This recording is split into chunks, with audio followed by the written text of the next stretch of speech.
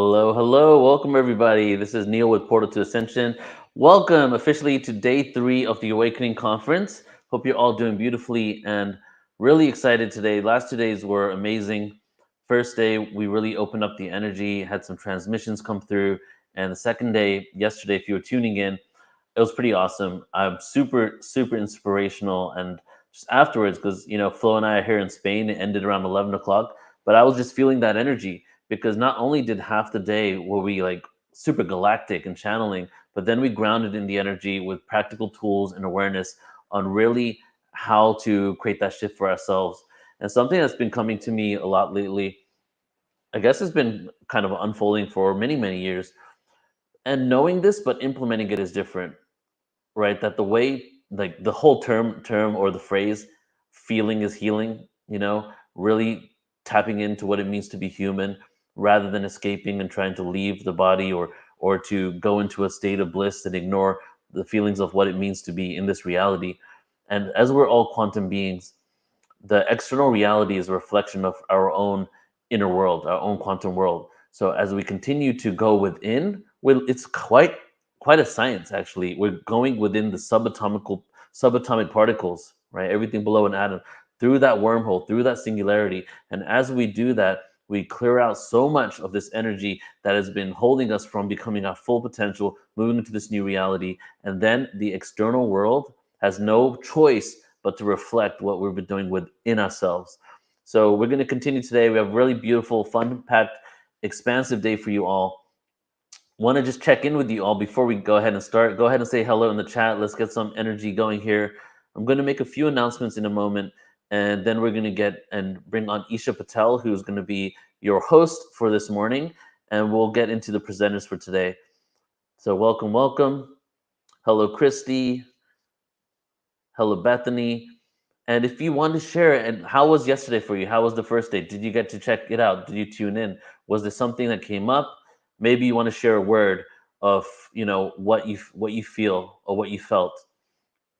So just really quick, the schedule for today. Again, 11 days of awakening.com. If you're tuning in on YouTube or any other platform, go ahead and type in 11 days of awakening.com. You can sign up there. You can donate if you like. All donations are entered to win 3 months of free PTA events. So there'll be one winner there, and all your donations are appreciated so we can continue doing free events like this, long form events. And today, the schedule as well is on 11daysofawakening.com. Just go there, scroll down a little bit. You'll see the schedule for all 11 days. And we're going to start out today with Althea. Then we have Debbi Dachinger. I'm not sure what Althea is bringing through, but she's a channel and conduit for many different entities and star nations. And codes and activations come through her transmissions. Debbi Dachinger is going to lead us on a shamanic journey.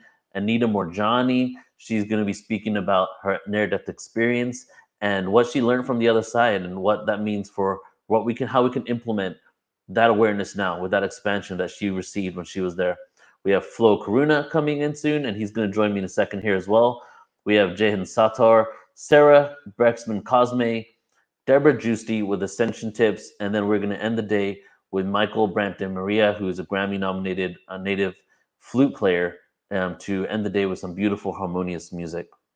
So before we get into bringing Isha on here, I want to show you guys just a couple of events coming up, and I want to tune into the chat again. Greetings to you, April. So after this conference, and I shared this on the first day, we're doing this whole month of October is probably the busiest month with Portal to Ascension, because not only did we do the Lyran conference with Flo, and I'm going to bring you on right now, Flo. There he is with Flo Karuna. What's up, family? So not only did we do the Lyran conference together, but after these 11 days, we're going to be doing the Dragons conference again, the second annual Dragons conference. And the energy of the dragons are just so strong and just so strong that it's kind of shifting in the way I'm creating some events. It's shifting in the way I use modalities for myself. And also, we're going to be creating some amazing productions in the future, including a Dragons retreat, hopefully in Thailand, because the land of the dragons there. So we're going to be doing a second annual Dragons conference. That's October 19th, the day after this event. And Flo just created a trailer for it. So Flo, should I play the trailer? Do you want to talk about it a bit? Yeah, I think you hit it. You spoke what needed to be spoke, but I just feel it's so important for us as a human collective to be tapped into the dragon frequency because they are representations of our higher self. And when the dragons return back to Earth, that is us as the human collective remembering our true essence. So, really looking forward to this conference and all this magic we got to create together. Yep. And okay, so here's the trailer. Let's play it. Continents and cultures, one presence. For thousands of years across continents and cultures, one presence has been with us, silently guiding, protecting, and revealing the way. From the sacred mountains of ancient China to the jungles of Mexico where the feathered serpent soared, in every corner of the earth they have been with us. The dragons are not mere myth, they are the wisdom keepers. In East Asia, they symbolized power, strength, and the flow of life itself. In the ancient empires of Mesoamerica, the serpent god Quetzalcoatl embodied the essence of knowledge and renewal. Their energy flows throughout time, weaving humanity's fate with the divine realms. And now, in this pivotal moment of human history, they seek to reconnect back to humanity. But who exactly are they?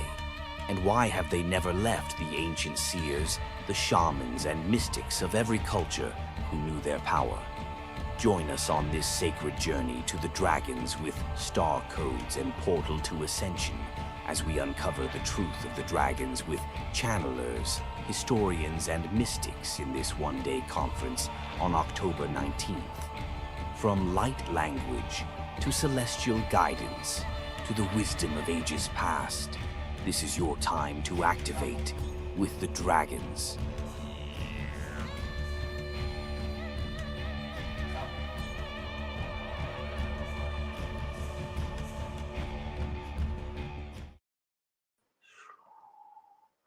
Yes.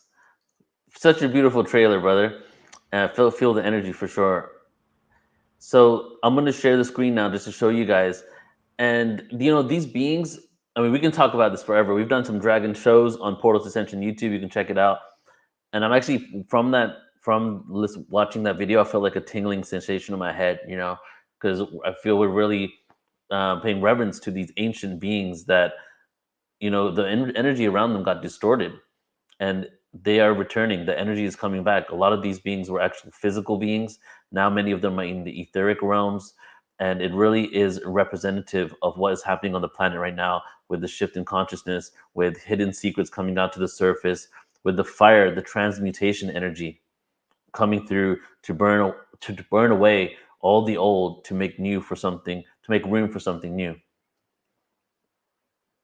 So I'll play the trailer. I mean, I will show the website really quick.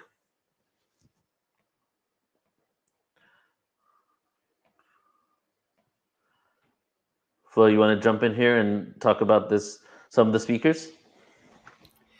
Yeah, we got some people who are living, breathing dragons, bringing the codes. And, when Neil and I co create on any conference, and obviously beyond our co creations, him creating conferences, we put a deep intention into finding the individuals who are really channeling, bringing the messages forth.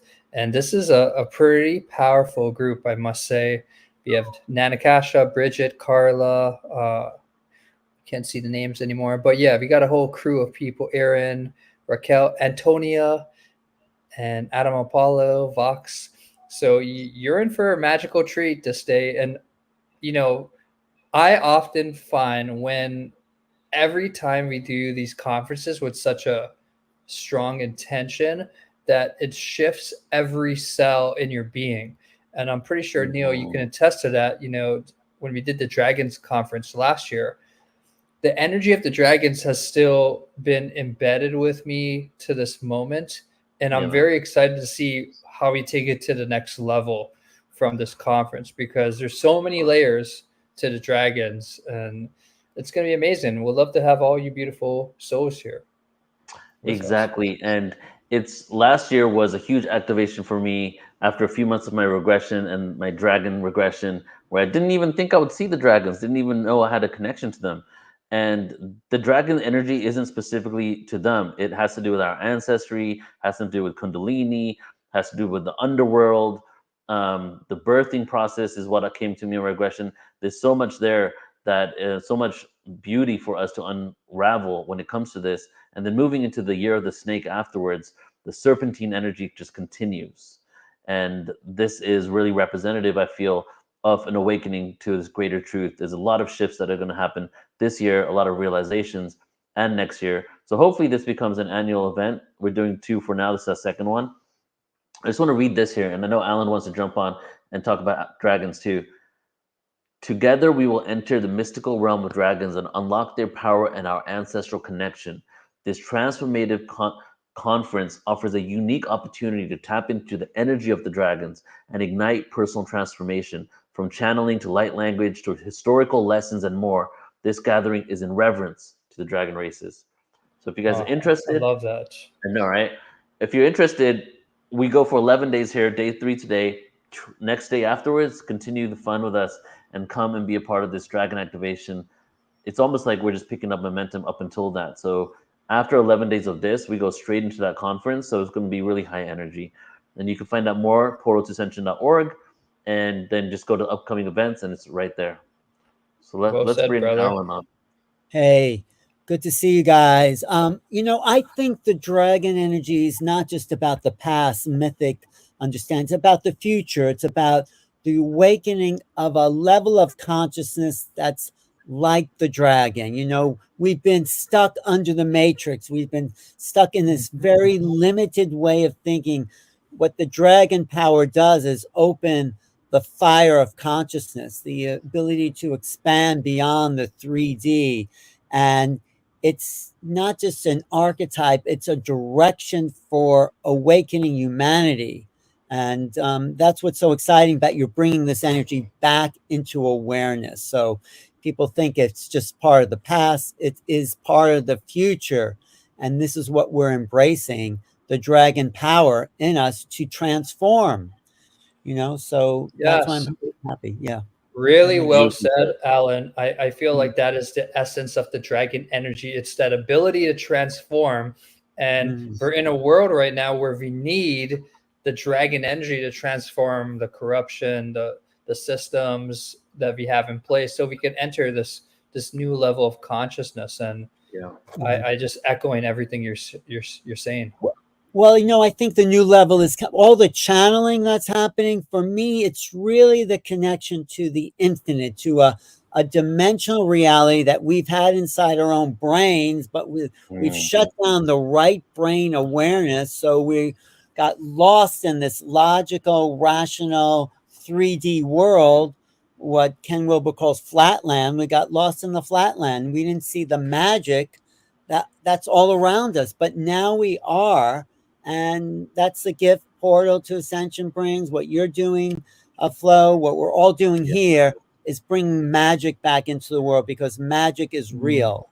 However you want to. I love that. And so this month, as you both know, is a busy month because we had the Lyran conference, we have this 11 days, we had the Dragons conference, and then after that, we have the Crystal Skulls conference. So I want to take Yes. just 2 minutes here. I want to give it to you, Alan, if you wanted to share about that, and I'll go ahead and show the Well, website. I was always freaked out about crystal skulls. Why are these people wearing skulls around? What does that mean? Until I met one. And then I put my forehead up to this crystal skull. I think it was the Mitchell Hedges, and it was a huge download. I mean, they're in the shape of skulls because skull is the holder of consciousness. And when you connect with one of these skulls, there is a transmission. So I think it comes through online as well, when we're going to have all these skulls there, probably the most famous in the world, Mitchell Hedges.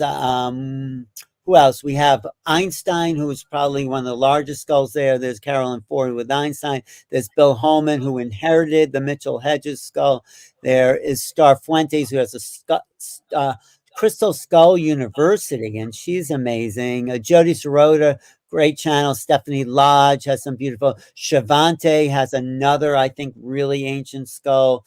These are the, the epic warriors of the skull kingdom in a way. These skull keepers. Kirby Said is brilliant. Peter Sterling is a harp player.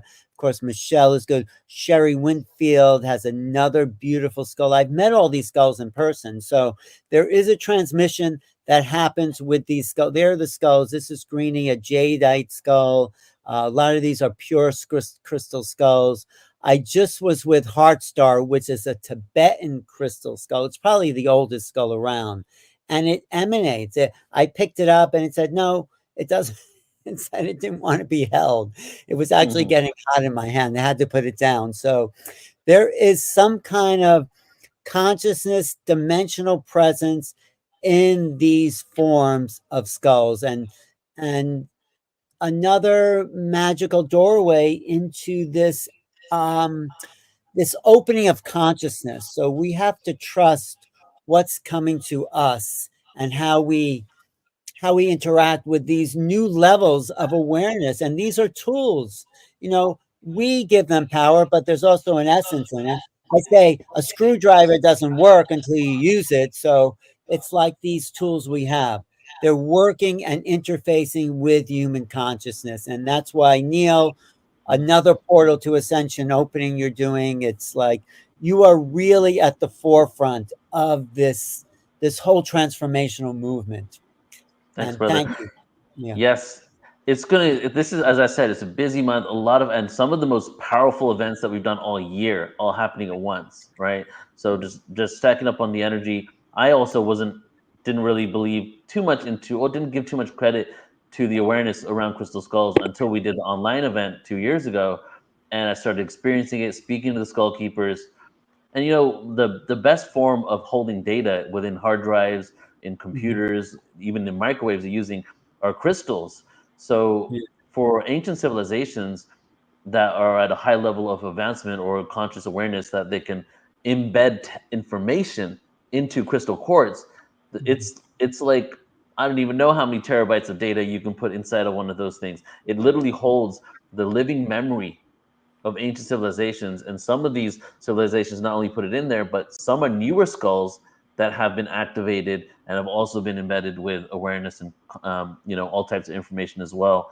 And when you're at these events and when you're at this conference, we're going to have all the skulls in the beginning as a transmission on the screen, and then each of the presenters will be presenting on it and leading meditations with their skulls. So it's kind of like a vibratory bath with information. Right.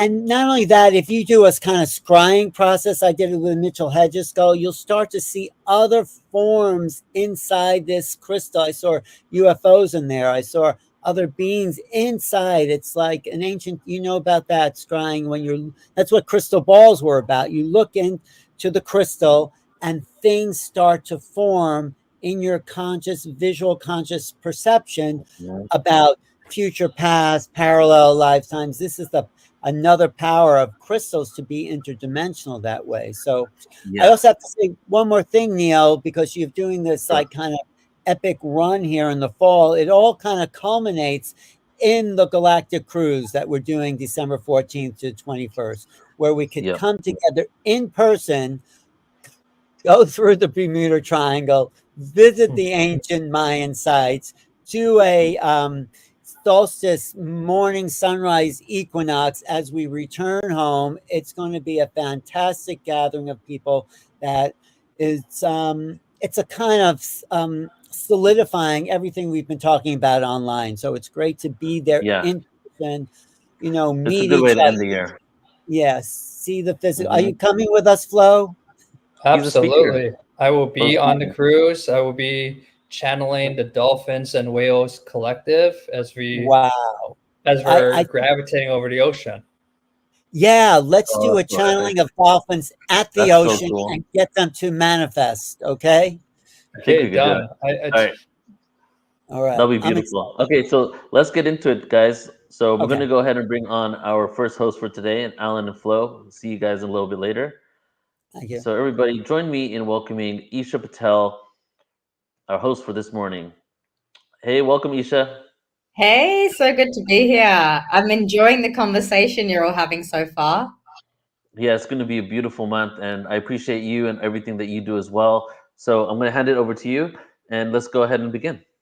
Lovely, thank you. Well, thank you, everyone. And I can see so many incredible comments coming in as well. As Neil's already mentioned, we have an incredible lineup for you guys this morning with Althea, Debbi Dachinger, and then Anita Moorjani. So our first guest for the morning is Althea Lucrezia. She's a light language channeler, a galactic contactee, Akashic and psychic healer, Reiki practitioner, Kundalini teacher, and tarot and divination astrologer. She specializes in light language, and she also works with the energetic imprint of the rainbow ray spectrum. And she says she works closely with the 9th dimensional Pleiadians as well, and a 12th dimensional mantis thing. So that's a lot of galactic flavor coming in. Althea, welcome, and thank you so much for being here with us today. Hi, hello. Thank you so much for having me. Amazing. Well, I'll let you take it away. I know you've got some amazing light codes and transmissions to give us today. Thank you. I just want to ask something. I usually like to give a little bit of time for Q&A at the end, but I can't see the chat or the people commenting. Is there any way that I'm going to be able to see that so that I can answer questions, perhaps? I can probably. Well, let me jump in. Althea, maybe you just need to change your and click on the link, the button that says comments. You should be able to see everybody's chat. Oh yes, sorry. Yeah, sorry. Right. Yeah, it was just on the side, so I couldn't see it. Thank you, Neil. Yeah, we could easily do Q&As. All right, I'll let you take it away, Althea. Yeah, perfect. Thank you. Okay. So, hi guys, welcome. What a beautiful conversation to follow through from after, Neil and Alan and Flo. I was actually part of the Lion conference. I also spoke up there on the 5th. It was about a week ago, just under a week ago, and it was really, really powerful. And what an incredible lineup coming up for the dragons and all these beautiful events. It almost feels like our systems need to expand exponentially to keep on holding all these activations that have been coming through. And I just briefly want to, I wasn't going to talk about this, but since they mentioned it, I just want to share this information that came through quite strongly during the Lion conference about this beautiful connection between the lions and the dragons, and how this ancient embodied wisdom that we need to integrate and learn to apply to our future is coming through even more within every single year, within every single day, really. So my personal experience with dragons is I actually see them. I see them in the 3D and I see them in the astral space as well. And I will explain a little bit today also about your third dimensional density vision, your psychic vision, your astral vision, and your vision through the quantum realm, because that's something that came through, because there's a lot of third eye activations that are coming through on a collective level for everyone. So they just said to me, give a little bit of an explanation on what's going on with that. So this is what I'm going to do today. I'm going to give a little bit of an energetic upgrade. I'm going to speak a little bit about the frequencies and energies that have been coming through and that will come through. And then I will be doing a light language transmission, and I'm always happy to take any questions from you guys. I love interacting with the audience. I love taking questions.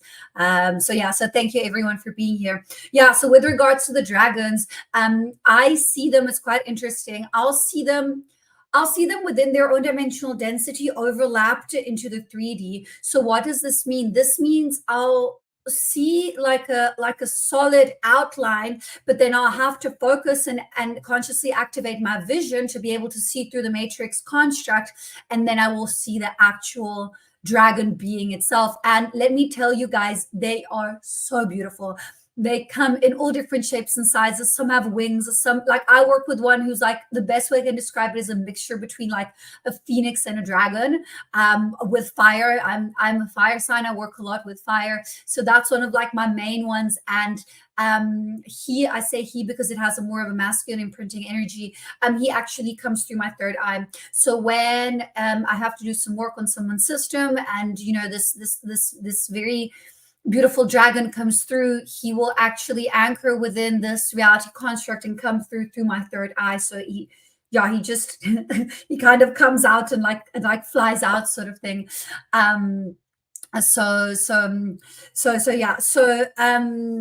Okay. what's been happening? A lot's been happening. A lot's been going on.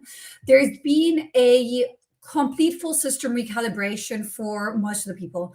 And what does this mean? This means there's a lot of multidimensional timelines that are merging, and a lot of clear senses are coming online, and a lot of clear senses are merging. So if you're getting confused by your psychic senses, vision, intuition, it's not you. Your system is upgrading. So and this is a perfect example. This happened to me like 2 days ago. I released a reel on it, and it has to do with the timelines merging and the clear senses merging within the different dimensional density of timelines. And I'll explain to you on a practical level what happened. I was scrolling through my phone and I was scrolling through Instagram, and I suddenly appeared on a video of a fire in a forest. Okay, and all of a sudden I start smelling smoke and fire. And I look in my room, and I'm in my studio, and I just sat down. I hadn't lit any candles. There was no incense going. There was no way that this could have come from around me. So I was like, okay, like I'm just going to sit and observe.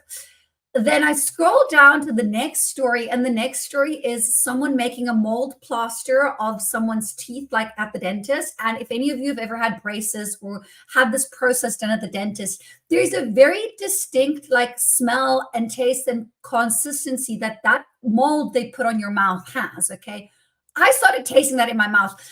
So this was probably either like tuning cyclean or reactivating perhaps a memory that I had as well, because I'd had braces put on when I was younger. And so I had that kind of like happen to me. And so I was like, okay, like there's no logical reason for me to be feeling that. And then I scroll back up and I go back to the fire, and again I start smelling the fire, and this dissipates and goes away. So then when I tuned in, I was just explained that because of the timelines merging and the vibrational frequency of the planet rising on a collective level, more of this is going to happen. And not just to me, like to everyone. And it's so funny because I then released a reel saying it, like my reels are done literally on the day, like the information that comes through like needs to go out, so I'll just release it when it happens. I had, I don't know, like over 100 comments of people saying that they've been experiencing something very similar in the past week or so, or at other points in their life. So that was very interesting. And then I also asked, okay, like I wanted to go a little bit deeper into this concept. I'm like, why is this happening right now? So what's happening is a lot of people's systems are being fully recalibrated. What does this mean? It means that for some of you, your whole chakra system is actually going to be replaced with a higher version, a higher vibrational frequency version that is more aligned to where your energy field and physical body is right now. So you might be feeling really disoriented for like a short amount of time, or you might be going through very intense ascension symptoms. Like I'm seeing a whole bunch of clients that are going through like all of a sudden they have anxiety, or they're having like weird allergic reactions, or they're ending up, going to the hospital because they feel like something's happening, but then they do all their tests and they're actually like, no, like you're fine, So these things are not being able to be explained from like a more westernized medical perspective. However, from an energetic perspective, if you can see, this is what's going on. And a lot of people's systems have been more slanted to the right. And this is what Alan mentioned and was saying before, that there's been a lot of processing with the logical mind, a lot of people being like, not fully being able to step into the surrender, into the releasing attachment to expectation, people, situation, into the full trust, into healing the core wound of abandonment from source consciousness, because it all comes back to the root chakra. So the systems have been more slanted to the right, and I'm talking about the chakra system and the column of energy field within a lot of beings right now. So with this raise of collective vibrational baseline frequency, the system is being clocked and anchored back into how it's supposed to be. Now, this isn't necessarily the case for everyone, but I'm seeing it in a lot of people. So this is a very big energetic shift that's been happening right now. I have not seen something like this and to this level ever in my career. Like it really feels like it's such a huge pivotal point for the ascension and awakening of humanity, because there's so much is going on, on a physical level, on an energetic level. So this is one of the things that I've noticed. So really, really interesting. In my own experience, generally what happens with these things is me and other energy workers who are holding a collective responsibility and are in this line of work and are, expanding and sharing the knowledge and speaking publicly, we will go through these things before the collective in order to be able to be grounded, embodied, and present, so we can hold space when the collective and the majority of people is going through this. And this isn't necessarily like, yes, it can be the people here, but also the people that are not consciously aware that they are going through this. They're going through it anyway, even if they're not necessarily aware of it. Like, it's still happening within the system. It's like, you don't have to believe something for it to be, kind of like, I don't like using the word truth, because truth can be kind of like subjective, but, for it to be in a timeline that is anchored in from a lot of people, that is what truth is. It's these timelines where a lot of people are anchored in, so it makes it in a sense more real, because more of us, with our manifestation and co-creation and our energy fields and our infinite light system and perfect machinery upgrade that we have, we are working into creating this reality. So that timeline becomes a timeline that is more real and is more, in truth. So with me, what happened to me, actually, this was in 2020. I had my whole, actually 2019, my whole system was removed, and I had a different system put in that was necessary for me to navigate my pregnancy in a way to be able to carry through the soul that had to come through me. I needed to be operating on a system that was merged with different coding. It was operating on a different blueprint. And then about a year or so after, I did this very big energy work, and that system was taken out, and my own individual chakra system on which I was operating before was put back in. So this is like really, really advanced new stuff. I mean, for me anyway, from how I've worked and what I've seen. It's also understanding that it isn't like this for everyone, but understanding that the channel and the energy field is also multidimensional within itself. So something else that happened to me that I went through last year that quite a few people will be going through as well is, and I spoke about this at the Conscious Life Expo last year. By the way, I will be there this year as well. So if you are in New York or LA in January and February, I will be that side and taking one-on-ones. So contact me if you would like one-on-one activation, because I know that most of you are there. So I'm coming back that side. What happened with me is my system started operating within another system next to it.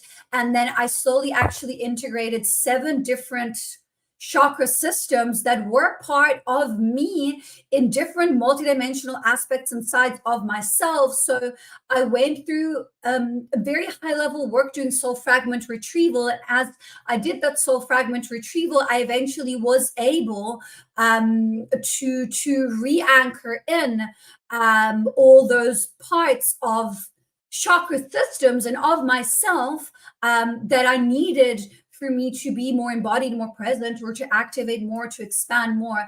Like, it's very interesting because I don't really have the want to know. Like, I released the attachment to wanting to know very long ago, well, not very, maybe like 4 or 5 years ago. Sorry guys, I have been clearing on and off the whole day. It is the 10:10, so okay. So with me, it kind of like, as I navigated through my own experiences, and I did, this soul fragment retrieval, I started to anchor into different gifts of myself and understanding more of myself and going into the shadow work, and then just kind of like going on from there, but not having any attachment to wanting to know why. Because what I've learned is that if I need to know something, they're going to tell me. Like, I'm not going to run away from it. There is no way that I'm not going to know. It's either going to come through someone in the astral. It's going to be thrown in my face. It's going to be a post-it that falls down from the sky and gets stuck to my head. Like, I promise you, if the universe wants you to know something, you will know. So I think that having knowledge and, you know, a healthy curiosity is really good, but no attachment to it, you know. Be aware of the information, like be curious and find out. But if you don't know, it's also okay. Like, you don't need to know. What you need to know will come to you at the right time. And this is a very big lesson also that I've been giving, you know, from my perspective to a lot of people and clients, because sometimes clients will come to me with a specific question. I say, guys, you can ask me anything. I can ask anything. There's an infinite abyss of knowledge and knowing that we are all connected to, and I facilitate that. So I can ask absolutely anything. You won't necessarily get the answer to it.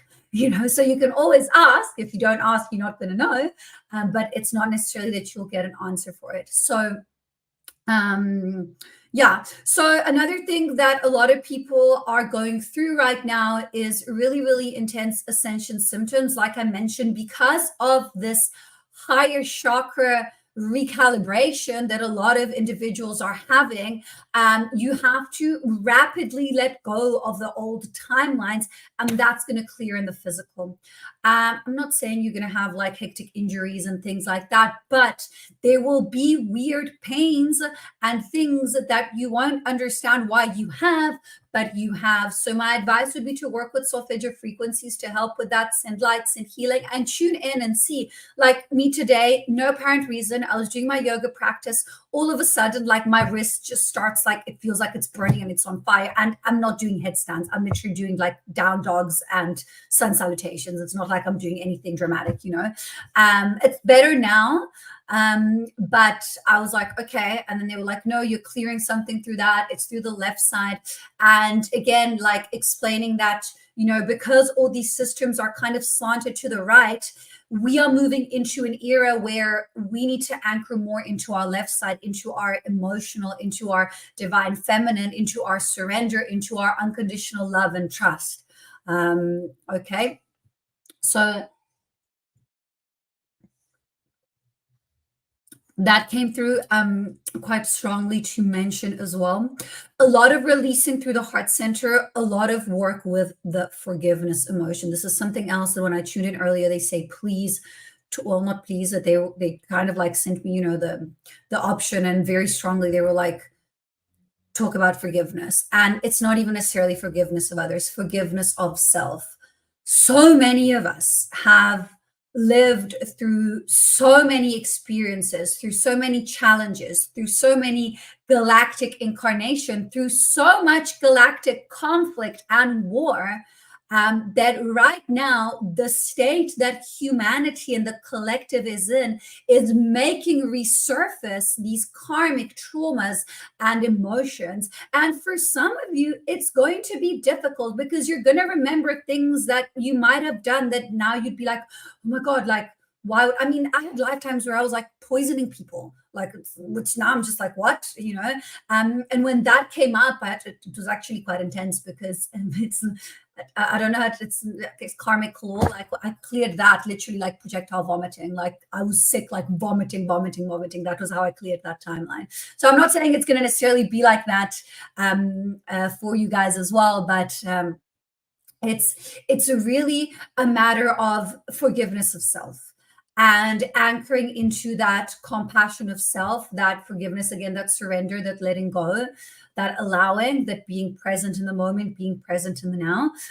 So now on a practical level, you know, how do you clear your timelines? How do you facilitate this process? How do you make it easier on your system, on your energy field, on your experience, on your family, on your partners, on your sons, your daughters, your parents, on your life in general? Because, you know, this is what we are here for, you know, me and all these beautiful people that are here talking. We want to give you information, but I give so much importance to the practical. Like we're living here, we're in the 3D, we're in the now. Yes, it's beautiful. The dragons, the lion, the Pleiadians, the Arcturians, the Andromedans, the mantis beings, the blue avians, you know, the societies, all of them, they're all beautiful and amazing. But we are here now. We chose to be here now. We chose to master the experience of the here, of the now, of the moment. So what tools can I give you to help you within this process, within this experience? So how do you clear your timelines? How do you do this work? First thing, you can ask before going to sleep in the astral space. When you dream, you have no limitation of time. All the timelines are happening at the same time. So you can clear timelines instantly, okay? And sometimes it happens that you get sent the scenery from when you were in high school, or from, I don't know, something your mother said to you when you were 7 years old, or whatever, by you reliving that, you're observing it and you're clearing it within the astral space, okay? So that's a very powerful way. You can set the intention before going to sleep. Generally, going to sleep in a space of gratitude, in a good vibrational frequency, in a high vibrational frequency would be the best, because then that's the frequency you're going to anchor into your astral space. The astral works in levels. You have your lower astral tier, your middle, and your higher. What's going on in the lower can't reach what's in the middle, which can't reach what's in the higher. So if you get in the astral space and you get psychically attacked, the best way to get out of it is just think of love, or send compassion, or send healing to whatever is happening within the situation. And you're going to raise your vibrational frequency to a higher plane within the astral dimensional density. And whatever is here can't come there, because the frequency is static down here of whatever experience that is. And sometimes that's what you need to do to clear. Sometimes, it's a co-creation of your mind, and you see your mother and she takes the form of a huge giant spider that wants to eat you, and then you send it love and healing, and then you've cleared that timeline, you've neutralized it, okay? And within this work, we can literally assist the whole family nucleus. Like, we can assist the whole generation before us and clear for the one that's coming after us, okay? Movement is a really good way to move through emotions and clear timelines as well. For me, like, I really cannot put too much emphasis on movement, whether it's Qigong, yoga, Pilates, cardio, weight training, strength training, tennis, running, whatever it is, move your body. Energy gets stuck. Energy can be dense. You need to move through it, even if it's 10 minutes every morning. I promise you, do it for a week, your life will change. It will change. Like, I cannot say this enough, Another way to clear timelines is, doing the shadow work and understanding, why is this trigger coming through to you? Okay, what is going on? So your father says something and all of a sudden you triggered and irritated and upset. And guys, like, it's going to happen. Like, whether it's the father, the brother, whoever it is, at some point it's going to happen, because again, we're human, and surely there's people of different generations here, but my generation, I'm in my 30s. I come from parents that were beautiful and amazing, but there wasn't kind of like the mindset at the time to do the self-healing work, so on an indirect and subconscious level, we did, pick up and get some of their trauma. So it's not our fault, but it is our responsibility to clear it if we have the conscious awareness to do so. So seeing the trigger and then stopping and being like, okay, why is this triggering me? What is it bringing up? And I promise you guys, if you tune in and you quiet and you're focused and present enough, you will actually see the timeline, whether it's in this lifetime or in a previous lifetime with a family member. It will come to you. The answer will come, maybe not straight away, and most certainly not in the way that you expect it. So have no expectations, but it will come to you in one way or another. You just need to be present, grounded, and embodied enough to be able to see it when it comes through to you. And the more you do this, the more you clear your timelines, the more you do this kind of like soul fragment retrieval process, the more your gift will expand and integrate. And days like this, the 10-10, are very important days to, and guys, I don't want anyone to put pressure on themselves. Oh my God, it's the 10-10. I need to do this. I need to do that. I kind of like tend to let these portal days flow. I try to not be super packed with clients. Like, I only have 2 clients today that I worked with. And then I had this, I took the whole morning off for myself to go and do yoga, and journal and rest and recalibrate. Because for me, like that is real kind of like wealth and abundance, being able to have the time to do that. And when it's like this 10-10, 11-11, 12-12 or whatnot, even if I try to fill my day up, my guides will actually like open it. They'll be like, no, you need, and I try to stay in this space of contentment and happiness and unconditional love without spiritually bypassing anything. If things come up, I will observe and release them. But I try to, just live my life in a way that helps me be the best version of myself. And then just by doing that, I'm amplifying that frequency exponentially because of the 10-10, and then that's rippling an effect and anchoring into my life in general. So it's good to obviously take time. If you want to do rituals. If you want to sit down and work with your energy and ground and manifest, do it. But again, you don't have to. It's sometimes a lot simpler than what we think. It's really just about being and being present. Okay, I want to quickly touch on, I've got a little bit of time left. I will do a transmission. I want to quickly touch on the memory construct upgrade. That's also what's been happening. This has been going on for about 2 years now, but it's really like happening a lot now. So what's happening is a lot of people's memories are actually upgrading within their 5D memory. What does this mean? This means that this is kind of like how I see it and understand it. You're not holding your thoughts and your memory within your head anymore. It's almost held within like a energetic cloud, kind of like around you sort of thing. And what does this mean? This means that you might feel like you can't remember what you had yesterday for dinner, or like you're like forgetting things, or like you're getting confused, and it's just your recalibration. Because as your energetic system upgrades and you start downloading more and more information, you start getting these downloads of like galactic lifetimes and previous lifetimes and Lemuria and Atlantis and the Lyran Wars, and all these beautiful things.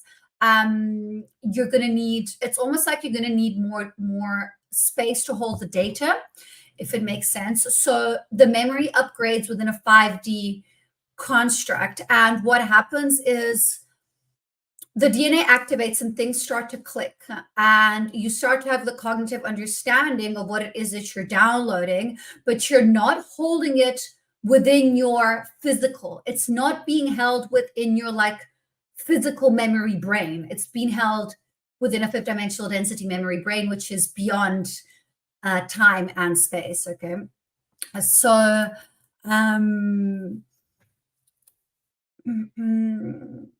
so that's been happening as well. A lot of people are going to start getting and have been getting prophetic dreaming. Again, guys, prophetic dreaming isn't down to the T. So it's not like, oh, you dream of a red car, someone's going to gift you a red car tomorrow. No, it's more like, so for me, I've had prophetic dreaming since I was a young child. I will actually pick up the frequency of death. So I will dream most of the time of something or someone that I know passing away. And that's just how my cognitive understanding processes it within the co-creation of my dream reality. But it's almost never the person that I see, it's someone else. So I'll give you an example. Like a few months ago, I dreamt of my grandfather passing away, who, bless him, is still alive at 97. I think maybe half an hour later, I got a message that one of my close friends' grandmother had passed away, but I had seen it within that way, if it makes sense. So this is not necessarily that everyone's going to see it, in this way, but prophetic dreaming is going to be amplified for a lot of you guys moving into this new frequency that we're going to be navigating, and we're getting prepped for the end of the year to enter into an even newer frequency with the start of 2025.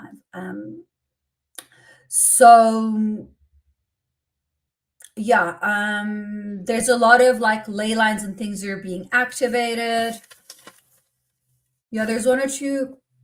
Okay, I'm going to mention this because this is worth mentioning. There's a massive purge of the divine feminine energy of lack of self-worth, self-love, and self-trust. So there's going to be a re-embodiment of the worthiness of the divine feminine. This was also a big theme that I saw that's clearing and coming in. So you're going to move through these emotions of not feeling good enough, not feeling valued, not feeling seen, and a situation might trigger you. You might, be in a relationship and you're not feeling seen or approved. Not that you need anyone's approval, but in that moment you do, because that's how you feel, and you're seeking external validation. So there's going to be a release of this attachment of seeking external validation within the divine feminine part of everyone. So this is also for men, not just for women. It's just working more with the divine feminine vibrational frequency. Okay. So I briefly, before I go into a light language transmission and clearing, and I'm very happy to take questions if you guys have, I want to quickly mention what I have coming up on my own platform. I've got an event coming up on the 11/11 where we will be working with dragon energy. You can find the link on my website. I don't know if someone can maybe message it in the comments, or I'll just write it just now there as well. So I've got that coming up. My Costa Rica retreat, but yeah, that's sold out, but I'll probably do one next year again. And then January, I am holding a workshop in New York, Manhattan on the 1st of February. And I will be taking one-on-one clients in person when I'm there in January. And then February, I'll be talking at the Conscious Life Expo. I think tickets go on sale at the end of the month. And then I also have a workshop that I'm holding the weekend after that with a colleague of mine in Pacific Palisades in LA. And I am taking one-on-ones in LA. On my website, I still have maybe like 20 different workshops available. I'm doing 6-week programs, 6-month programs, light language activations, Akashic clearings, full system upgrades and clearings, higher chakra attunement. So I'll tune your system in 13 chakras, which brings you closer to accessing light body activations and just a whole bunch of stuff. So go to my website if you want to connect with me on a deeper level. And thank you everyone for being here. So I'm going to see what comes through. You can all start by closing your eyes and anchoring into your bodies as you find your comfortable breathing rhythms. With every inhale, you breathe in light. And with every exhale, you release all that doesn't serve you anymore. As you relax the body, the system, the energy field, you stay in a space of openness and oneness. And as we call on the Archangelic Collective, Michael to the south, Uriel to the north, Raphael to the east, and Gabriel to the west, we call on Archangel Metatron with his blue cloak of protection from above and Son of One to seal the grid from below. As we call on our higher selves, the spirit guides, and anyone else who wishes to be present for the greatest and highest good, you're welcome in the space. Okay. Opening systems. Opening. Creo kuma isera ishia. Taina yera takria treo koa ishera yaseo kona yashera yatra. Trea treo koa yasete tero kotkara ishera yanaratra. Tre ra yashera yatra. Tero kokora isera isero koa ya ishena yatra trea sietaro kokoro trea tekera ishera ya. It is time.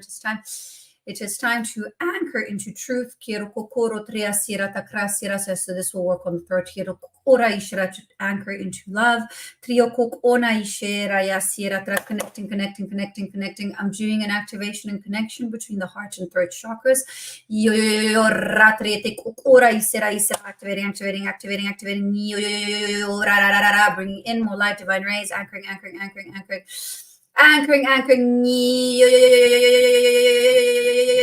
Expanding. Trusting yourselves.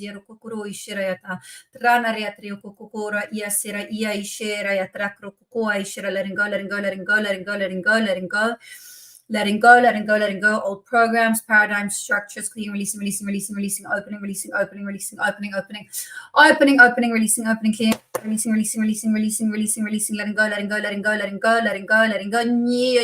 opening, expanding,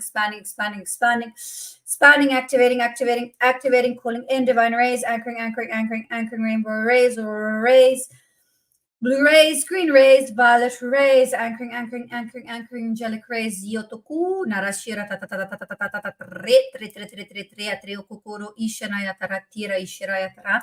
the time is here, the time is now to be present. To be embodied. To let go of judgment of self. Let go of judgment of others. Let go of guilt. Let go of shame. You are the key. You are the machine that drives the program. You create the program. You create the life. You co-create from the heart, from the knowledge of self, from the understanding of self. You create, you embody, you expand, you guide with your light, others, guide. Yateo kuania shiera taka, tayatreo kokora ya ishera ya sie kokuania ishia, tratrea ki kokoa ya sie heshokoa nietara, trayo shie kokoa ya sie seroha tiera ya taka ya ishia taka, trahuta ya ishera. Rise with your brothers and sisters, rise together, rise as one. Yatohashia kahaishiatara, trahaishia sehasia haishiataka, trakie huanaya ishia seashir hatara yasietaka, traya ishie sasaro kukua ia ishieta, ia shera yatra, tria ua ishe siesara, ia sio ania ishierataka, tria expand into multidimensional versions of self. Yero o aya ishirataka.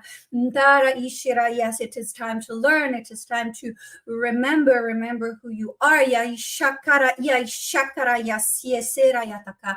Traishia kaka ua ya ishia sia siohora yatra.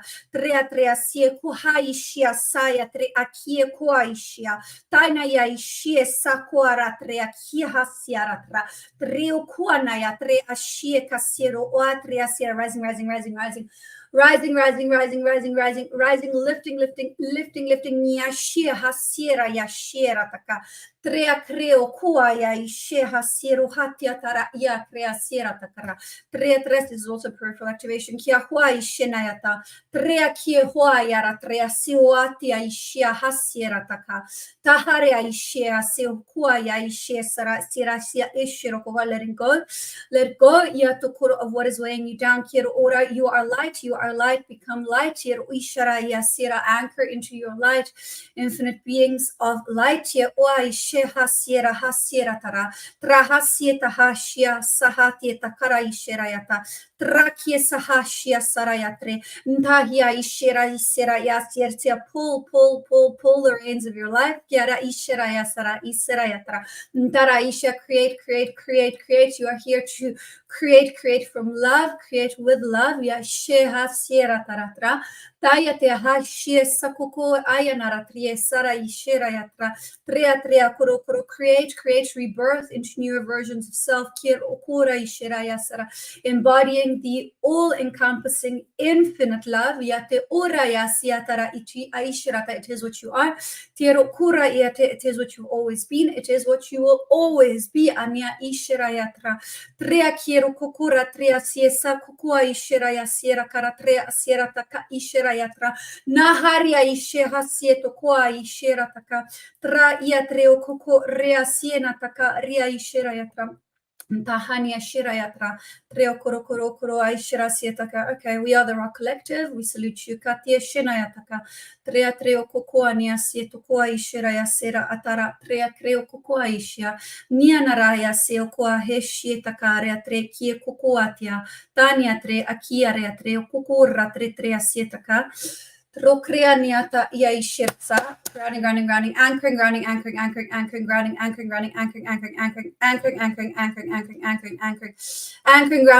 closing, sealing, closing, sealing, closing, sealing, closing, sealing, closing, sealing, closing, sealing, closing, sealing, closing, sealing, closing, closing, sealing, closing, sealing, closing, sealing, closing, sealing, closing, sealing, closing, anchoring.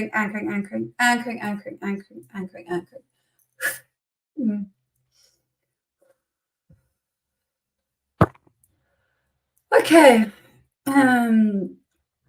Okay. Thanks, guys. That was really powerful. I don't know if there's any questions. I'm like high from that energy. That's the best way I can describe it. And I'm actually like quite sweating as well. You probably can't see on camera, but I'm very, very overheated. That was a very powerful transmission. The Rock Collective is a 6th dimensional density consciousness. And yeah, that was really beautiful. You're welcome. Thank you guys for being here. Hi, Ty. Hello. Wow, that was incredible. Thank you so much for your beautiful transmission. I have questions for you. I think there's a couple in the chat box possibly as well. Um, what I loved about your talk was that you really bring in the practical element, and I think that's so important to always ground in. You know, we always think it's fun to journey and meet all these amazing beings, but then at the end of the day, it's like, yeah, we're still here in 3D, like a reality check, you know? So I love that you really brought that in. My question is, you know, and I think this is helpful for a lot of the audience as well. You know, when you're going through that process of awakening and when everything's getting upgraded and you're feeling all the ascension symptoms, sometimes it gets a little bit too much. Do you think we have the ability to dial it down, or to, you know, have a bit of a chat with our guide and say, hey, you know what, like maybe we just need to adjust this a little bit? Yeah, for sure, definitely. And I had to do that in my own experience back when I was going through a lot of activations in 2017, 2018. I don't know what was going on. And then my one colleague at the time who went through it like a year before me, she's like, babe, like tell your guys to chill on you. And I was like, oh, okay. And I just sat in meditation. I cleared my mind and I said, okay, like I understand this is a lot right now. Can we like tone it down a little bit? And then that happened. Some things we need to go through and they need to be a bit more intense, but for sure, we powerful co-creator beings, we have free will. So yeah, like try and ask. Yeah, I love that. I think sometimes people they tend to think, well, you know, this is coming from the higher realms, and so I have to just go through it. And we kind of have this tendency to be either self-sacrificial, or we just like put up with these symptoms. And I think it's a beautiful reminder for people to really know that it's a co-creation, right, between us and our guides. And because they're not having the exact 3D experience that we're having, sometimes we need to tell them a little bit and say, actually, you know, maybe this is a bit much, or maybe we need to just like remind them of the actual experience that we're having so that we can actually work in co-creation. Yeah, because they're going through their own lessons, their own tasks, their own experiences. And one of the lessons might be, you know, that they have to assist us, and we need to move through these lessons for them to move through their lesson. But they are experiencing, exactly as you said, they're experiencing from a different perspective. So it's really all about communication and sovereignty as well, I would say. I love that sovereignty piece. Thank you so much, Althea. It's been a beautiful transmission and conversation, and I really appreciate you just being the beautiful big light that you are. It's a pleasure. Can I just put my website in the comments? Yes, absolutely. I don't think we've had questions. If we did, yeah, I don't think so. I think people are just generally appreciating, and yeah, they're saying that the transmission was really deep, and you got a lot of thank you notes in there for yourself. A pleasure. Yeah, and I just want to answer the one girl, Yelena. She's saying she was mind-blowing and confused. Your system is going to integrate. Like, you will download the information when it's best for you. Like, a lot of the time, if you're on this and you know you're here right now, it's because you're supposed to be here. And even if you don't cognitively understand everything like to the T, like the information will go and come through when it's the most appropriate time for you in your system. Do you find that sometimes after these activations, even if you don't understand it, maybe like in your sleep state, or, you know, even in a meditation down the track, do you find that you get more of that clarity? Well, I mean, not me per se, because I'm quite clear when my information comes through, but I would imagine for someone who's watching that is having some confusion, sometimes you integrate when you're like sleeping, or sometimes when your mind is at rest, because you need to be in that space of groundedness and non-attachment. So a perfect example is I'll get so many downloads when I'm driving because I'm subconsciously doing something on autopilot. So I'm busy doing something, but I'm not like, you know, busy worrying about other things. So it'll be a perfect time for information to drop in, you know. So for sure, like, people integrate in different ways. Yeah, beautiful. I love that. Christy said, you answered my right knee hurting. Oh, there you go. Oh, and knees is old karma and old trauma and family stuff. So knees is like a big one. Like knees, wrists, elbows, like joint stuff is a big one as well. Mm, mm. You've got another question here. Christina's saying, I'm curious about light language. Do we all have it in us, and when did it start for you? Do you want to give a little bit of your backstory? Yeah, that's a long question to answer, but I'm going to try and keep it. So we all have a channel, and it's just called light language now because it's got different galactic energetic imprintings to it in its frequency. However, I mean, if you look like thousands of years ago, they were speaking in tongues. That would be like a more earthly based sort of channeled language. My advice to anyone who would like to anchor into light language is first work on learning how to channel. And I also have actually a masterclass on that. Once you've mastered that, then it's really quite simple to anchor into light language. We all have an energy field. We all have a chakra system. Light language is an expression of the soul. Again, like some people have done this in more lifetimes, so it'll be easier for them. Some people just channel written code and they don't necessarily speak the light language. So everyone's experience is different, but for sure, we all have a channel. We all can access, our psychic gifts, and we all can channel information. Beautiful. Thank you so much. And anyone who is curious, she's got a website there. You can learn more about her story there. So thank you, Althea. And we've got our next guest lined up, ready to go. Wonderful. Well, thank you everyone for joining in. And our next presenter is Debbi Dachinger. Debbi is a certified shamanic energy healer, Moon Key rights practitioner, and host of the award-winning Dare to Dream podcast, where she explores extraterrestrials, channeling, UFOs, and shamanism. She's been featured on the covers of magazines like My Authentic Life and Life as Art, and starred in the documentary Rising Above the Myths of Aging, alongside legends like Dr. Bruce Lipton. Debbi is the lead singer of Lions of Lyra, performing in 5 languages. She's also a dynamic keynote speaker at events like the Los Angeles Conscious Life Expo, Galactic Origins Cruise, and World Congress UFOlogy event. With over 2,000 media appearances, including several appearances on Gaia TV's Beyond Belief with George Newry, iHeartRadio, and Coast to Coast Radio. Debbi has written several international best-selling books, plus she's been honored with the Podcaster Icon of Influence, the Broadcasting Industry Lifetime Achievement Award, and successful achievements from Voices of Women Within. So get ready to explore the ancient connection between shamans and extraterrestrials. Plus, Debbi will lead you through a powerful group activation using shamanism. So give a warm welcome to our presenter, Debbi Dachinger.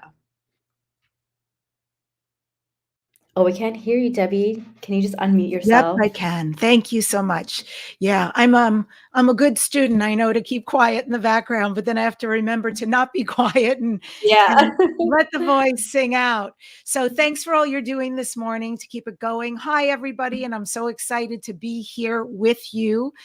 And I'm ready to get going. To start with, yesterday on my show on Dare to Dream, I was interviewing a woman who channels a 350,000 collective of angels and extraterrestrials and multidimensional beings. And because I'm so passionate about my subject, it is definitely my mission and it's part of my vision for the world. So my mission is absolutely to be my piece of the puzzle, to help humanity to ascend, to create and course correct our timeline for the earth and for all of us, because I believe in my heart, as someone who's originally Elohim and has a lot of water sign in her that makes me deeply loving and home-based and loyal and connecting. But I also have a lot of fire in my chart. So I'm here to do the work. So my work really is about helping us in the path in my smaller, big way. And my vision is very much the same. So everything I do, whether it's speaking, whether it's shamanic groups or privates, whether it's my podcast, whether it's I'm emceeing something, whether it's that I'm singing and channeling while I sing, this is why I'm here. And the way I came into my mission was a grand surprise for me, was incredibly unexpected, not the path I thought that I was on, because the things I do and I'm still doing are very much, I'm a book writing coach. I do some PR publicity work, getting people booked on podcasts, and I take books to bestsellers. So media visibility has been my wheelhouse, and I love it because I attract spiritual messengers. So I work with people like me, right? We're a tribe. But I had a very unexpected experience 5 years ago. And I will preface this by saying that in this beautiful interview with this woman who channels this 350,000 collective of beings, very benevolent beings, I was asking passionately about what I'm doing. And, is there something I'm missing? Is there something I need to add or tweak or share? Or is there information you can give me? I'm always hungry for the information, because I have found the deeper I've gotten into the extraterrestrial world, the deeper I've gotten into the shamanic world, the more there is. It's more and always more. And that's something I love about this. It's not a one and done. It's not static. I don't get to learn and then go, well, that was interesting. And then there's nothing more. No, this is ever expansive. It is like source. It is like us. There's always more in the most delicious way. And I was asking this group of beings on behalf of myself, what else? What else? Because I love to add the what else and know the what else. And the angelic realm laughed and said, you are doing it all. You are being it all. You're saying yes with discernment to all of it. But there's one thing we want you to do, and we want you to have fun. We want you to start having fun, not take it all so seriously. And so I thought, what a beautiful message, certainly for myself, because actually I love to have fun. And I like to break out. I like to be spontaneous. And I love to laugh, love to laugh. And I have to say that I could do a lot more of it. So it's true, when you're doing as much as I'm doing and being interviewed as much, there is a sense of mission and purpose, and that's beautiful. But then there is a space and a place that I'm feeling into today of just letting it all go, just letting it fall where it needs to fall. So, to give you an idea of actually how organized I am, I even have Neil knows this about me. I have this incredible thing that I carry around because it helps me know that I'm on time. So I do want to do a presentation, and halfway through the presentation, I am going to do a shamanic healing journey for all of you. So I would ask you, stay for this and join me on this quantum experience that I'm excited to take you through. Because what I was alluding to earlier, 5 years ago, I got a download. I was working with plant consciousness, and the divine came through, even though tons of things were happening concurrently, and healings and sacred geometry. And suddenly there's this beautiful, beautiful presence who says to me, Debbi, you're a healer, you're a shaman, you're a priestess. And I had zero context for that mantra. None, not for any of it. And so I did what I do best as an open-minded skeptic, and I argued, I debated. But she's loving and all-encompassing, and it didn't deter her. So since I was working with plants 4 nights in a row, she came back 4 nights in a row and said the same thing over and over. And each time she came, she showed me a different piece about myself. I was also instructed at the end of this to go up to the shaman. There were several shamans leading this experience, and I mean shamans. And she said, you need to ask them for a healing and for a blessing on your path because you are a shaman. And I'm like, that's so embarrassing. I've never done what they've done. So after 20 minutes of going back and forth and arguing, I was just tired and said, okay, I'll do it, thinking they might turn me down, but all the shamans said yes. And I received a beautiful one from a male shaman and a gorgeous one for my path from a female shaman. And I came back from that country and I was completely confused. A friend gave me and gifted me with some past life regressions. And in those past life regressions, I saw very distinctly many lifetimes I've had. Male, Native American, also Mayan priestess, not from this world. Blew my mind, open-minded skeptic who said, about ETs and all that. And all of a sudden, dear God, no, not only is it real, but I have been that myself. And that's just one incarnation. So thus began my path deeply and passionately and in full surrender and curiosity and love for this information into extraterrestrials and also into shamanism. I'm now very, very, very certified because I've worked with some extraordinary Peruvian Inca Q'ero people, men and women, and I've been very, very blessed with who I work with. So I'm going to start the screen share, and let's see.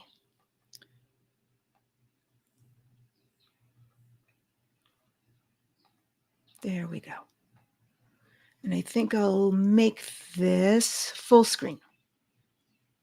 Okay. So yes, I'm Debbi Dachinger. I have been doing my quick, Debbi. What's so up? You are not showing the full screen. You need to click entire screen instead of the window. Because basically when you click and start your presentation, the full screen is a separate window, so it doesn't pick it up. So you need to stop the screen share really quick. Okay. All right. And then go back there again. Share screen and then entire screen is the third tab. And then click the screen and click share. Capiche. Okay. All right. And then I have to find which one it is. When I click on entire screen, well, let's just see what happens because I'm not seeing anything except for me. I see it here. Okay, now now go ahead and go to your presentation. Okay. I'm a Zoom baby, people. So this is new. And you see it now? We got it. Yes, perfect. Let's do it. Okay. Thank you so much, Neil. I really appreciate that. So yes, this is going to be an encounter with extraterrestrials, alien shamans, and the race to open contact. And we are indeed right now in a space and place where contact is more real than ever before. And I want to be so clear when I say that and acknowledge, I know that many of you out there have had UFO experiences like me, extraterrestrial experiences like me, and we're all in the knowledge that this has been going on, this connection, relationship with extraterrestrials since the beginning of time. But I'm not referring to that. I'm speaking specifically about when open, undeniable, forget about disclosure, forget about governments, way past that is going to happen. And it's imminent. I mean, it is very imminent. So what this is about really is how do we align? How do we get prepared for this? Because they have been waiting for tens of thousands of years, lovingly and patiently, the benevolent ones, for us to join the galactic community. It's time. At least 80 to 90 years ago, Edgar Cayce, the great American clairvoyant who lived from 1877 to 1945, made a prediction about the time we are in now. He knew that the veils were finally going to be removed and that we would be in a time where we would get to know the people of the universe in a very open way. Debbi, so if you can you click slideshow and make it full screen? Start the slideshow. There you go. Okay, perfect. Okay. So when will first open contact happen? I'm sure that's really what I want to know often. And I ask that question often, people who channel extraterrestrials. And I will tell you that I was very fortunate to be part of a project. I get these downloads and then I have to fulfill them because I'm curious. And so I was doing this project and I brought together 6 of the most extraordinary people who channel extraterrestrials and asked them all, when is it going to happen? Who is it going to happen with? What needs to happen for it to happen? And it was amazing. None of them knew the other one was doing it. None of them heard each other's answers, and yet there was consistency in the responses. A complete pattern was formed, which made me feel very good and excited to know So my story, I've told you some of it. I mean, of course, we have much bigger stories than we have time to tell in this short span. However, my foray into shamanism began when I took a 6-month program. And now really, I joined that program because I wanted the information. But what did I get? I completely changed through shamanic healing because I had to keep giving sessions. And I'm watching these people change. I had to receive from fellow students, and I'm changing massively. Trauma's being released, my entire system being rewired. Now, in the meantime, as I told you, I see myself past life, Mayan priestess, and oh, this is real. I was a leader of a people, and I'm not from this galaxy. So I'm getting very interested about UFOs and this whole world. And I feel they've been very kind and gentle to me. I've only had really good experiences, very loving experiences, and like fantastical experiences.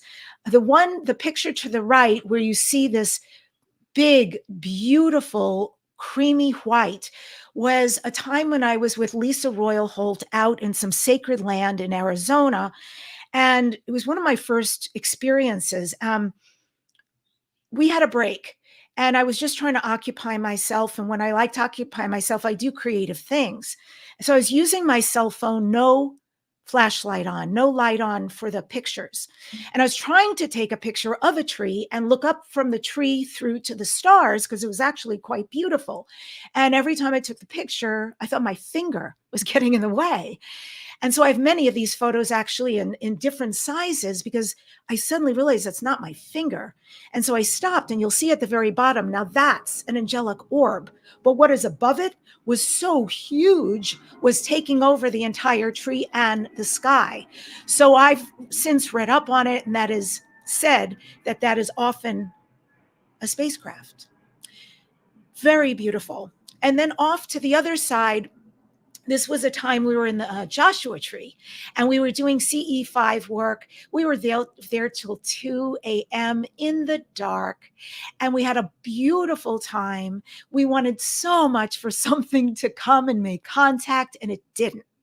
So 2 a.m., we got in the truck for the very long ride home. And while we were on the freeway, somewhere between the 60 and the 10 freeway, bam! Right in front of us was a spacecraft. I freaked out, woke up the 2 girls in the back. My partner saw it, hearing me cry out about what was happening. And it unfortunately took us so long to safely get across traffic, even at 2 a.m., get across traffic to the side of the road to be able to take pictures and videos. This was perfectly still, no propulsion. At some point, it moved on its side, went over to the other freeway and hung out there. It then tracked us for a while on the freeway and took off. This is another time off to the right where I was, again, this is pitch black. And we're doing some contact work, and I'm just trying, frankly, if I take a picture with no lights, maybe in the daytime, I can then see what was actually out there. I didn't know what was out there in the desert, and I captured this in the sky unknowingly. There was another time when we were doing some work and we were in a circle, and I was in extreme pain.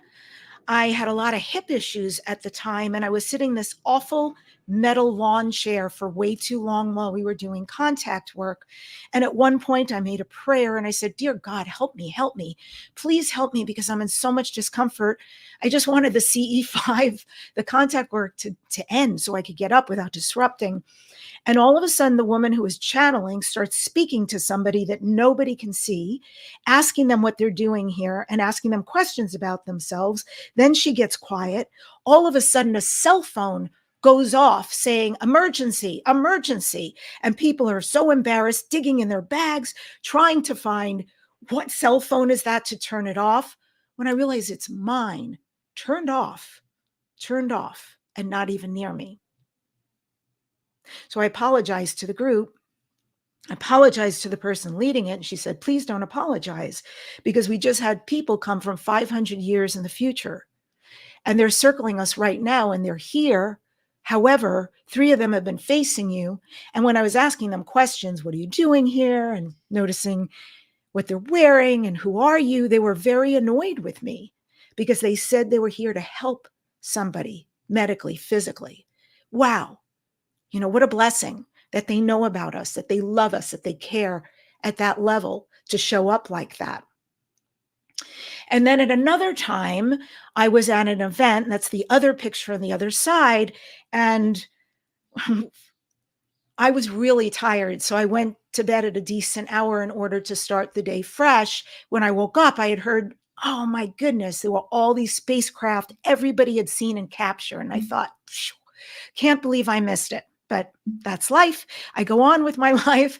And the next night, sure enough, my partner and I do music for retreats and workshops. We were doing music. And as soon as we ended and some of the contact work began, we had all these beautiful spacecrafts show up. And it was a magnificent show. It was quite loving. So my story is that, plus I've been visited in my dreams by very loving light beings who feel like they are my family, and they're definitely quite aware of me and the work I do. So we have had visits, I have said, since the beginning of time. The shamans have been in contact with extraterrestrials. It's part of who they are. It's frankly where they come from. And so they've always been visited by extraterrestrials and had relationships because this is part and parcel of what they do. They have complete connection with nature, the shamans, with animals, with plants, with the sky, with the mountains, with all beings, with every part of life, 2-legged, 4-legged, no-legged, winged one, furred ones, creepy crawlers, all are relationships. So there is no distinction when an extraterrestrial lands, so to speak, and starts relationship with them. So I'll go over a few of them, but there's so many all around the world. In the Amazon, they've often said, where did ayahuasca come from? And the Akawar people, the tribe in the Amazon, have said, why? The extraterrestrials taught us. Because imagine an Amazon forest teeming with tens of thousands of plants that somebody would go through and say, that vine, that plant, put it together in water, boil it, make a brew. No, they were taught by the extraterrestrials how to do it for healing, for journeying. And then in Australia, the Aboriginals, in the region of Kimberley, there are things called the Wandjina cave paintings, and they're over 100,000 years old. And you will see there's many, many of these big heads, big eyes, no mouths. And they look very much like our modern day grays. In Japan, Dogu, the Jomon period, they have all these carvings of the Dogus. And they say that these have been in relations with them since the inception of the Japanese, so much so that they have them on buildings. They have all these coffee-shaped, bisected large eyes. In Zimbabwe, every single year they have a celebration, and they celebrate the Zangbeto spirits. They say the Zangbetos have taught them so much about how to be, how to run their civilization, and they honor them. They honor their relations.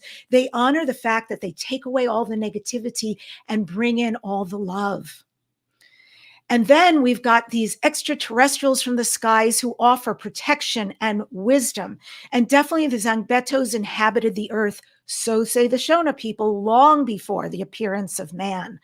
In West Africa, the Dogon people, now this is fascinating. If you look at this picture, you're basically looking at fish people, amphibian beings. And now, you know, the Dogon people are completely separated from the rest of the world. And so they've been deemed over the years as primitive. And yet, since 3200 BC, they are skilled astronomers. They have had deep information about Sirius A, also about invisible to the naked eye, Sirius B, about Saturn's rings, Jupiter's moons. It's impossible.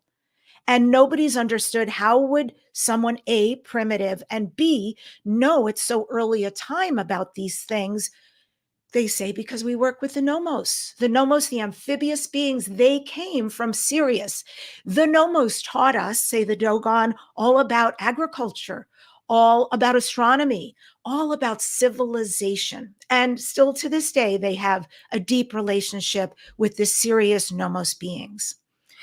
We know here in North America, the Hopi tribe, they have these beautiful things called the Kachinas. The Kachinas were actually beings, the star people, as they call them, that they've been in relation with. And in Zulu, Africa, over 40,000 years of contact.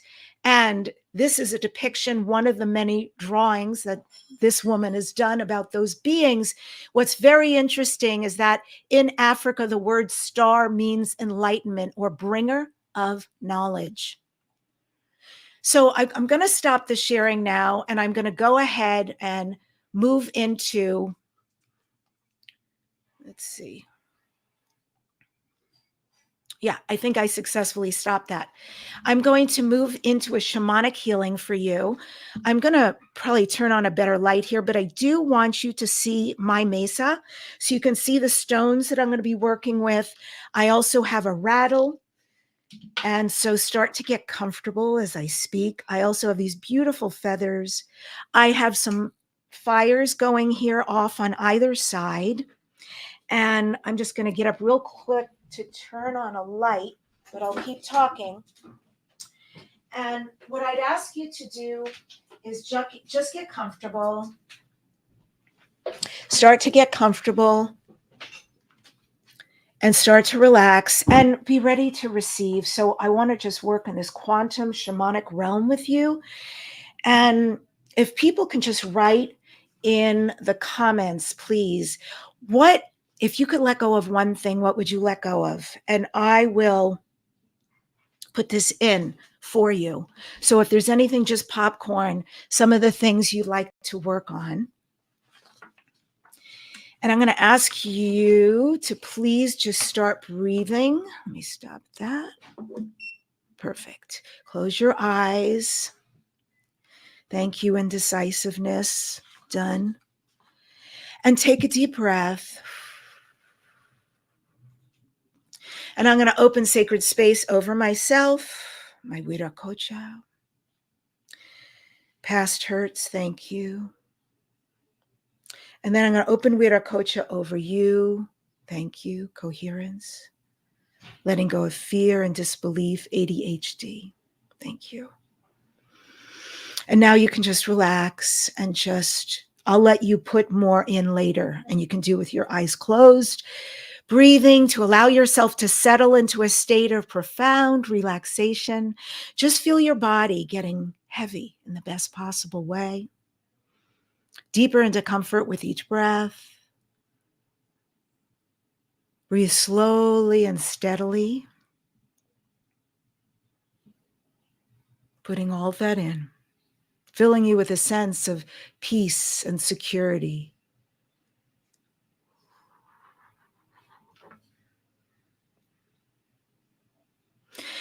And feel the freedom in your body as you exhale, releasing anything that no longer serves you. And allow yourself to drop deeper into this moment, into the stillness, because there is nowhere to go and there is nothing to do. Deeper and deeper, more and more relaxed, knowing you're in the right place at the right time. Okay. And there is a golden light that surrounds you, gently dissolving any negative imprints or programming within your energy field. The stone we'll be working with today has just revealed itself to me that you've all on a soul level chosen. Feel old patterns fade away like mist dissipating in the morning sun. With each breath, you're going to feel yourself getting lighter, freer. And now invite in gratitude for the matrix. Yes, I said gratitude. Imagine that. Gratitude for what was. Acknowledge the matrix system that has been part of our collective experience. And as it fades, offer gratitude for the lessons that are provided. Because gratitude acts as a key, unlocking final doors that have held old energies in place. And beloveds, the time has come for humanity to awaken to a greater truth, because we're here by divine alignment. We're clearing all imprints and programming, and we're programming and releasing everything that has kept us bound to outdated paradigms. The matrix system that once held us is dissolving. Release it now, release it from your field. And as we release it, we open ourselves to the flow of the new, the powerful, the healing energies beyond anything we ever dreamed before. Your third chakra is going to get some love. I'm placing this kuya there. It's beautiful. And I'm going to pass it to you right now through the screen. I'm going to ask you to take this stone on your end, even if your eyes are closed. And I want you to take that stone and bring it up to your mouth and blow all of those issues into it now 3 times.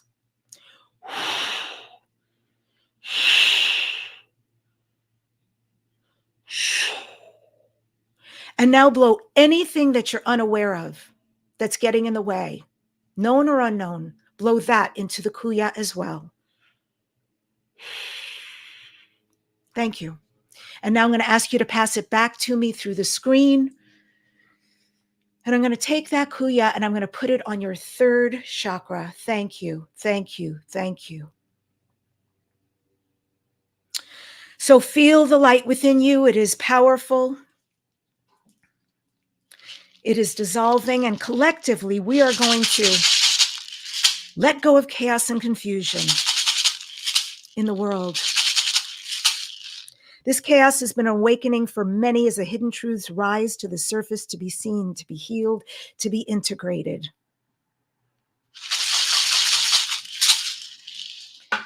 And you and your loved ones, your possessions, all that you be are safe. You're protected by the light. And now I want you to just breathe through the kuya. Breathe in and out, and especially out through your third chakra. And everything goes into that kuya, into the stone, released by you. Done. While I clean and clear. So the angels want to be asked. Ask for divine guidance. The shamans want to be asked.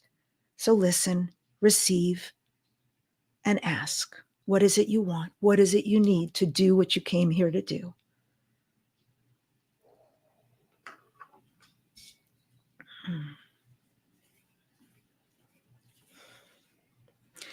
Extra magical energy surrounds all of your situations now. Experience miracles.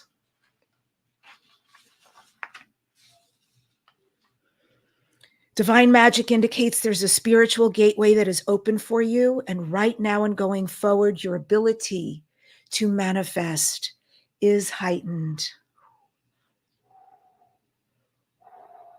We're in the Great Awakening. Visualize this light expanding beyond you, connecting with others in the shamanic journey, live and in replay, and see it forming a network of awakened consciousness growing stronger and brighter with each passing moment. And from pure awareness, ask, how am I? How are we going to create this new world? Not in your head, it's in your heart. Just listen. What steps are needed to birth unity, peace, transparency on this planet and within our institutions?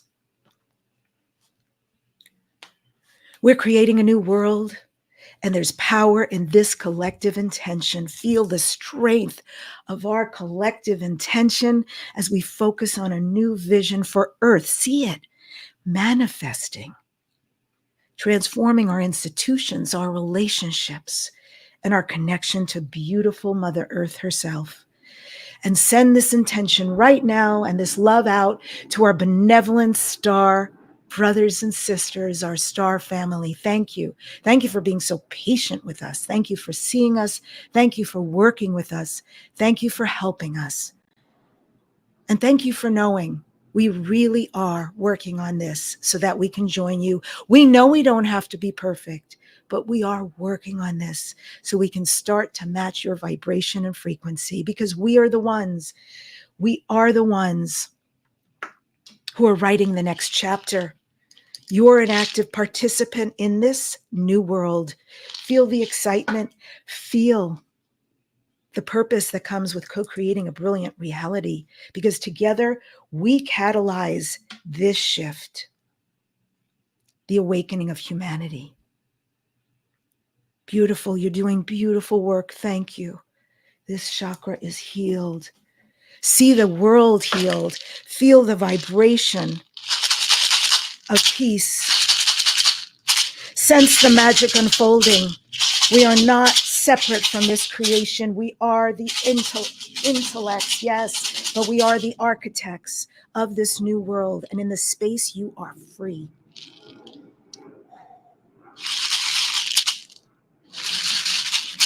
You are powerful.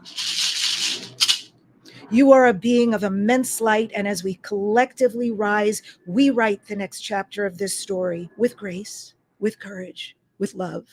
And we step into our roles as creators of a new era for humanity.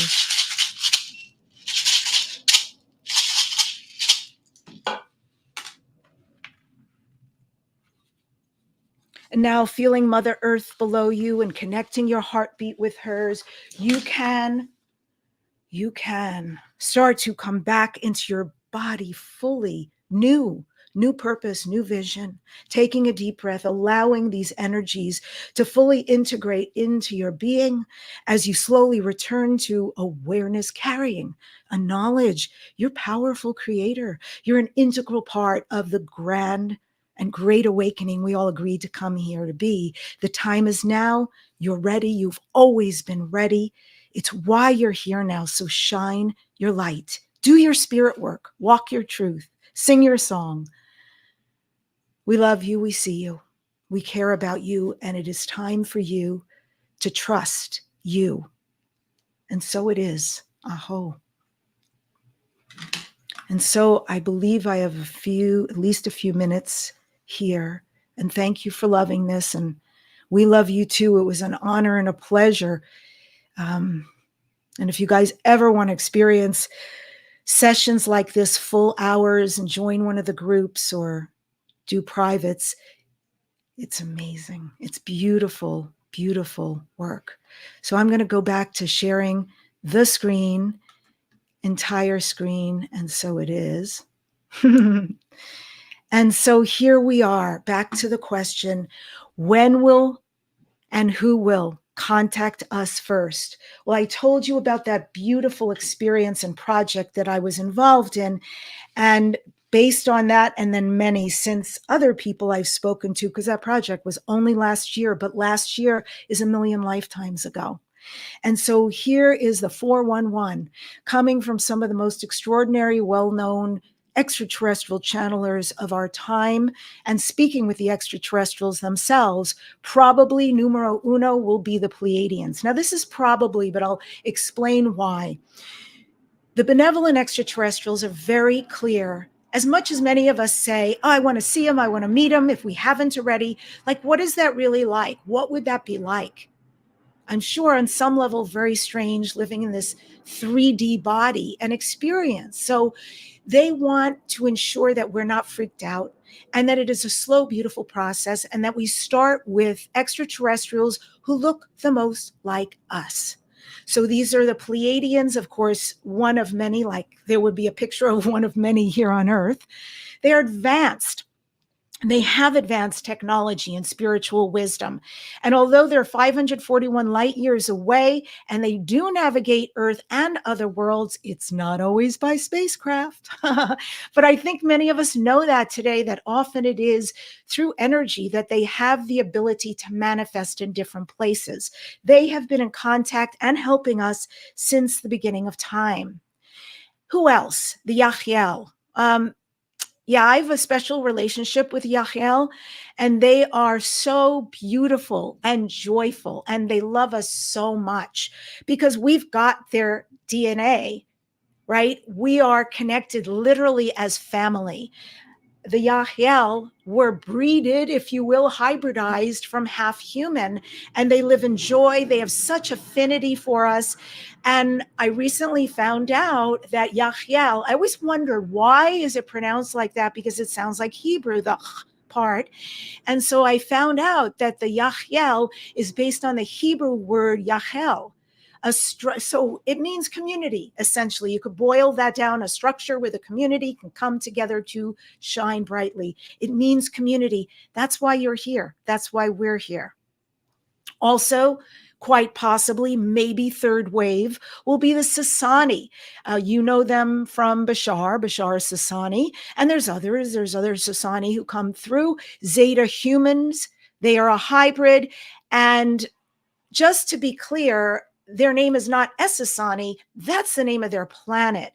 Es means place, and the full word Esasani means place of living light, but the Sasani. And then thereafter, it's going to be multiple waves and incarnations of beings who less and less look like us. It probably will be through telepathy, and it will be on good grounds. It will be for the advancement of all, and definitely to invite us lovingly into the galactic community. So, part of my passion is about, well, what do we do with all of this? Where do we go with this? What happened with my healing? Well, hopefully something very beautiful happened with your healing. And it's so important to remember the simple things.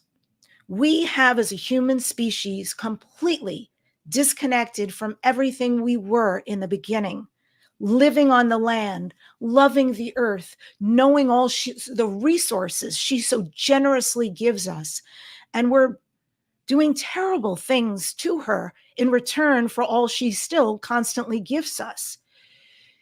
We have forgotten the skies and the air and the water and the mountains and the plants and the animals as though they're separate from us. We walk by trees, and when's the last time you hugged one or told a tree your story or asked the tree its story? These things are real, and shamans live in this space, and I love them for it. And I love them for reminding us, no matter what's been done to them over time, that they're still here to love and remind us. We can live in Aini, and Aini means in Quechua, right relationship. Where are you out of right relationship with another being, a situation, yourself? Find the way to go back to live in Aini, right relationship with all things. You can live in Munai, another Quechua word for love. I'm going to play this. This is my dear friend from Amsterdam, Vita Koolhof. I'm going to play this short of her speaking about shamanism and pulling some of this together with a message for us. It goes far beyond your wildest dreams, and then they become experts at doing that. This is what it looks like on our road to follow your heightened excitement in any given moment to the best of your ability. You can have a world where you live the same way. Professions that you cannot even find words for right now will emerge effortlessly from your species if you truly, deeply, and boundarylessly allow yourselves to play in alignment with your higher self and with integrity to all else that lives and that is around you. We have a choice to make and have a recognition that we are not alone in the universe, and that's going to allow all of us to make the decisions and choices we want to make for what kind of a world we really want. Well, getting in alignment with our true selves, connecting to nature, again, looking at it as a whole system of which we are a part and cannot segregate ourselves from, no matter how much we may think we can. That's an important perspective to have. We are part of a system and we need to respect. Ooh. My bad. Sorry about that. That's an important perspective to have. We are part of a system and we need to respect that system and take care of that system, and it will take care of us. What messages does the Great Mother have for us? What don't we know? Relax, everything is perfect. So when she says, relax, all is perfect, it does not mean don't do your work. It does not mean to pollute your waters. That's not what she means. She means that if all of you go into your hearts and your souls and you do what is right and what is organic in how you live and how you grow the relationship to the earth, then you will be doing all that's necessary. So therefore, we go back to what was said before about what is stopping you from seeing the balance that Mother Earth is speaking of. And it has to do, once again, with the individual wounds that are unhealed. Because when the individual wounds are unhealed, everything you see in reality around you will be a reflection of that wound. And therefore, it would be impossible to see healing, to see good, if you can't first experience it within yourself. Amen. Yes. So if you're in any situation and you don't know what to do and it's not tenable, just ask, what would love do here? And do that. And by the way, sometimes what would love do here means I extract myself with love, right? Doesn't need to be a big situation. You can say self-care is really needed right now, and self-care looks like this. So it encompasses many things. And certainly shamanic energy healing is here right now. It's profound. There are so many practices, certainly that I do. I'm sure other shamans. There are so many practices depending on where you are that you can engage in. So I thank you. I feel like the mission is to bring people aboard to do this kind of healing, to honor the earth, start reconnecting with nature, do the shadow work so that we can clean and clear, like Lisa Royal Holt said, in order to be ready for open contact, for the best life, to do what we came here to do in the best possible way, make the most of this life and have fun. I have a gift for you. It is a starseed experience, so you can learn more about yourself galactically, your galactic ancestry and lineage. There's a QR code if you want to take a picture of it. It is at my website, debbidachinger.com/starseed. And I'll just end with, there was a Cherokee man who was telling his grandson, there are two wolves inside of me and they're fighting. And one wolf is angry and hateful and violent. And the other wolf is loving and compassionate. And the grandson is listening to him and says, well, Grandpa, which wolf is going to win? And the grandfather says, the wolf that I feed. So whatever it is you're feeding in your life or not healing, that's what's going to show up. Switch that, make a different choice. I'm here to help. Aho.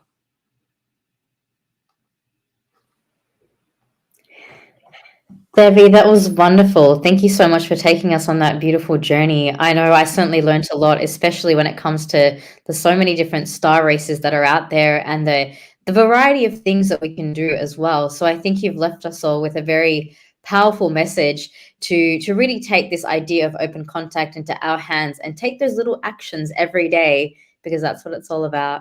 Appreciate you so much. Yep, Thank you for thank being you. here. You bet. Thanks. Yes, thanks, Debbi. Good to see you. We've come a long way from our roots, haven't we? We really have, Alan. Thank you so much. I was thinking of you so affectionately this morning because I always think, wow, 17 years I've been doing this. I'm an OG, and I think there's only one that I know of more OG than me. How many years have you been doing? 20 something? Well, I started my Manhattan cable show in 95, so I can't, you do the math, that's fine. But it's almost 20 years. It's 19. So happy birthday to you too. Thank you. That's a long time. We'll have a great cruise. Thank you. I can't wait to see you in December. Yeah. Bye, Debbi. Yes, Debbi brings in a whole bunch of collective wisdom from the shamans to the channels. I think that's what we need at this new time. I'm really happy, though, about our next guest, Anita Moorjani, who is one of my favorite people talking about going to the other side, her near-death experience. And what's so fantastic about Anita is that everything she says is from her own experience. It's not necessarily from books or other teachers. She had a fantastic, unbelievable experience of really going beyond the veil and living through it and coming back to tell us there's no reason to fear. There's no reason to doubt. It's just about loving yourself into life. And she had to die to find out that. And she has a wisdom for everyone that we don't have to go that route. We can do it right here. So happy Anita's here with us today. Are you familiar with her at all, Isha? I am. I'm actually so excited to interview her today because I heard her story at Contact in the Desert, and I was the person at the back of the room bawling my eyes out when she did the meditation. So I have a very personal resonance with her work, and hence was very excited to have the honor of interviewing her today. So yeah. I always tear up when she talks because it's just her life she's sharing, which is fantastic. I have so many questions for her too. Oh, here she is. Hello. Hi, both of you. It's so lovely to meet you, Isha. And hi, Alan. Again, it's always wonderful to see you. Thank you. And thank you for the interview you did with me. Let's do it again, okay? I'd love that. Right. You ask great questions. Oh, well, say hello to Danny, and I'm going to let Isha take over, and we'll talk soon, okay? Yes, great. Thank you. Thank you. Thank you, Alan. I hope I can do half the justice I know Alan would do for our interview today. He's a beautiful, beautiful person. He is, but I'm sure you will, Isha. It's lovely to meet you. Well, I'm very excited to introduce you. I'm sure you need very little introduction, but I am just going to share a little bit of a spiel for those of you who might not be familiar with your work. So Anita Moorjani is an international speaker, best-selling author. She was born in Singapore to Indian parents, grew up in Hong Kong, and in 2006, after battling cancer for nearly 4 years, Anita had a near-death experience. She's written all of this in her book called Dying to Be Me. So Anita, I have a bajillion questions for you, of course. I have heard your story, but there probably are some people here who haven't heard your story. So maybe if you'd like to start with just a bit of a recap of what happened, and then I can go into all the questions that I have for you today. Okay, perfect. That's perfect. So a recap of what happened is that I was battling lymphoma, that's lymphatic cancer, for 4 years, where I had, by the time I was at end stage, I had tumors the size of golf balls from the base of my skull, all around my neck, under my arms, in my chest, all the way down to my abdomen. At that point, in my 4th year of dealing with it, and it had progressed and metastasized, my body stopped absorbing nutrition. So I weighed about 85 pounds.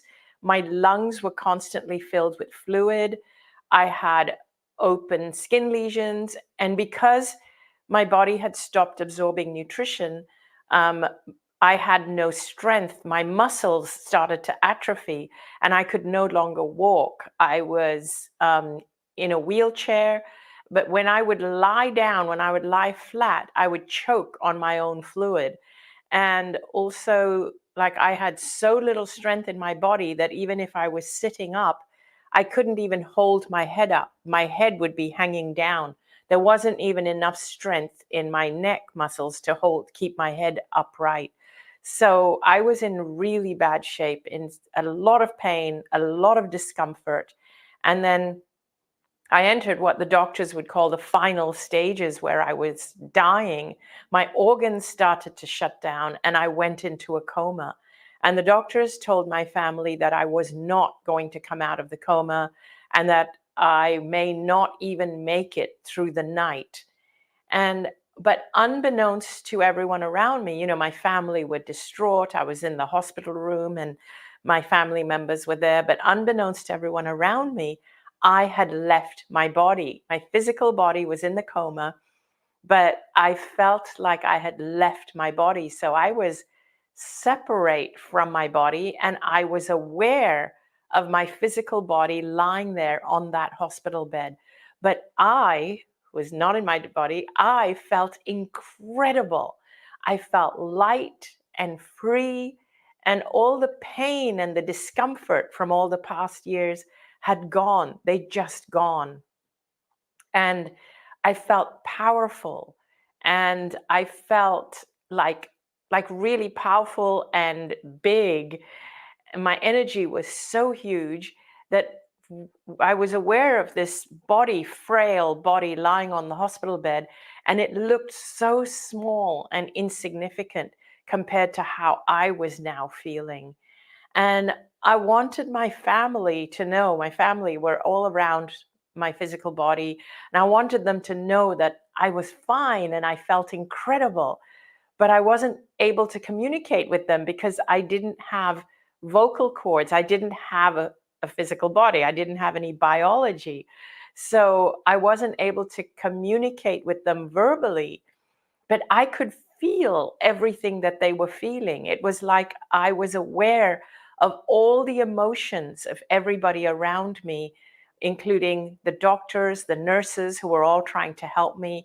And I was connected to all these different machines.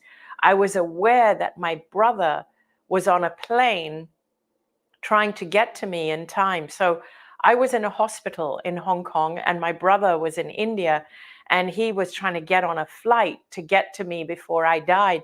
And I was aware of his emotions and his franticness of trying to reach me. And I actually felt that, oh, I need to stay alive until he gets here, or he'll be really distraught if he gets here and I'm already dead. So I actually recall waiting for family members to arrive so that they wouldn't see me already dead. And I then started to become aware of a bigger and bigger, like it was as if my awareness was expanded, and I became aware of a bigger and bigger reality that is beyond this physical reality, where I started to become aware of my loved ones who'd crossed over before me, like my dad, who had passed 10 years prior. I became aware that he was there. My best friend, who died of cancer 2 years prior, she was there. And there were so many other beings there, many of whom I didn't recognize from this lifetime. They could have been spirit guides, ascended masters. I didn't recognize them from this lifetime, but all I felt from them was just love, pure, unconditional love, no judgment whatsoever. And there was a lot that happened in that experience, and so I'm going to just give you a very short version, and then we can unravel it as you ask me more questions, Isha. But I did reach a point where I was aware that I had a choice as to whether to come back into my body or to continue on the other side. And no part of me wanted to come back because I had been suffering. My family had been suffering looking after me. Who wants to come back into a sick and dying body? But then I became aware that I understood why I had got sick. I was like in this state of clarity. And I started to understand who I am and what my purpose is. And it was with that understanding that I felt my dad was saying to me, and we don't communicate in words, it's purely like thought transformation. That's more than ESP. It's literally whatever he wanted me to know, he was able to transfer to me. And my dad wanted me to know that now that I know the truth of who I really am, if I choose to go back into my body would heal very, very quickly. And I also became aware that my husband, Danny, and my purpose was linked. And if I didn't come back, he wouldn't be able to fulfill his purpose either. So with that, I made the choice to come back. And my dad said to me, or communicated to me, go back and live your life fearlessly. And I started to come out of the coma. And I'd been in the coma for about 30 hours. And I started to come out of the coma, and I saw my family there. My brother had arrived. He'd got off the plane and came straight to the hospital from the airport. And within 4 days of coming out of the coma, my golf ball sized tumors started to shrink and soften, and could be visibly be seen to have shrunk by 50 or 60% within 4 days. And the tubes were slowly coming out. I didn't need them anymore. Within 3 weeks, the doctors were having trouble finding any trace of cancer in my body. And within 5 weeks of having the NDE, they let me go home to live my life cancer-free. And that was in March of 2006. And here I am today doing what I do. I think I speak for a lot of people when I say we're very grateful that you made the choice to come back. And I know you've helped a lot of lives in the process of that. The one thing that really resonates for me personally after, hearing your story a couple of times and going through a lot of your materials out there, there's one bit where you mentioned that you were in that state and you had this sense of what God is, and you say that instead of it being like a being or a person or an entity, you say that it's a state of being. So tell me what that feels like. Okay, so that is something that when I speak about, in fact, interestingly, I get pushback, not from everyone. There are a lot of people who say, oh my God, I relate to that. But I do get a lot of pushback from people who still believe that God is a being outside of ourselves. I had always believed that. I had always believed that there is a God, a deity, a being outside of us who's watching us and judging us, and we have to appease that to that God and sacrifice or do things to win the favor of that God. And we fear that God and we revere that God and we give it a male gender. So when I crossed over, I was really surprised, pleasantly surprised, but our emotions are very different on that side. It's more like a relief and a recognition and oh, of course, this is what it is. It was, so the way I describe it is I say, God is not a being, but a state of being. We become that state. You realize that you are not separate from God. Our consciousness is the state of God. So when we leave this physical planet, when we cross over, although we know, everybody knows, we leave behind our physical body and our material possessions, and it's our soul or our consciousness that crosses over. But I don't think many people realize that not only do you leave behind your physical body and your physical material possessions, you also leave behind your gender, your race, your culture, your religion. You leave all of that behind, your beliefs, your trauma, your baggage. You leave all of that behind. And what crosses over is pure consciousness, pure essence, pure love. And without the limitations of your baggage and your culture and your religion and all these things, and it's just pure consciousness, pure essence, it's just pure unconditional love, you realize that that you're infinite. There's no physical restriction to who you are. You are limitless. And in that limitlessness, you realize you are connected to every other being. You know what everyone is feeling, thinking, without having to ask them. You're literally able to feel every other soul's emotions, knowledge, feeling, you're able to access it.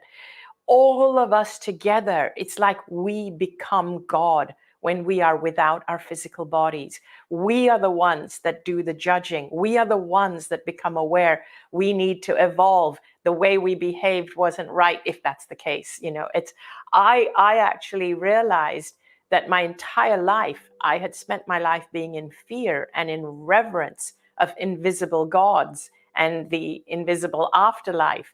And I lived my life to create the perfect afterlife or to create the perfect next incarnation, when I realized I'm just supposed to live a life of love and joy and passion in this life. That's why I came here, without fear of the next life. And there's no one outside of me doing the judging. It's within my own energy and my own godhood when we're there, that we kind of go, oh, I could have done this better. I should have done this differently.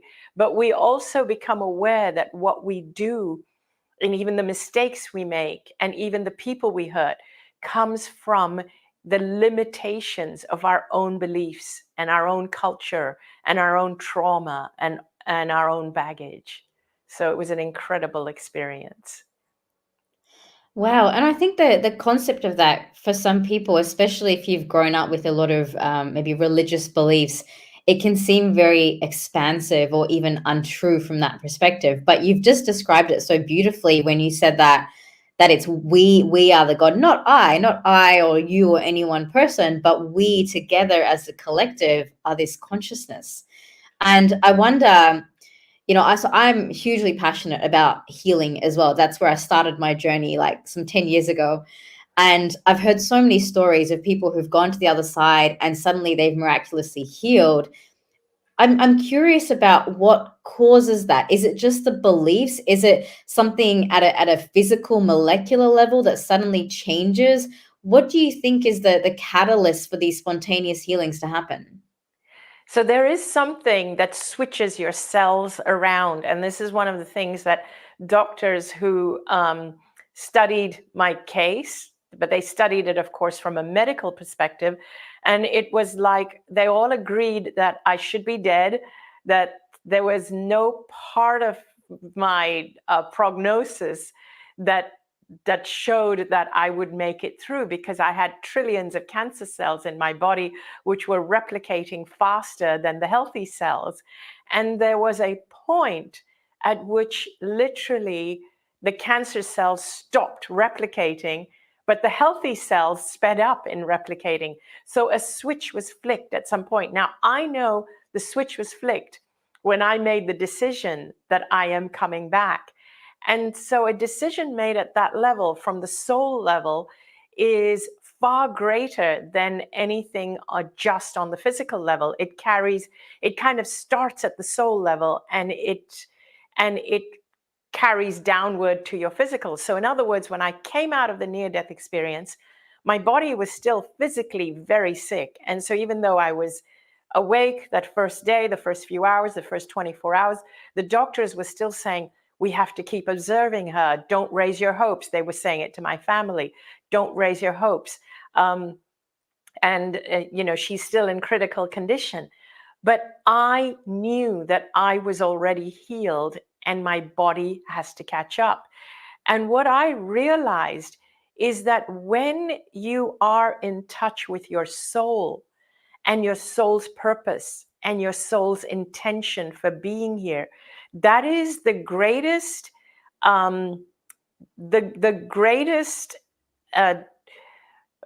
place from which to make the decision as to whether you're going to be healthy or not. So I want to be really clear on this, and I want to be sensitive to people who are going through illnesses, because even when I was really, really sick, I was so passionate about trying to heal. And yet it felt like nothing was working until I got to the near-death experience, until I got to the other side, which is why I've made it my mission to share what happened. One thing why I want to be sensitive to this is because I don't want to come across as though I'm saying I'm special and that's why I healed, because that's not true. the reason I share my story is because I think that this can be, I truly believe that this can be available to everyone. If I thought I was special, I would not actually be sharing it. I'm sharing it only because I think this is something that everybody needs to know. And this is why I want to share it in a way that can be understood by everyone, which is why I'm so passionate about it. And this is why I put out so much content about it, because people learn in different ways. So one of the things that I realized when I was on the other side was that every thought, every decision, every choice I made led me to that point of being on that hospital bed. And to simplify this, my entire life, I had made all my choices from a place of fear. And we have two choices. We have the choice of making all our decisions from a place of fear or a place of love.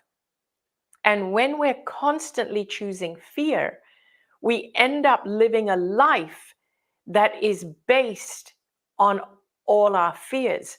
But when we make all our choices from a place of love, we end up living a life that is based on what our soul came here intending to do.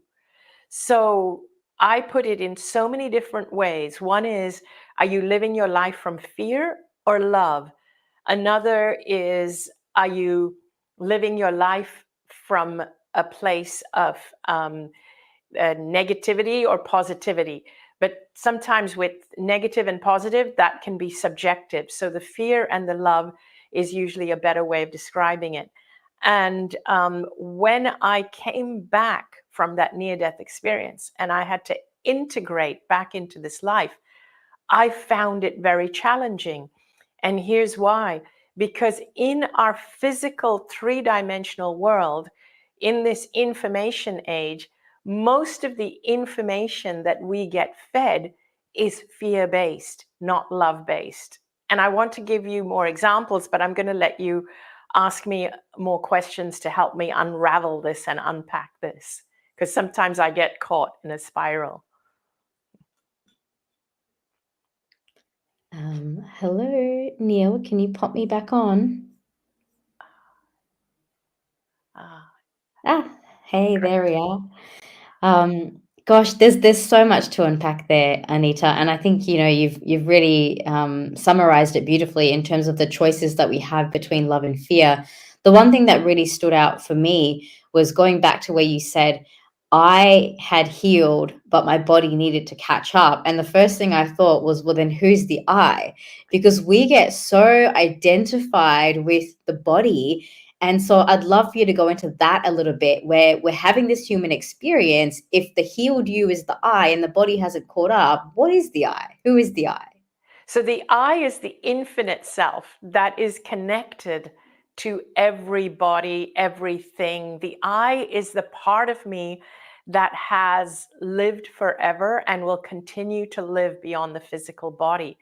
And all of us can be aware of this I, because this is the I that made the decision that I'm going to come into this planet in a physical body in this time and this place, and experience life in 3 dimensions in this time and space.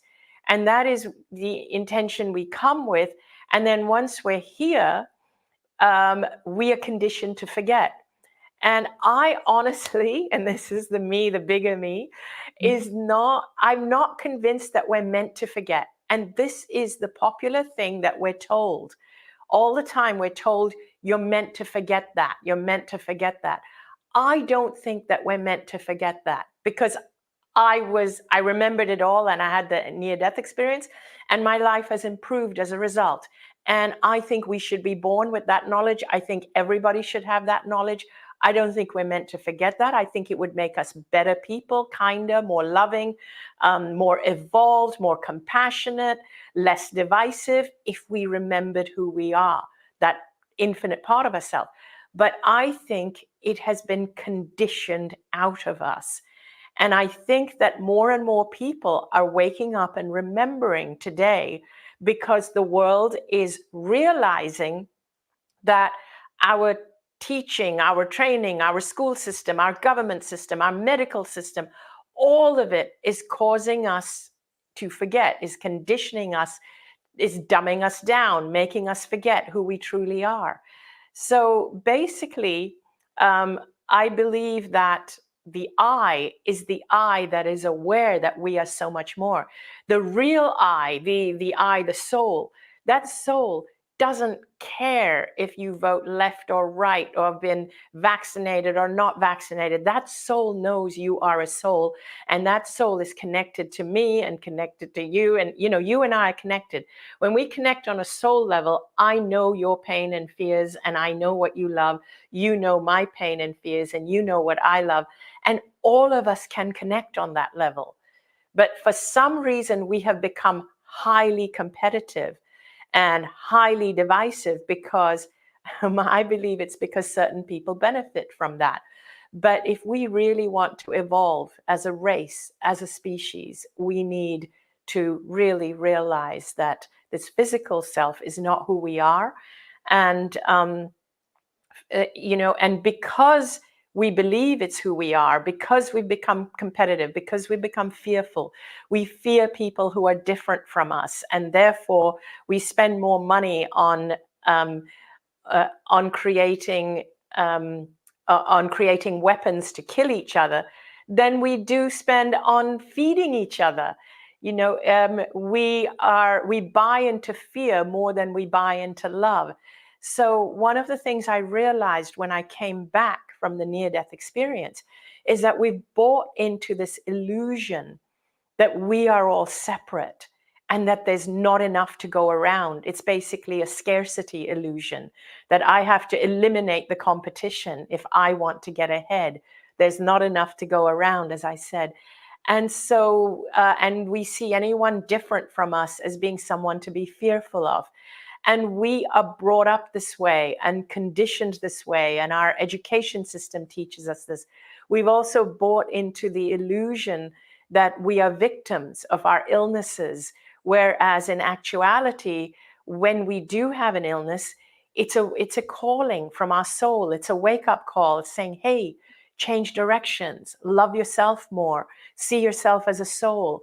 You're now buying into the fear. You're buying into the fear of following a path that's not truly you. How many of us take jobs that we hate, but we do it because it pays better? And then we get stuck in that job because we create a lifestyle around the money we earn, but we hate what we do, but we don't dare leave our job because it pays for our lifestyle. How many people do that all the time? And they get burned out. Getting burned out is a sign that you are not following your soul's purpose. So just to give you a little story, to give you an example of what I'm talking about, when I came back from the near-death experience, the harder part was now living life the way I knew I wanted to live it in this physical world that is not ready for that. So I decided I'm not going to go back to work the way I used to. I'm going to follow my passion. I'm going to do what I love. I used to be someone that was a people pleaser. I was afraid of displeasing people. I was afraid of not having enough money. I would take the job that paid more. I was afraid of disapproval. I was afraid of not fitting in. I was afraid of everything. I was afraid of getting cancer. I used to follow all the protocols to avoid getting cancer, but it was out of a fear of cancer, not out of a love of my body or a reverence for health. I used to take all the anti-cancer, antioxidant supplements. I used to follow an anti-cancer diet out of a fear of cancer. So my life was based and built on fear. And I thought I was living a healthy life.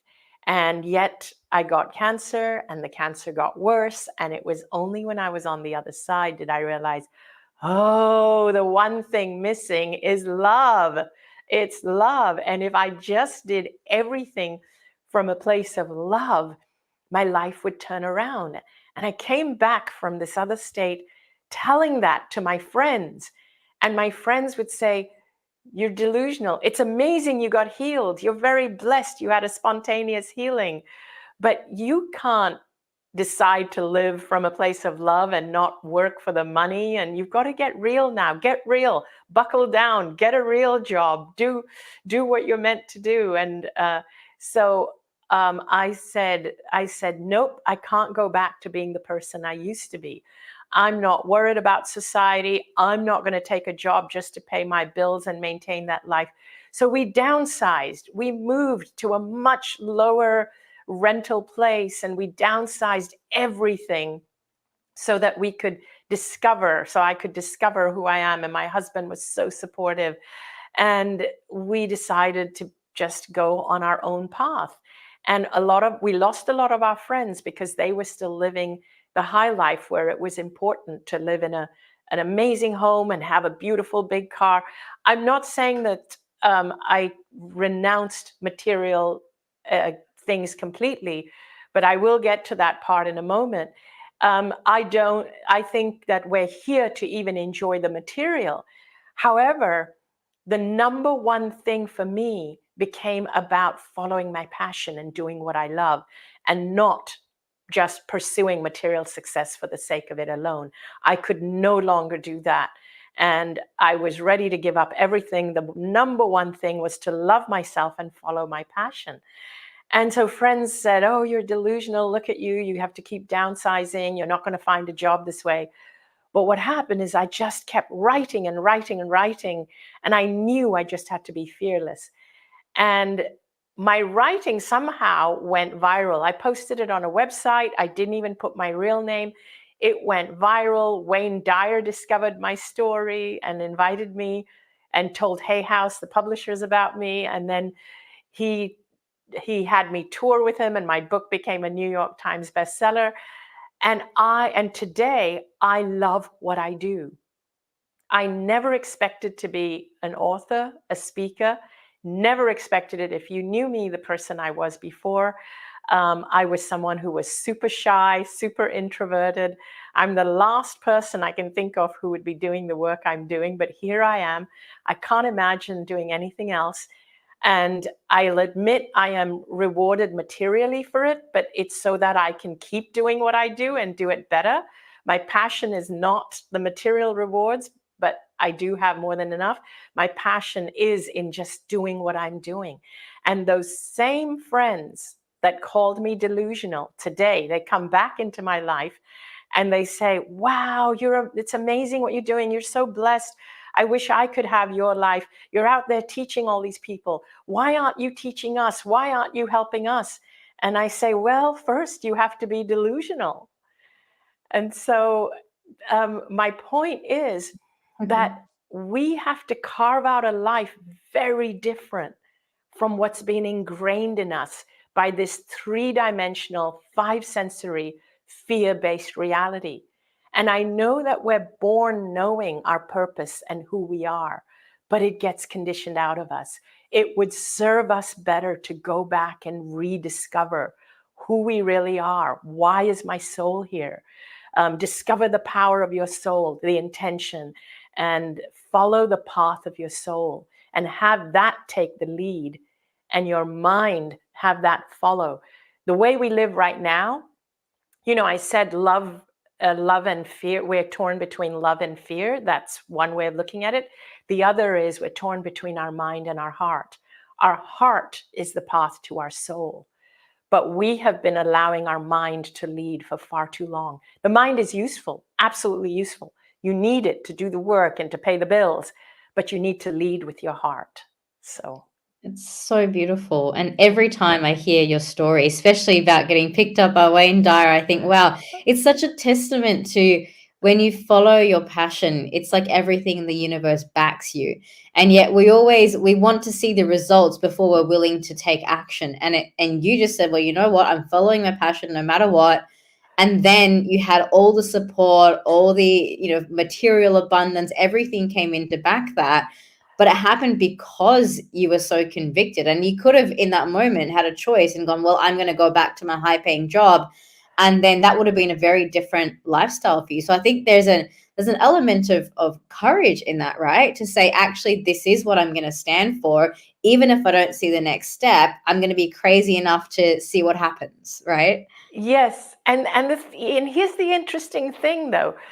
Your mind gets completely twisted around when you can really get into your soul. And that's what I encourage people to do. Get out in nature, connect with your soul. And what I mean by your mind getting twisted around is that we as physical beings, me as a physical being, I can see looking back now, yeah, wow, it did take courage. I can see that from the physical perspective. But from the perspective of the soul, from the near-death perspective, when I'm on that side as a soul and I'm looking back at my life and I'm thinking, wow, why would the soul come here with the intention of doing one thing like helping people and sharing a message, but yet choose to go and suffer by taking a job that they don't even like just because it gives them material things? That feels like harder work and more suffering than coming back to do what the soul intended it to do.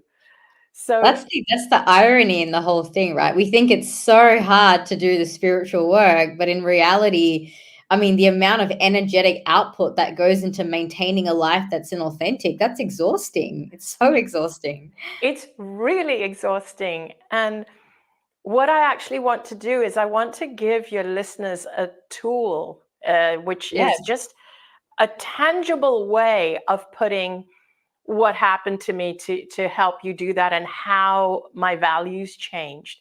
So what I realized is that we are brought up to believe that our number one value, pretty much, the way the world is structured, our number one value is finance. It's money. It's like everything is measured, you know, like when you get a job, it's measured by how much are you going to earn.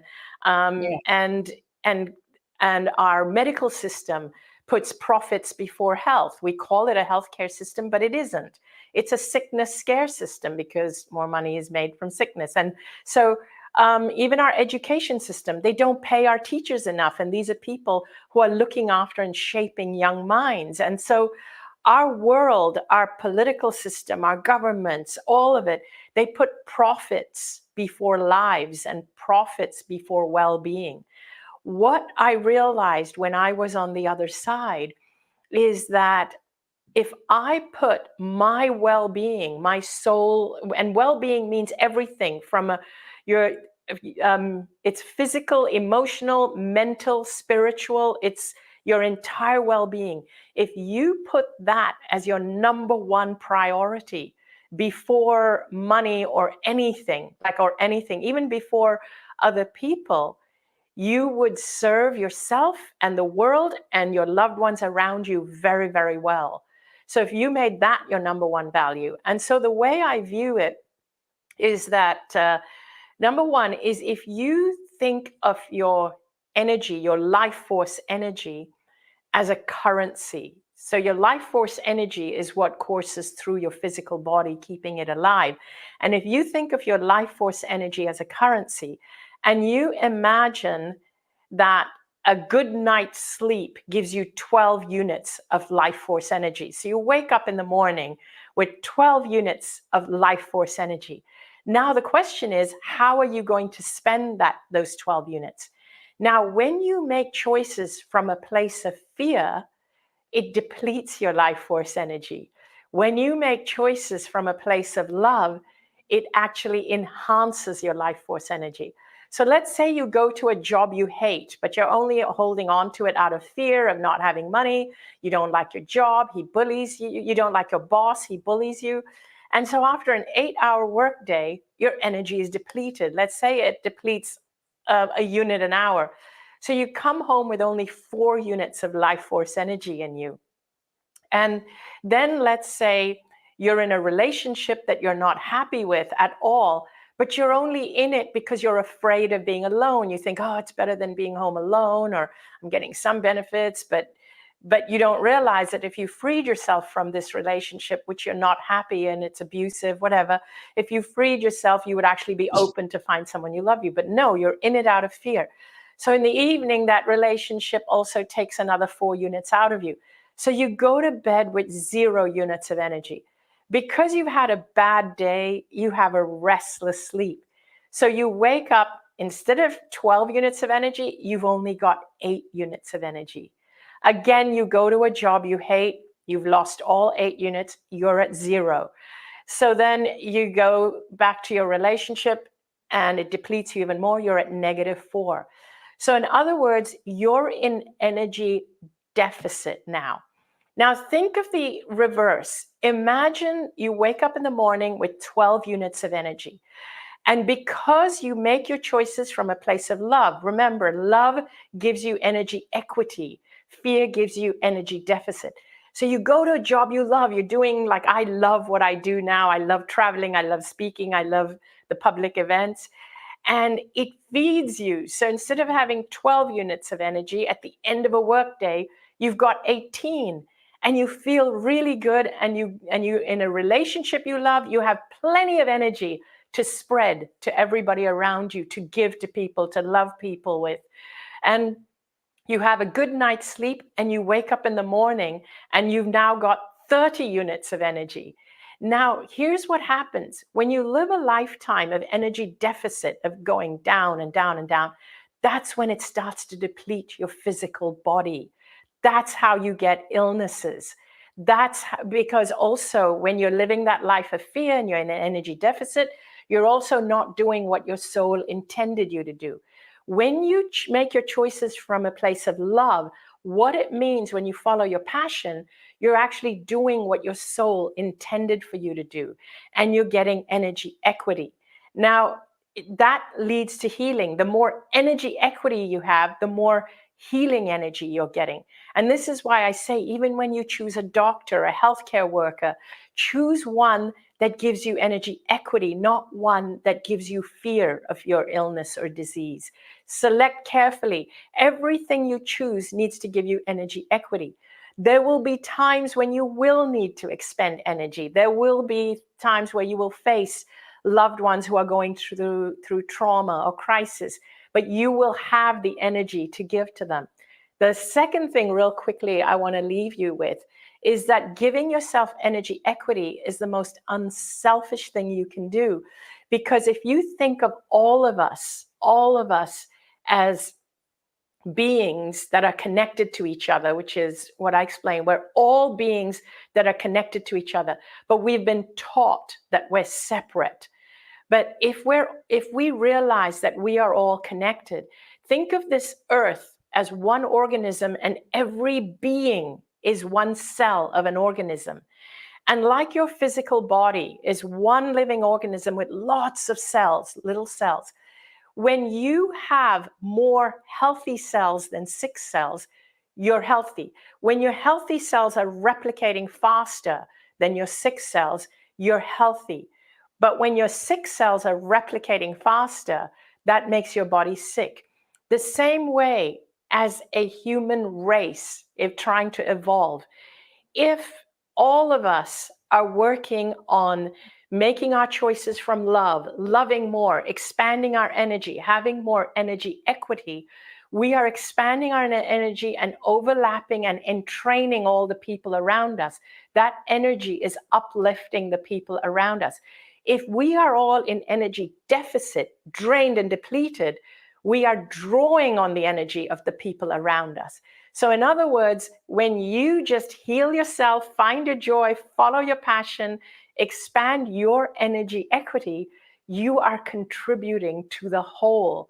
Each of us are only obligated to find our own passion and expand our own energy equity.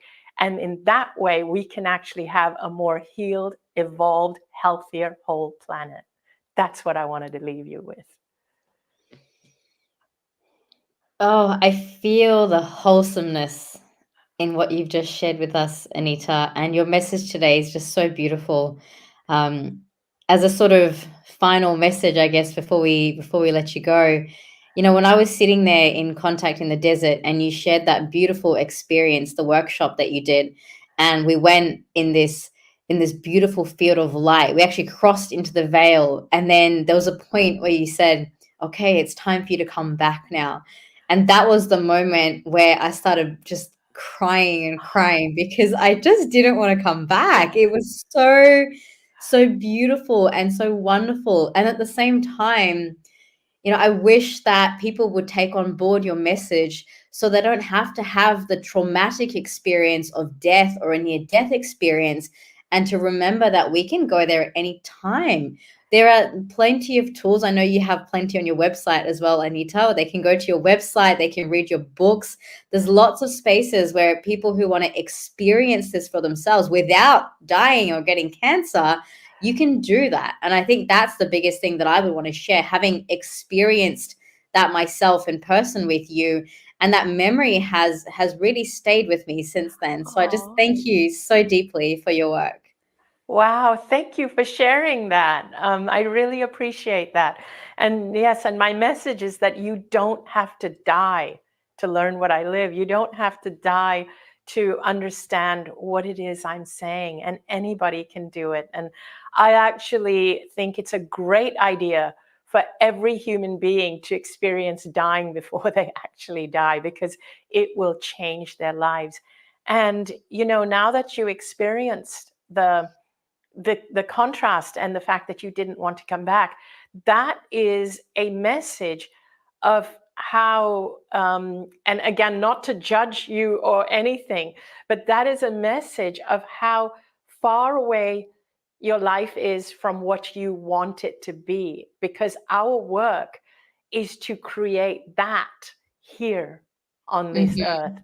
And the fact that we are like, oh, I don't want to come back, means we haven't done a great job in creating that. And we're all in the same boat. It is so amazing on the other side. It really is.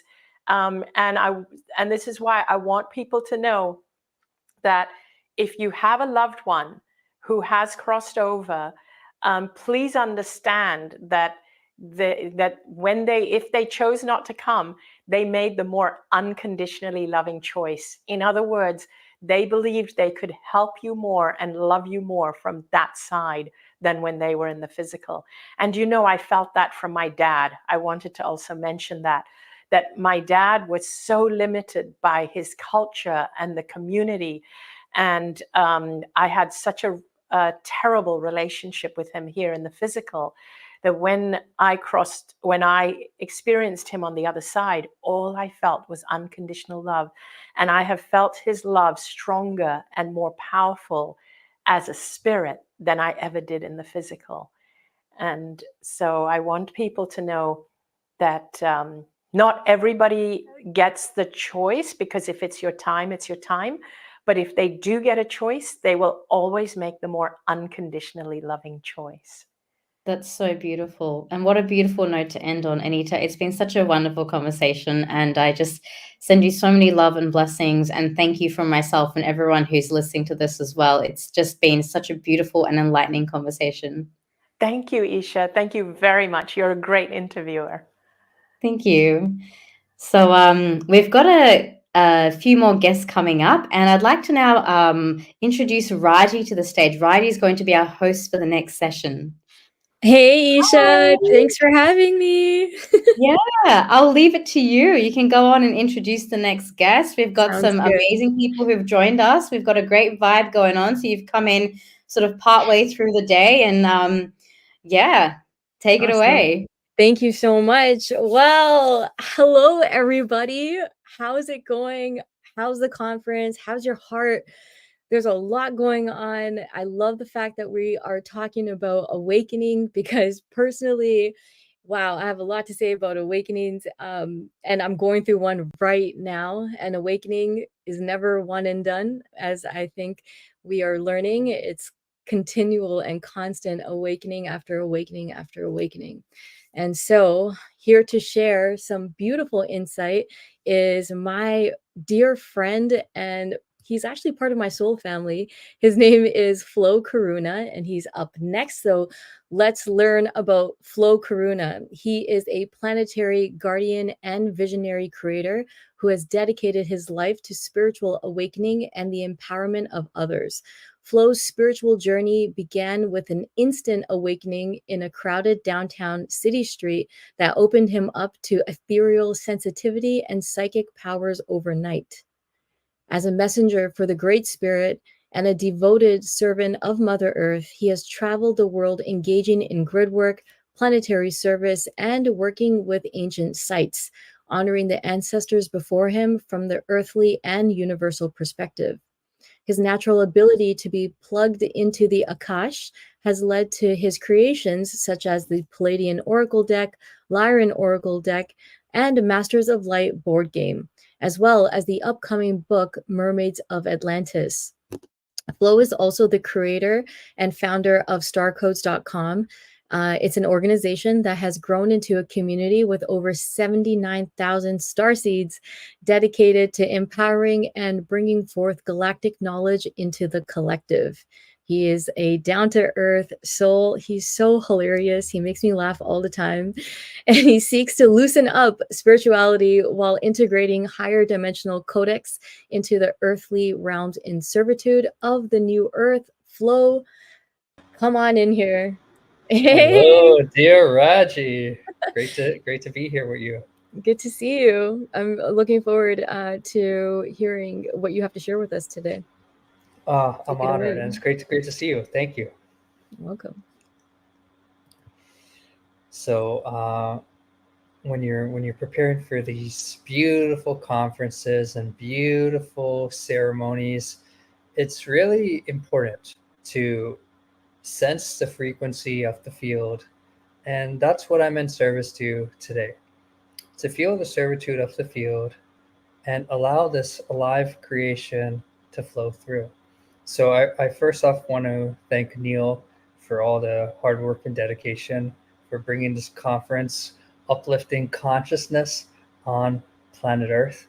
I've been living with Brother Neil over the last week or plus, and I see all the dedication, hard work. So I just want to honor you and honor Portal to Ascension. And I want to also honor our last speaker, Anita, for I was really receiving her codes and her journey. And it really, I felt it tingling through my body. And finally, I just want to thank each and every one of you for coming here. Because we live in a world where it's so easy to get caught up in the mainstream narrative. And any individual that is here has a high degree of bravery, a high degree of courage. And this courage we're referring to is not simply from the physical, it's a courage of the soul. Each and every one of you has entered this earth school. And in this earth school, it's easy to get amnesia with so many institutions, entertainment, the culture in general, seeking to like kind of turn it off. And in the midst of all that resistance, something new has emerged. And what has emerged is it's within our hearts, it's within our souls. So the doorway to this new planetary consciousness always starts with this inner connection. And let's just begin today by acknowledging this inner field, this inner temple, and this inner field of consciousness that is connected to the all. And you know, this universe, this life is very paradoxical, and it's very interesting how this connection to our internal world somehow connects us deeper to the external world. And these are the wisdom and teachings of all the awakened beings since we've been here, who have gone into themselves, who have connected with this alive intelligence and universe within and bridged it outwards. So I'm just going to invite you, as we start this messaging, to stay connected to your internal world and feel any emotions, frequencies, downloads while this transmission occurs. So I want to thank each and every one of you, and I want to really connect to the place you come from of the higher self. The higher self is a database of Akashic records, is a database of soul knowledge, is a database of connecting to the collective consciousness of the universe. And when we track these ancient masters, these ancient awakened beings who have shined a light in a dark epoch for humankind, it is their ability to plug into that totality of the soul that has kept them sane in an often insane world. And we want you all to recognize that the name of this game on planet Earth is to make you think you're doing the opposite. This culture, this society can judge you, can try to put you into a limited box and shrink your infiniteness. But in actuality, by you having the bravery and courage to follow your heart, to follow your truth, you tap away from that finite reality that they try to put you in, and you access the entire field of creation. And as Anita spoke in her last talk, this is who we truly are. This is the essence of who we are. And this is where our species is headed. We, as we enter new dimensional fields, our cities or soul gifts are coming online. And what exactly are these cities and soul gifts? And how do we make that practical in our lives? So, firstly, as we begin to enter a new planetary consciousness, our intelligence begins to become aware of the energy field around us, the various energy bodies that enwrap us in our multi-dimensional construct. And one of these bodies in particular that is surrounding your physical apparatus right now is a sort of doorway to receive the ancient Akashic field and to receive the collective soul knowledge that is all around you. We, in essence, are going from the physical to the subtle. But what makes this process very differently for this moment in time is that the physical body is coming for the journey. So, as everything is paradoxical, our gateway to the energy world starts with our honoring of our physical temple. Close your eyes, dear family, for experience is the mother of all wisdom. Close your eyes and take a deep inhale. Feel the precious prana entering your temple. Exhale, let go. Inhale, taking another deep inhale. Allow your belly to expand. And exhale, letting go, relaxing. Beginning to consciously relax your shoulders, your arms. Beginning to consciously relax your chest and your stomach. Relaxing your hips.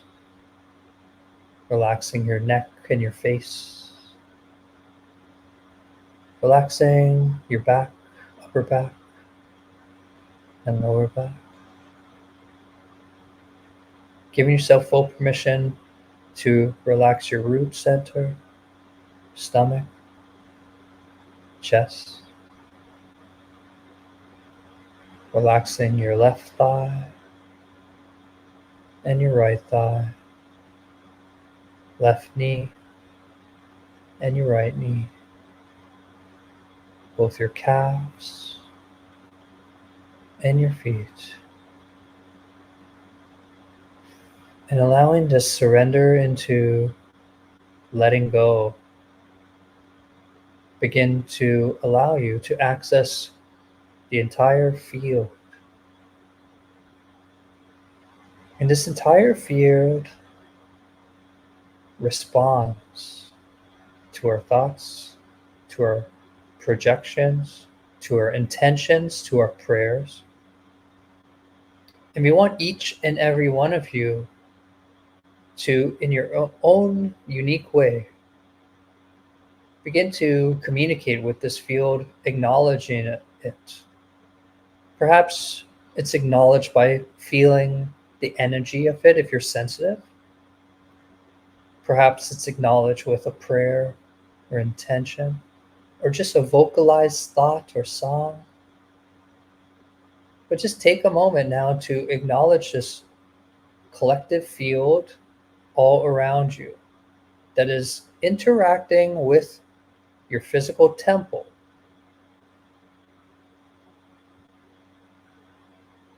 That there is energy circling all around you that is charging your physical vehicle.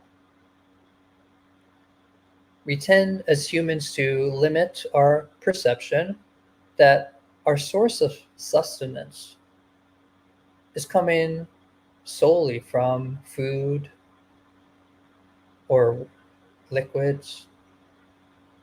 But in actuality, there's a lot more sustenance accessible. And when we as humans decide to open up to this greater sustenance from this energy field all around us, we begin to access beyond the limitations of the human DNA and genome. We begin to access a sort of energy vibratory frequency that can transcend the limitations that we have imposed on ourselves in the last cycle. This is the field of the miraculous right around you, and it wants to serve you. The universe has been designed to serve you. We as humans, if we're not fully connected to the intelligence of our soul, some of us might fall into a victim consciousness, thinking this earth school is out for us. When in actuality, there is a high level of intelligence where it's granting you the experiences, the relationships, and the activations that some higher aspect of you has requested. We gain our empowerment when we begin not just to feel our human vessel and our mind and our life experience, but open via this alive field to the intelligence of our greater self. And as this alive field all around you is multi-dimensional current, which is why the spirit world can come through, which is why the quantum field can communicate through this alive intelligence, which is why ancestors can speak to you who maybe don't quote unquote exist in this physical earth space. It tells us that all of creation has access to this infinite consciousness. And this is what we want you to plug yourself in. We want to plug your energy centers into this infinite consciousness. We want you to plug your heart. We want you to plug all that you are into this God source field. And this is the way we have been designed as a species. Perhaps we have lost it in the dimensional declines, but now we are reawakening, re-emerging. This conference is living proof if you have doubts. We are re-emerging into a new collective consciousness where we can have compassion for our brothers and sisters, where we can have empathy for ourselves, where we can realize we are not limited to a path. We are actually infinite in what is presented. And the first thing we want to communicate to you all is, if you feel you are limited in choice, you are not operating from your higher consciousness. Just think about this reality you are in right now. Feel your hands, feel the genius of this existence. This genius that created blue skies, this genius that created a perfect environment for you to thrive, and you believe you have limited options. The new human is re-emerging into this infinite consciousness. And this is what we present to every individual hearing these words, hearing these transmissions, that you can go beyond the molds and open up into the soul. The soul, connected with the human, has an infinite highway where it can choose its bliss, choose its passions. However, we find humanity tends to dial down that perception of infiniteness with the energy of fear that makes them constrict themselves to limited paths. And this is why your physical temple, coming back to the great paradox, this is why your physical temple is so important to navigating this reality. For if the fear is constricting your nervous system, it blocks the soul energy from entering your body, reversing aging, and granting you the more illuminated consciousness to see all as open. So our journey as humans begins with this body. Feel your temple and sense any parts of you where there is tightness. Feel any parts of you where there is restriction. And if your eyes are still closed, let's begin by taking a deep inhale to that part of the body and exhaling and releasing with your intention. There's many things to talk about today, but what really came down is we need a moment to return to ourselves and engage in self-love and self-kindness. Because many of us are seeking these openings where the key to our opening exists in every step, every movement we flow in this reality. Can you not see that creator, source, whatever you wish to call it, God, the universe, irrelevant the name, this God, source, intelligence bestowed us access to this multi-dimensional vehicle that can upgrade at will and can downgrade at will, depending on your intentions, depending on your choices. Now, in order for us to fully gain the freedom in this vehicle, all of us had to undergo a clearing of our ancestral genetical lines.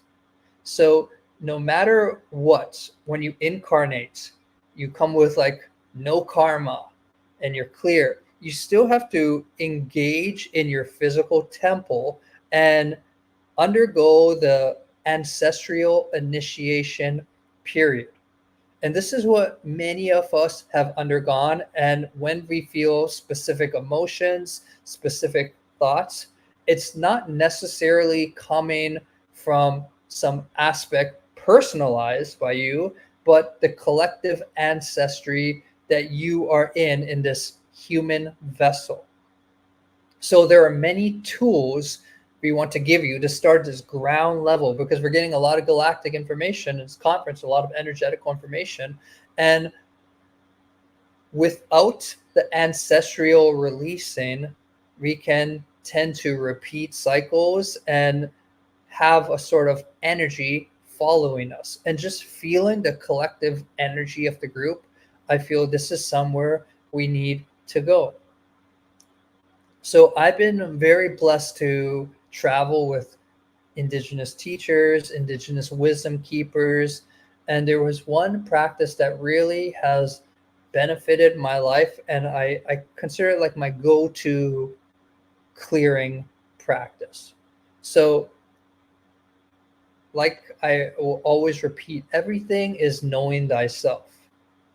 You have to really understand your physical vessel. You have to understand where energy is coming from. And the more that you pay attention, the more you could track where things are coming from. And oftentimes, a lot of the energy is coming from our ancestral codex. So one of the tools that one of my indigenous teachers, Grandma Karuna, who's now in the west coast of Canada, and she carries like the Finnish reindeer shamanic medicine, she would tell me that one's consciousness in this alive intelligence can also travel back in time, can also travel future. And she bestowed me this healing modality, which many people might be aware of. It's called 7-generational clearing. So every time I'm in this existence of life and I feel like something's off and my higher self and my intelligence tells me it's connected with my ancestors, I do this 7-generational clearing. And what it entails is to enter a sort of meditative space. And actually, we're going to do this practice today, but I'm going to explain it first. It involves entering a meditative space. And I just got to be clear, because sometimes we got to be real. If you don't have any meditation practice, it's going to be very challenging to do anything, right? And meditation doesn't just come from that rigidness. It could come from a meditation in spending time in Mother Earth. It could come from a meditation of dancing. It's not necessarily limited to just sitting like a Buddha, but there should be some aspect in your human existence where you could like dial in to a meditative state. So when you enter your meditative state, you set the intention to begin to track your ancestors. So you feel your mother's line, and I'm a being of energy, so I feel energy package. Sometimes I see visions, and I begin to go back consciously until I track the ancestor where there's trauma, and I go beyond that ancestor of trauma to my healed ancestor. I connect to the healed ancestor's current, lock into the frequency, and send it forward to all the ancestors ahead into my present day self, 7 generations into the future. And this is what we've all been engaging as a collective right now, whether we realize it or not. You know, we talk to all these sensitive souls, sensitive beings, and there's a great deal of work needed to keep your field clear. And I thought, you know, there's so much stuff we could talk about today, but I really want to just bestow this meditation and give you a tool on the path so you have a means to release your ancestors and free them. So we couldn't do any music today, so we're going to do this more in a meditative state without music and give you the gift of experience. So I'm going to show you how I do it, and we're going to do it together. So I invite you all to close your eyes once again. They're not already closed. Let's take a deep inhale. The breath can steady the mind. Exhale. So if your mind is hyperactive, there is like a hack. So if you can place your awareness on the back of your skull, the back of your brain, sorry for lack of scientific terms, the back of your brain, if you just place your attention there, you'll find that the thoughts slow down naturally. We tend to put a lot of focus into the front aspect of our mind. And little did we know, if we just simply focus on the back, our thoughts can slow. So the intention of this practice is always to connect with our ancestors. And we're going to ask that this field, with all of us in sacred council, be surrounded by our spirit animals, our benevolent teachers and guides. And this is what you can do in your own space. It's always very important for us to call in our team. At least I find that's very beneficial, because our team is like our family in the invisible realms. And they just assist with us accessing the invisible. So inviting you all in your, either speaking out loud or internally, to call in your team. Call in your angels, call in your guides, call in anyone dear to you. We're asking that all these beings who are being called down enter the space of this benevolent council to assist us in accessing our ancestors. And as this field is open, we're going to invite you to use your intention to just connect to your ancestry, your mother and father line,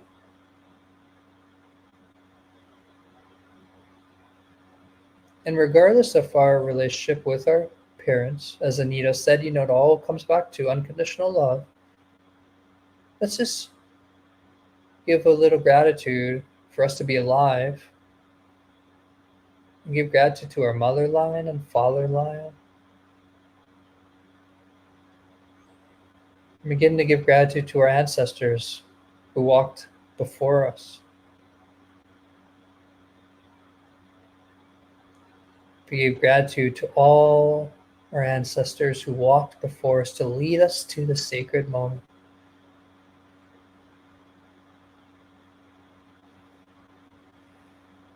And as you feel that, there's not a specific thing we're clearing today, so I'm just going to bridge us to our ancestors in general. And you can do this on your own time for a particular issue. But if you have something that's, in your field, the first thing you can do is begin to enter your mother.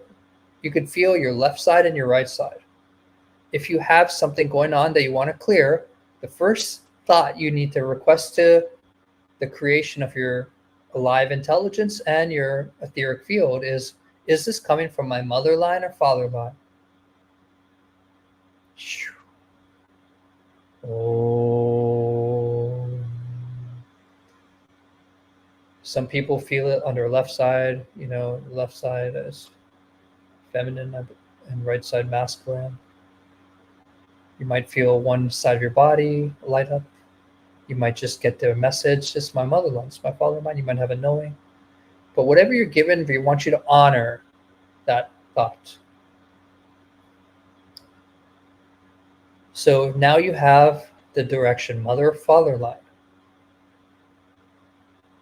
The next step is to begin tracing your ancestors from that side of your being. Again, if it's a mother line, connect with your mother, connect with your grandmother or father, grandfather, and ask to be guided to the source of where this clearing might exist in the quantum field.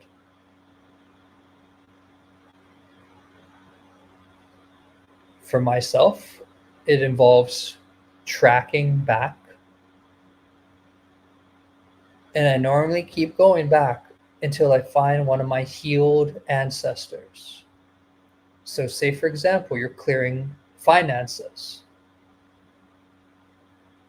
You could track back, you could feel the emotions of each ancestor, and you don't need to linger in the unhealed ones, but you keep going back until you access one ancestor that is healed on that topic. So I'm going to invite you all now to go 2 generations back, 3 generations back, 4 generations back, 5 generations back. And if you are working with an issue and you do find that healed ancestor, just stay on that individual. But we just want to train you all to sensitivity. So we're just going to explore by going 6 generations back, 7 generations back. And as these 7 generations of ancestors are open behind you, we're going to ask for the light of your higher self to begin to beam down via your physical temple the energy of awakened consciousness. We're asking for the light of your higher self and soul awareness to beam down the sacred light codes into your physical vessel via your genes, DNA, and begin to send this energy back to all your ancestors, feeling light frequency waves going backwards to all of these ancestors that we have called forth. Om Anata, Om Nayanata, Om Nata Mata, clearing any limitations, blocks, clearings from these 7 generations of ancestors,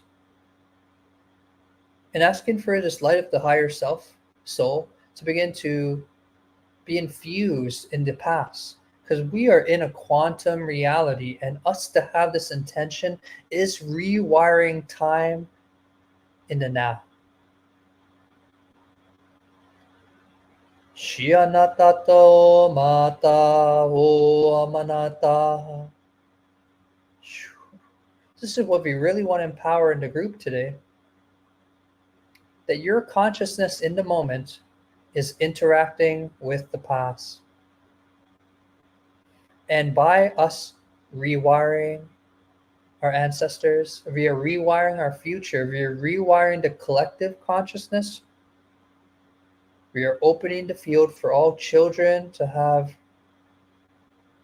a clear path. And the dimensional changes are naturally doing this. However, this is a long cycle. And just like spring doesn't appear right on March 21st,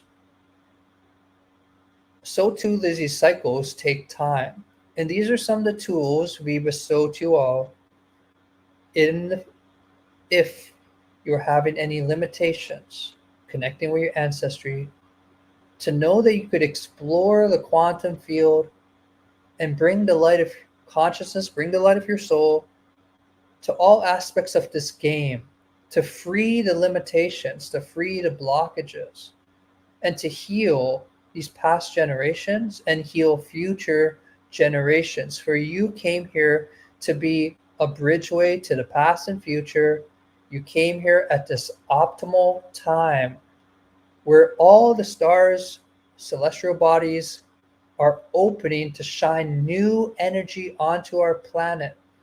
And we, as the human council, starseeds, receive these sacred gifts and use them to serve our lives and serve all sentient beings. Breathing that in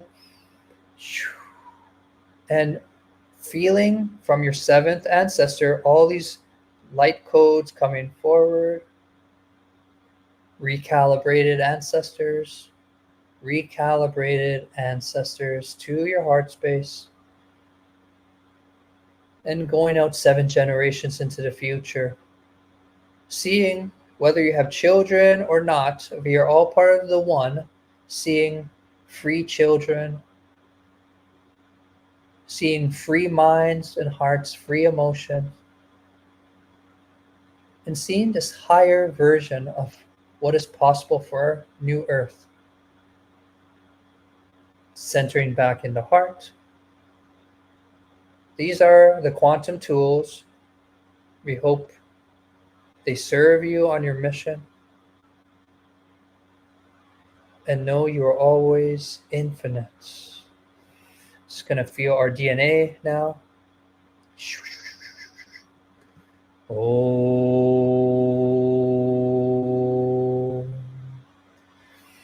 And begin to just tap our body, like patting our body, because these are anchoring the codes into our physical temple.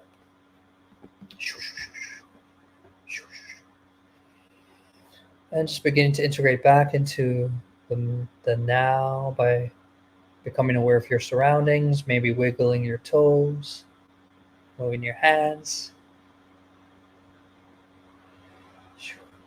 And, you know, I decided last minute to offer this because I saw some people in the chat on YouTube, you know, talking about they want new jobs or they want a new life path. And I just want you to know, to everyone listening, if that is you, you're in like a stuck situation, there is a lot of freedom working with your energy field, and there's a lot of freedom working with the quantum field. And this is the new way, freedom. I love you all. I think my time is done, so I'm gonna keep it short.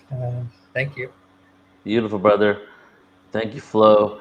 And for everybody out there, Flo brings in many different energies. We've done multiple conferences together. You probably heard Arcturians, Pleiadians, Lyrans, Dragons. We're doing another Dragons conference. But Flo is a conduit for multiple entities and energies, I would say, including the Yeshua frequency, right? And Yes. I wanted you to talk about, just real quick for a couple minutes, Flo has a course coming up. What is it? Dolphins, whales, mermaids, Yes. right? Thank you Tell us about the for course. asking. So yeah, we are doing a 6-week oceanic mystery school, and it is a doorway into Lemuria, Sirius, the mysteries of the oceans, working with the dolphins and whales, and truly understanding our humanity origins to the ocean, where we all came from. And this is a 6-week course starting October 24th with our co-guest teacher Mahalia Mermaid. And it culminates, and this is optional, you can take the course, it culminates with a wild dolphin retreat in Puerto Vallarta, Mexico, where we go with marine biologists. They know where the dolphins journey in the waters, and we swim with wild dolphins December 1st to the 4th. And swimming with wild dolphins is an incredibly transformative experience. It rewires your cells, and would love for you all to join us. I'll post a link down there, but actually I'll share it. star-codes.com/ocean. Once again, star-codes.com/ocean. And you're welcome to do the 6-week course or do the retreat or come for both. But I would love to have you all join us. And thank you, Neil, for asking. For sure, brother. Love you, Flo. Love you, brother. Thank you so much. All right, talk soon. Beautiful, everybody. Let's just take a moment here, and I see some comments coming in. I would love for you just to go ahead and say some hi in the chat. How are you feeling? How's the day been for you so far? Any words that are coming to you? And we're going to continue here. I have Jehan Sattaur that I'm introducing in just a second, but a quick update on the schedule for today. So the flow, again, 11daysofawakening.com. If you're on YouTube or on any other platform, you can go to 11daysofawakening.com and you can check out the schedule there. And you can sign up and also join us in the live webinar room. So we're on day 3. Still have 8 full days to go, guys. 8 full days to go. And so today there's a schedule shift. So we do have Sarah Brexman Cosme coming on after Jehan. Then we have Debra Giusti, and then we have music with Michael De Maria.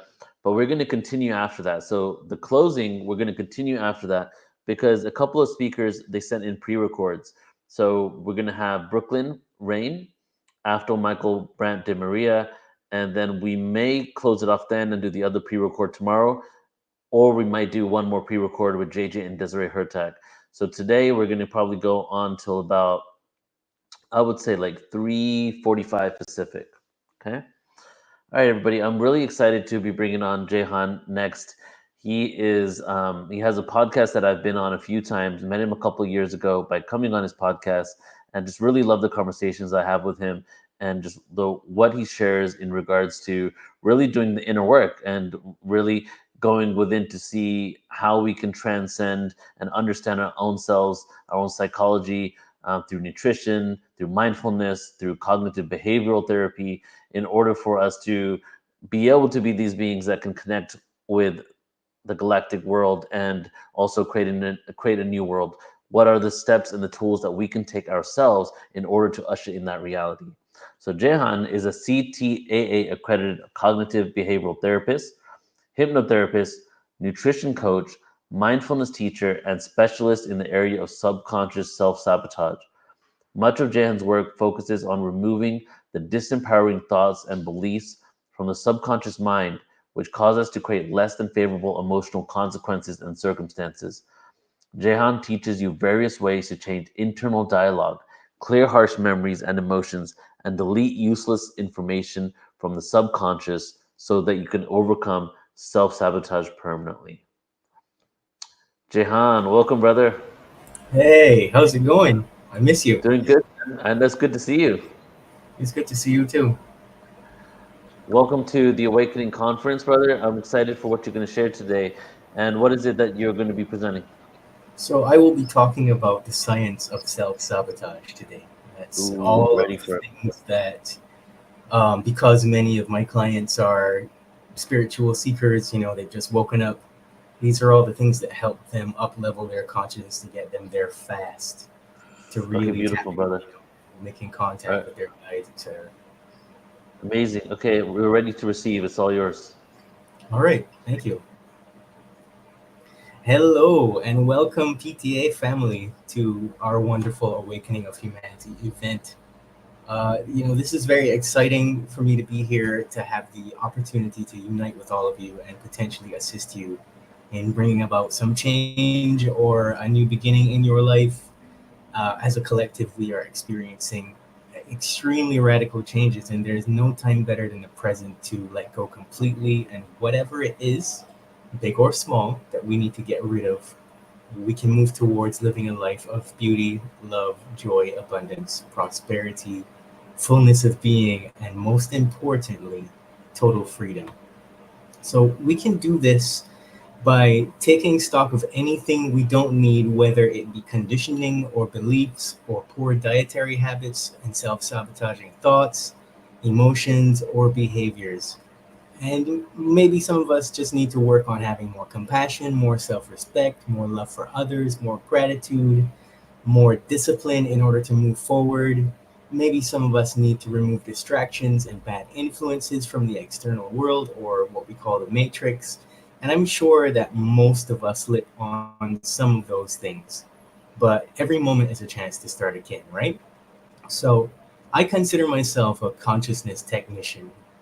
Every day in my position as a self-sabotage specialist, a meditation teacher, an avid listener, I work one-on-one with some of the brightest and most spiritually gifted and intelligent individuals, which in turn grows my soul exponentially. So as I learn more about how to become better myself, I gather even more inspiration to overcome and stand in my own power. And this fuels my desire to be connected to the source of all that is, and to embrace my unique superpowers and share my gifts for the benefit of the collective. So as I'm speaking today, I would love for you to keep in mind a simple idea. What would it be like to move through life with an open heart, fully aware of the present moment, knowing that we don't have all the answers, but we have the capacity to become aware of new ideas, new beliefs, new habits, that we can build on every single day. And what would it be like to move forward without fear, to flow with ease and joy, to feel alive in your everyday life without having to stop growing and receiving new blessings because of small obstacles, because of anger, rejection, resentment, regret, or any other lower emotion.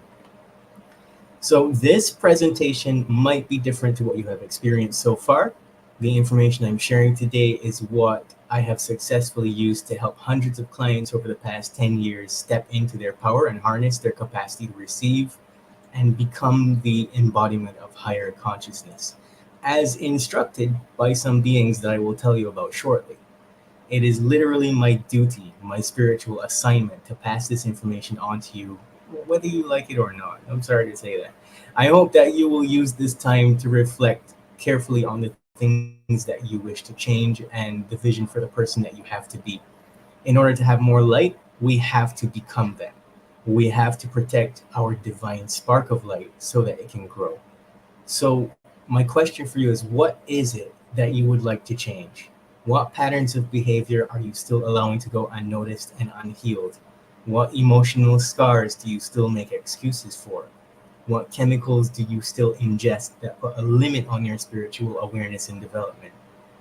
What substances do you still use that are secretly destroying your body, putting a limit on your ability to tune into higher level streams of consciousness, and are pushing your soul out?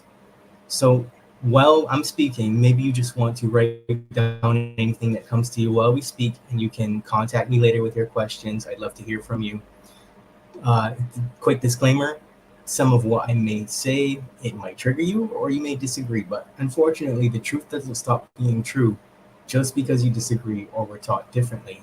It's my job to break paradigms. Okay, so let's begin. This is the science of self-sabotage. So I'm just going to click on this present button and see if it'll let me share my screen. Yes, it will.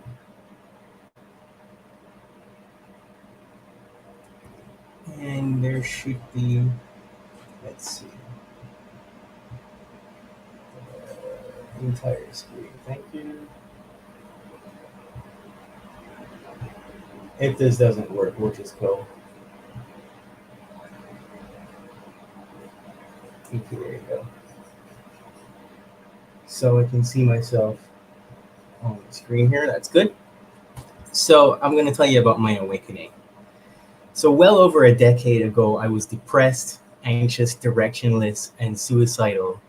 And I tried to take my own life on 3 occasions, just to keep that part of the story very short. On the 3rd attempt, I experienced a near-death experience, but it wasn't the voice of God telling me, you have to go back, or it wasn't like beings showing me the destruction of humanity. Instead, in my opinion, it was very unique. It was peaceful. It was the most peace I had ever felt in my entire life. And it took me to a murky place that seemed familiar, but I didn't know anything about. And I was met by these 2 beings, one on the left side of me and one on the right side of me. And I felt like I knew them and I recognized them from many of my childhood dreams.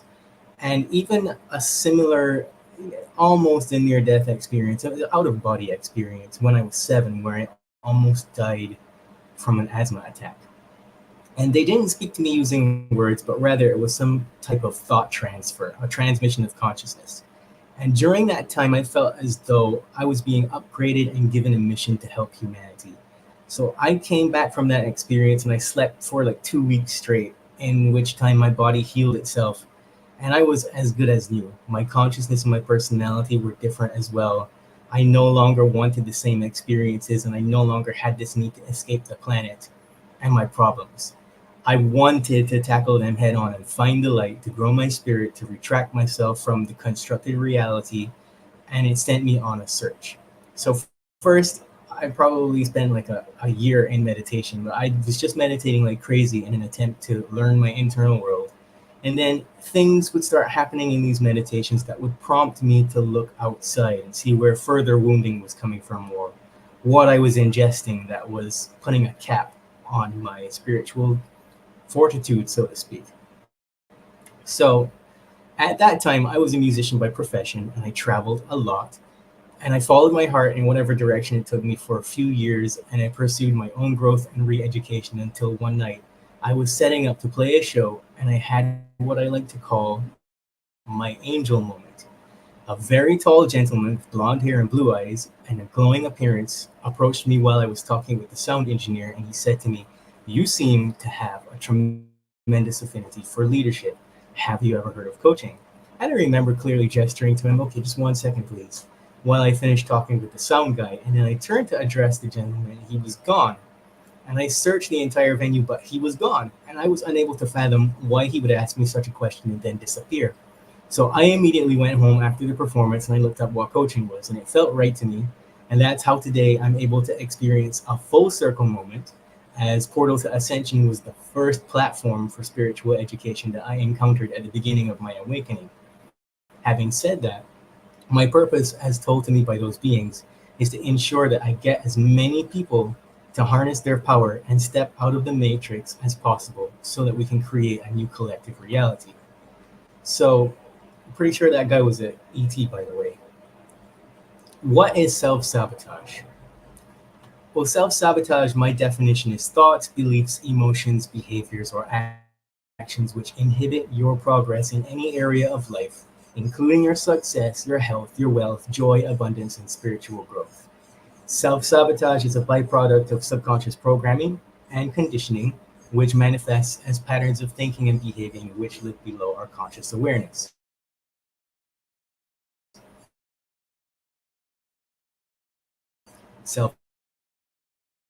Self-sabotage has a certain set of results, which are procrastination, avoidance of intellectual maturity, spiritual bankruptcy, poor relationships, victimhood, or poor health. It is more physically, emotionally, and spiritually taxing to maintain and operate from self-sabotaging beliefs than it is to change and become free. And yet, many people will continue to undermine themselves every chance they get. And perhaps that's one of the greatest manifestations of fear which exists on this planet at the moment. Fear of change, fear of the unknown. Holding on to things we know do not serve us, make us sick, unfit, unable to think clearly, and unable to connect deeply with the divine. We define our limits with every decision that we make. Remember that. So by this point, all the research concludes that the conscious mind is creative and is responsible for free will, and yet only 1% to 5% of our daily actions are coming from conscious awareness. The rest comes from subconscious automatic processes. So this means that 95% to 99% of your daily thoughts, actions, emotions, behaviors are coming from your subconscious information. And if you have negative programs and are subjected to maladaptive environmental conditioning, then for the majority of your day, you are self-sabotaging. So don't worry about it. I mean, everyone self-sabotages, right? The subconscious mind is like a hard drive that stores information in the form of programs. And these programs are triggered by any stress on the limbic system.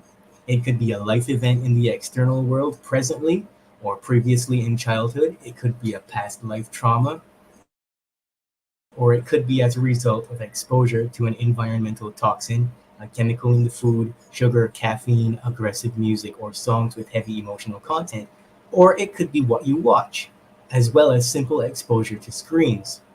Each person has their own unique triggers and stressors.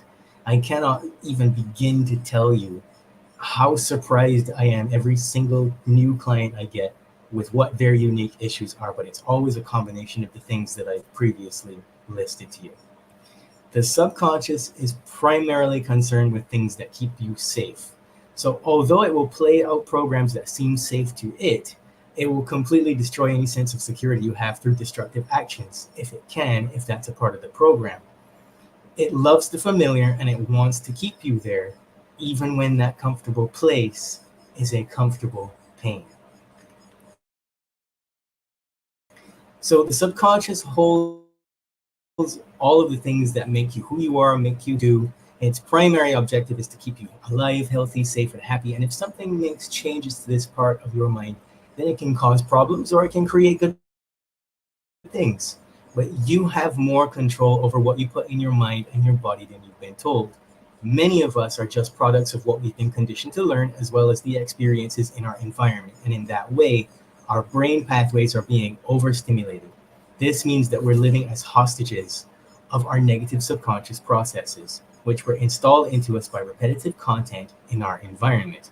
We've been conditioned to accept destructive habits and activities as fun and normal, even though they're really bad for us and systematically weaken us and steal our health, energy, and vitality, and thinking capacity as well. The worst things for us are all designed to be fun on purpose and are even sold as healthy by fabricated scientific research studies because the goal is to lower our rate of vibration as much as possible. So now I'm going to talk about the limbic system and its pathways. I mainly see behavior as emotional responses. The limbic system has three pathways that send and receive information that is put into some kind of emotion, and it's usually negative.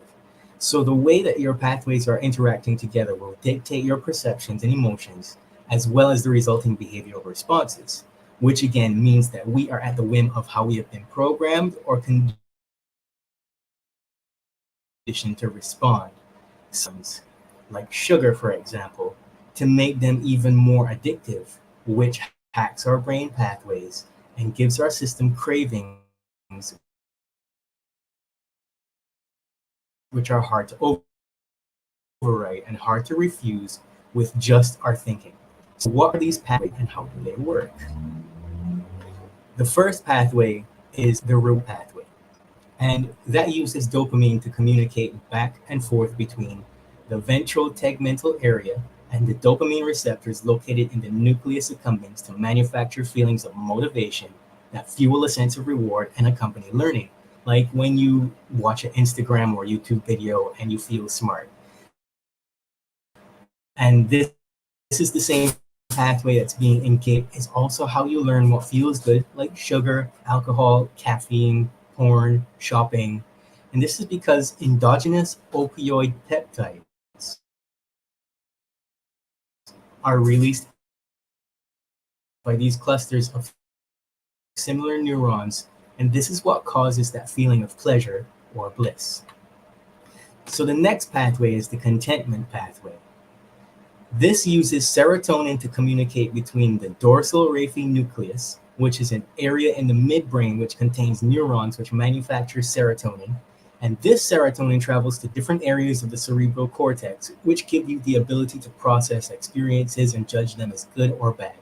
How serotonin acts through this process in the various parts of your brain gives a different cognitive outcome depending on the clusters of neurons that you uniquely have built throughout your life. So the next pathway is the stress-fear memory pathway, and it's made of 4 areas: the amygdala, or the stress-fear center, which then communicates with the hypothalamus, the sympathetic nervous system, to get ready to go into fight or flight, and it tells the vagus nerve to stop working because you need to prepare for an emergency. So the hippocampus, which is your memory center,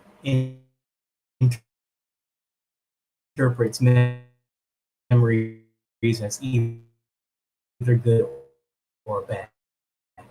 And pain from the last. The prefrontal cortex is the part of the brain which is supposed to put a limit on behaviors that put you in danger. It is also responsible for executive function and makes you generate willpower to create healthy goals and stick to them. And so these 4 areas work together to keep your behavior functioning well for you. These 3 pathways have been found to generate all human emotions, and behind every behavior is a reward. So we must focus on these pathways to understand why we execute behaviors that cause self-sabotage. Self-sabotage is like addiction to self-harm.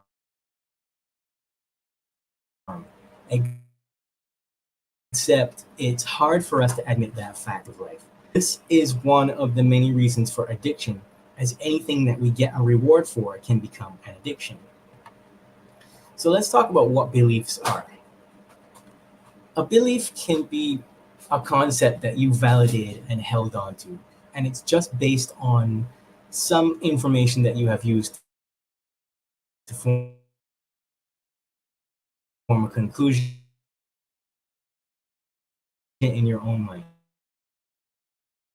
And most of this information here is, how can you really know that what you believe is 100%? You actually can't. And it's important to learn how to never become tied to any one belief. Everything is subject to change once more information is presented. And if you have to argue or deny new information, then there is some reward in the form of a limitation, which is keeping you stuck in these concepts. As I'm unpacking them, is what will help you to grow your discernment. You will begin to feel that vibration, that frequency of truth. So I work with 4 main levels of belief in my clients. And the first level is the things that we're taught in childhood. It's new meanings that we assign to things in our teenage years and as adults, and it's all the societal conditioning. And these are stored in the prefrontal cortex. Trauma from the media is also stored in the prefrontal cortex, and it's stored in the hippocampus. And it's kind of like memories.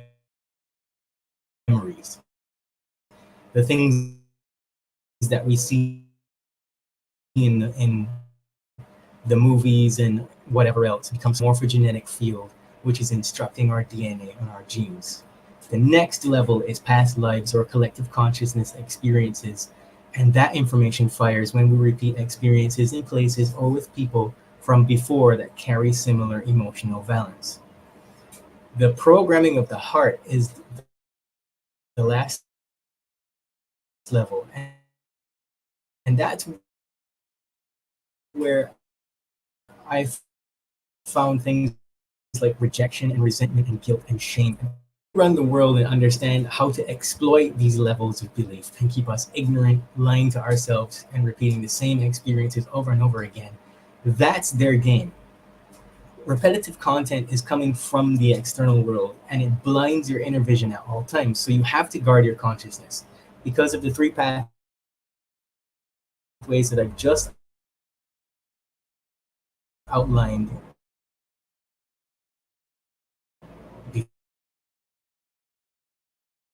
before. And there's no such thing that will serve to educate you and force you to challenge your beliefs and grow your consciousness. But as for watching reruns of Baywatch, maybe not so much, right? Everything you witness is relevant to future experiences of life and how you create or relate, as the subconscious can only create or respond to present stimulus using information it has witnessed before. It is completely and totally direct input into your subconscious mind, and your limbic system will use any information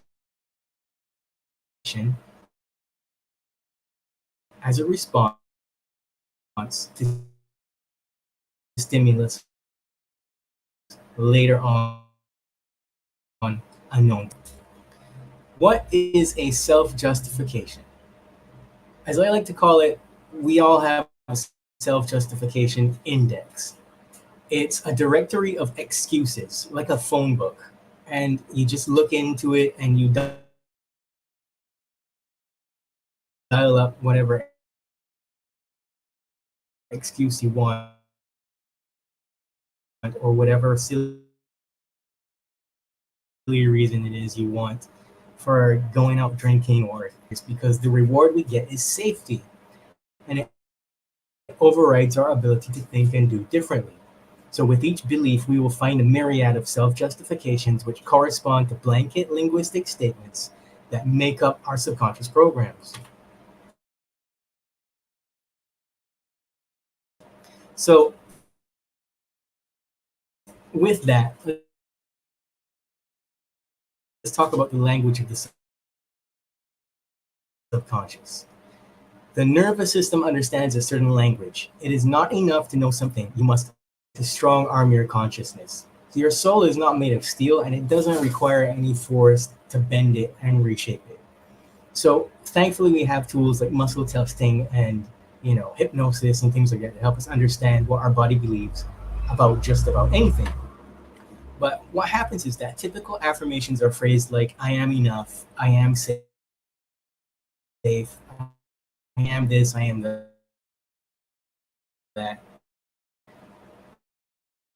I deeply love and accept myself, but these target the content to the reverse subconscious information.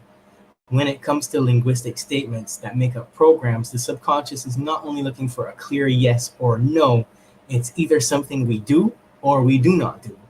It's like Yoda, do or do not. There is no try. And there is no middle ground for the subconscious. Therefore, your programs, I am safe, like to be safe or to be enough or whatever programming statement you want to change. Examples include, I understand what it feels like to be accepted. I understand what it feels like to be worthy of God's love. I understand what it feels like to live without resentment. And in case you didn't know, when you watch anything on a screen, the prefrontal cortex deactivates, allowing information to become direct input into other areas of the brain. And I just described that process with the stress fear memory pathway. So you cannot reject information even when you disagree with it. The limbic system is a recording device. The hippocampus is like you are the person in the screen. And this is one of the most popular ways of programming that we receive. The subconscious will then organize the recorded experience into statements, much like what we have just discussed. Screens serve as biological weapons to implant people, but the reason that they self-sabotage is because their favorite movie characters did what they can't seem to stop doing. So childhood programming is the most obvious category, even though, as I said earlier, it isn't the only thing people struggle with. We also have to learn the difference between a trauma and a struggle, as well as understand that any information in the subconscious can be changed once we desire to find it and change it. You're never a victim of circumstance, unless you want to be, of course. If that's your thing, have at it, right? Rejection, resentment, grudges, regret, loneliness, fear of success, fear of failure, all those work together in the same group of programming. Because circumstances have changed, your learning and growing has changed. The strategies you formulated since childhood have been forced to change because they stopped working for you and you onboarded new ways of responding and solving issues. Many people simply do not understand what it feels like to have self-compassion. Many have dysregulated nervous system, or way how you coped with something in a past life can also change in this present lifetime, and you wouldn't even be aware of it. People cling to beliefs because they feel comfortable, even when those beliefs are detrimental to growth and development, maturity, strength of character, wealth, health, and joy. Many will carry for a lifetime belief statements like, I am a victim, I am molested, I am broken, I am abused, closer to God, and yet suffering is not a requirement for change when you're fully in charge by way of your conscious awareness. So let's talk about permission-giving beliefs, because this is a big one for I guess a lot of people at any stage of the journey have seen it. And I mean, I'm not perfect either. Let me just say that. New things happen, or I still come across becoming aware of it and understanding that you don't have to make that choice. You can make a better choice. You always have the superpower of choice. So, permission giving beliefs is a particular category of belief that I encounter very often with self sabotage clients. And it sounds exactly the same as addictive thinking. So, these permission giving beliefs are just as insidious as the automatic attraction to have another cup of coffee, another cookie, another drink, or to binge watch YouTube or Netflix. I don't understand how to process unpleasant feelings. You caught that? Because that's powerful. In a different language, it could be I cannot tolerate unpleasant feelings. But all humans have a basic genetic impulse. It's this tendency to avoid. And there's a reason why rats are used in scientific studies, because humans are rats. I am needy and weak. And that idea set is usually sugar or alcohol or marijuana use, or worse, hard drugs, crack, cocaine, amphetamines, etc. And these beliefs are activated by anxiety or some kind of fear. So it isn't hurting anyone, so what's the problem? People use that to give themselves permission to numb themselves or indulge in something bad. Many people with this belief tend to think of themselves as rebels or non-conformists. Um, they're really just seeking to neglect the obligations and responsibilities of being a functional. It must not be a problem. It gives a false sense of omnipotence. They think that because their life hasn't fallen apart completely, that they're doing fine, and that the mere fact that they're still alive is enough proof to continue. And I tend to call that the hangover type of thinking, because that's how it is. Anybody that's had a hangover, they say, I'm never drinking again. But then they do it again because they feel like, okay, well, because I'm fine, it means that really true. I can't tolerate. Everyone can do whatever they want. That's another big one. If I feel like doing something, I'm free to go ahead and do it. It's my life. That's a big one. These self-sabotagers think that they're special. They think that the world is their playground and they're entitled to do whatever they want when they want, regardless of anyone else's needs and regardless of what is morally, ethically, and spiritually right and true. And that's just not cool, man. So permission-giving beliefs can be any idea or automatic thought which sounds like it's just one ice cream, it's just one coffee, it's just one beer, one chocolate cake. As long as I'm careful, said before, and they've been misled by a common idea. This is where I get my belt out about this. I can drink or use drugs or eat a lot of sugar because my vibration will alchemize it. And I have to say, okay, so spiritual people don't get fat, they don't get sick, they don't get cancer and they don't get heart disease, that is ridiculous.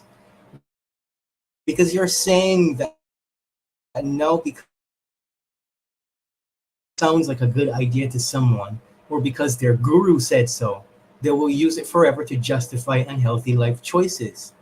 As people who hold influence, we need to be more responsible about what we say around large groups of people, because people can and they will find the gaps in their own destructive thinking, and they will fill those gaps with as much excuses as they can.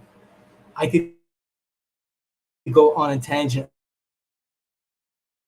about this in this presentation, but I will save that for my next presentation in November. The point is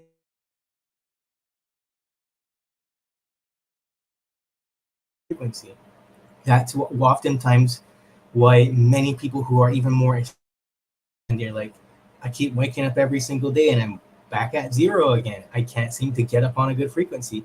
I'm like, well, what are you eating? What are you drinking? What are you doing?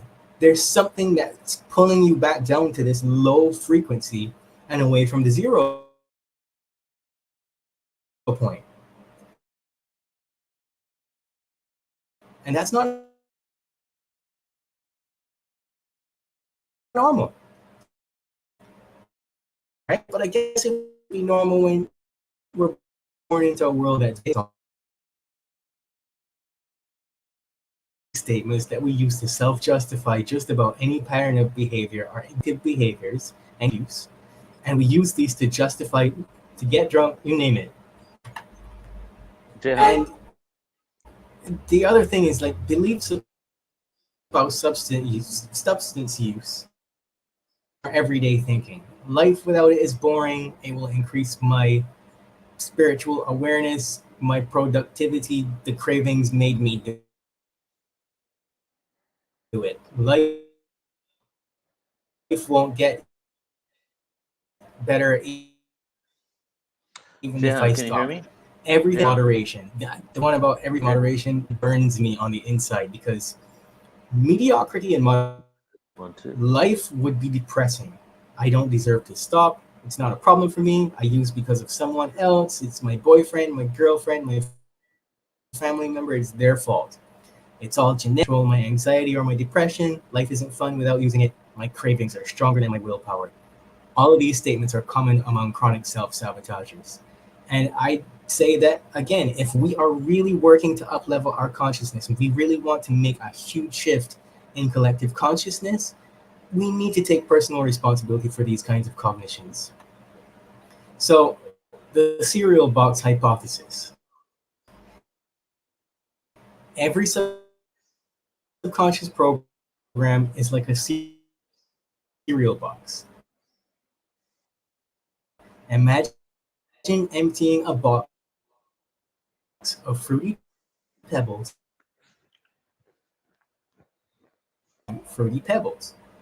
and you are not going to have a thought that is not linked to that program. Every single thought that you have when that program is running is a program. So if you replace that with a program like I'm not enough, then you are going to have every thought possible that is linked to that knocking around in your head. And until you can become aware of it and question it, it's not going to begin to empty itself out. So the good news is that once you delete that program, the thoughts linked to each program will lessen over time and you will not have that program anymore. So back to what I was saying about affirmations is that instead of standing in front of the mirror and clapping your hands and saying, I am enough, or writing it down 25 times in the morning, or something like that, which is incredibly time consuming, it is important to work with someone who can help you to become aware of your belief systems. Because when you work with someone who's skilled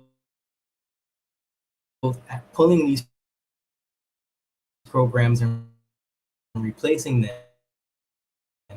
then you will never ever, so that you can really understand how you're going about your day and notice where you begin to have these little reactions and different things. Even sometimes you might think that you are formulating a much better response, but it's still the program playing and it still runs you into trouble, right? You have to be aware of what you consume and determine whether you're just inputting garbage into your mind or not. It is super important to understand that when you take a bite of that sugary, chocolatey deliciousness made with garbage, that you're putting your organs and your limbic system under stress, and it will fire more negative programming, and then you're not even going to realize it until the damage is done, because more of you is led by your subconscious than you want to admit. Now, before I wrap up, I want to talk about caffeine, because why do I highlight it so often? This is well over, so just around maybe, I realized that I couldn't push through to any other levels of consciousness, and I felt like a presence of a guide or something like that would just put its hand on the shoulder, and it was like, you have to stop drinking coffee before you meditate. And so I thought to myself, I don't want to stop doing that. How am I going to survive without my coffee, man? And I just had to be honest with myself, and I fell down the rabbit hole, and I found out that caffeine is actually a poison. And caffeine is documented as one of the chemicals which was used in mind control experiments, due to the fact that it turns off brain activity within 10 minutes of consumption. A cup of coffee goes almost all the way down to zero, which is why for many people consciousness, because now a huge cap on your channelers that altogether streams of consciousness and entities from contacting them. Otherwise, all day long they would have a message for somebody. I mean, that sounds funny, but it's the truth. And caffeine steals energy from tomorrow to function today. If you continue doing that, you will have little to no adrenal function whatsoever. So you're going to be tired and snappy, and you're not going to be able to reach that 0 point.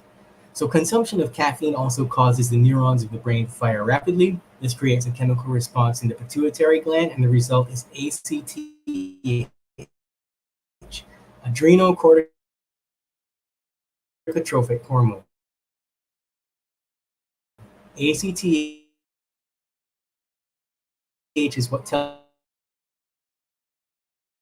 the adrenal glands to produce stress hormone, flight mode. So this means that the daily consumption of caffeine results in a whole lot of us being in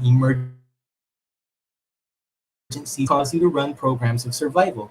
So if you are in fear mode and not love mode, your thinking processes and all of your behavior are getting hijacked by this very powerful force, and you do not have any conscious control over it. And as if having 100,000 thoughts a day wasn't terrible enough, just add caffeine to that in any form, and now your brain's ability to solve problems becomes affected negatively, and everything becomes a tremendous challenge. And caffeine raises your cortisol levels for at least 18 to 20 hours. So by the time you've de-stressed from the cocktail of hormones surging through your body, there's a good chance that you're already onto your next good to the last drop. That's part of waking up: cup of coffee, tea, chocolate, energy drink, or energy bar. Let's take a moment to look at this slide, though.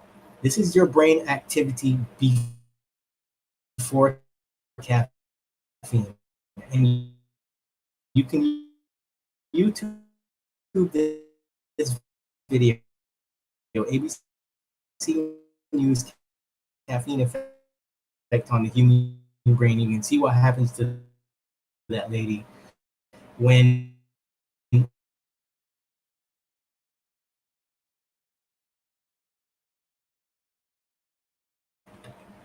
so caffeine destroys mental health. Often the cause behind choosing to caffeinate in the first place, and that's not hard to believe with a coffee shop on every corner. Many people that are locked into a cycle of depression or anxiety or some other medical label are just being used and abused by the system. And they're given diagnoses based on certain. Caffeine isn't just found in coffee, tea, or whatever is the popular energy drink. Caffeine is a hidden ingredient in plenty of foods that we consume. And believe me when I say that there are too many to mention. We also know that caffeine is found in sodas all over the world. It's highly recommended that if you don't drink coffee or tea or soda, tea, that you can those items. People who suffer with anxiety tend to consume more caffeine than the general population, and symptoms of anxiety decreased by 42% after reducing caffeine. And those who removed caffeine altogether got better.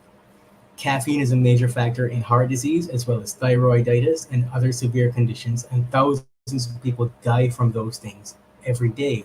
Thousands of people die from caffeine every day, especially with these energy drinks. A lot of teenagers, gym goers and stuff, they have to be rushed to the hospital because they're, having a cardiac event after just having an energy drink. This is what's going on out there. I'm not saying this to make you afraid. I'm saying this so that you can make better choices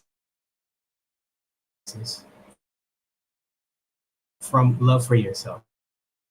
So I usually just make my clients get on a program to stop caffeine if I see that it's a major issue for them, because oftentimes you can tell when a person is by screens. I'll get to that right now.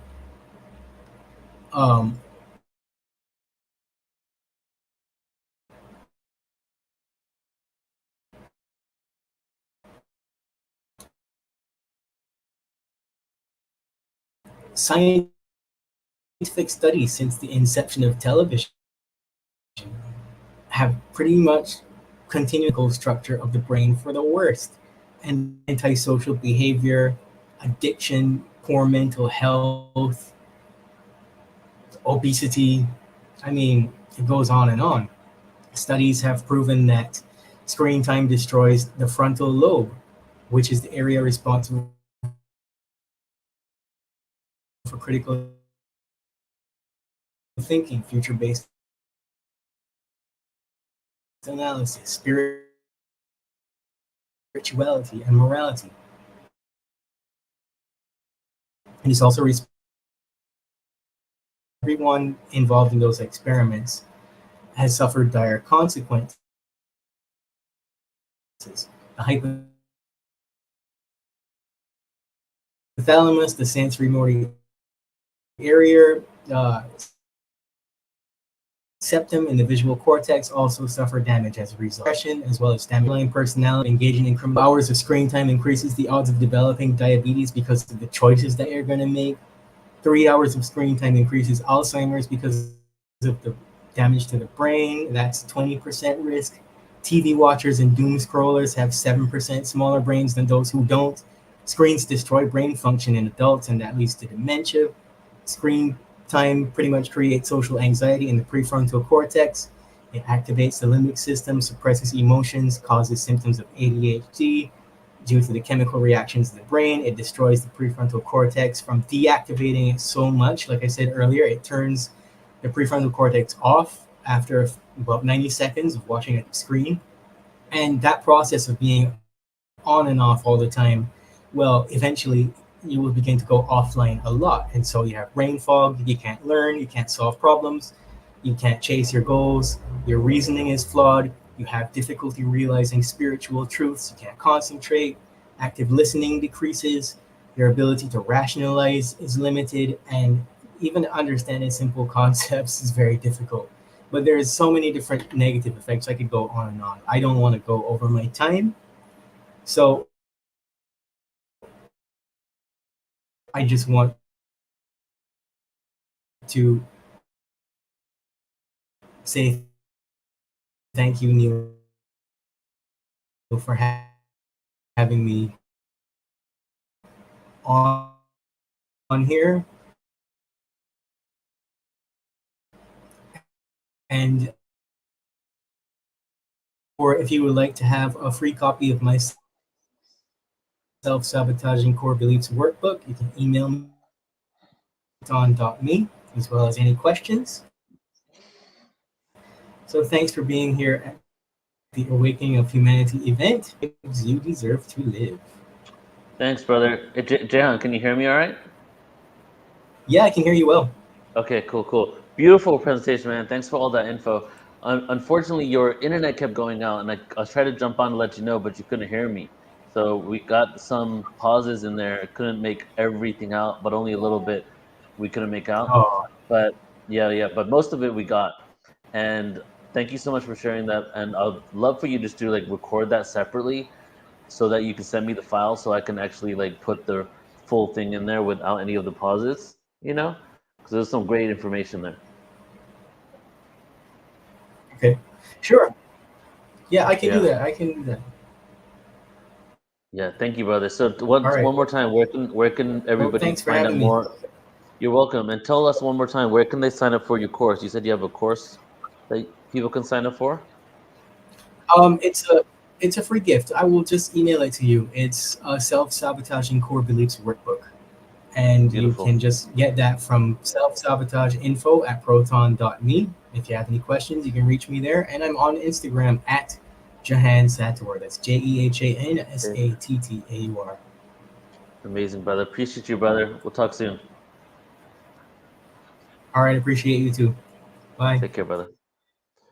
All right, everybody. So moving along, and I put Jehan's Instagram handle there in the chat, so you can check in with him there and check out his course book. I'll send it in the replay. If he sends me the link, then I'll go ahead and put it in the replay email. So let's go ahead and bring Alan on. Hey, Alan. Hey. Yeah, Neil, this has been fantastic. The scope of information is a real study in what's coming to the planet and what we know about the human body. It's an evolution. I mean, it could be a course of study, right? The whole thing. I mean, someone taking in all this information and just... Yeah. Well, as you know, like even you and us, we have so many different topics, and all the topics lead to the same destination, which is the ultimate, I guess, upliftment and empowerment of humanity. So it's fun doing 11 days because we get to explore many different topics and see what resonates with us the most.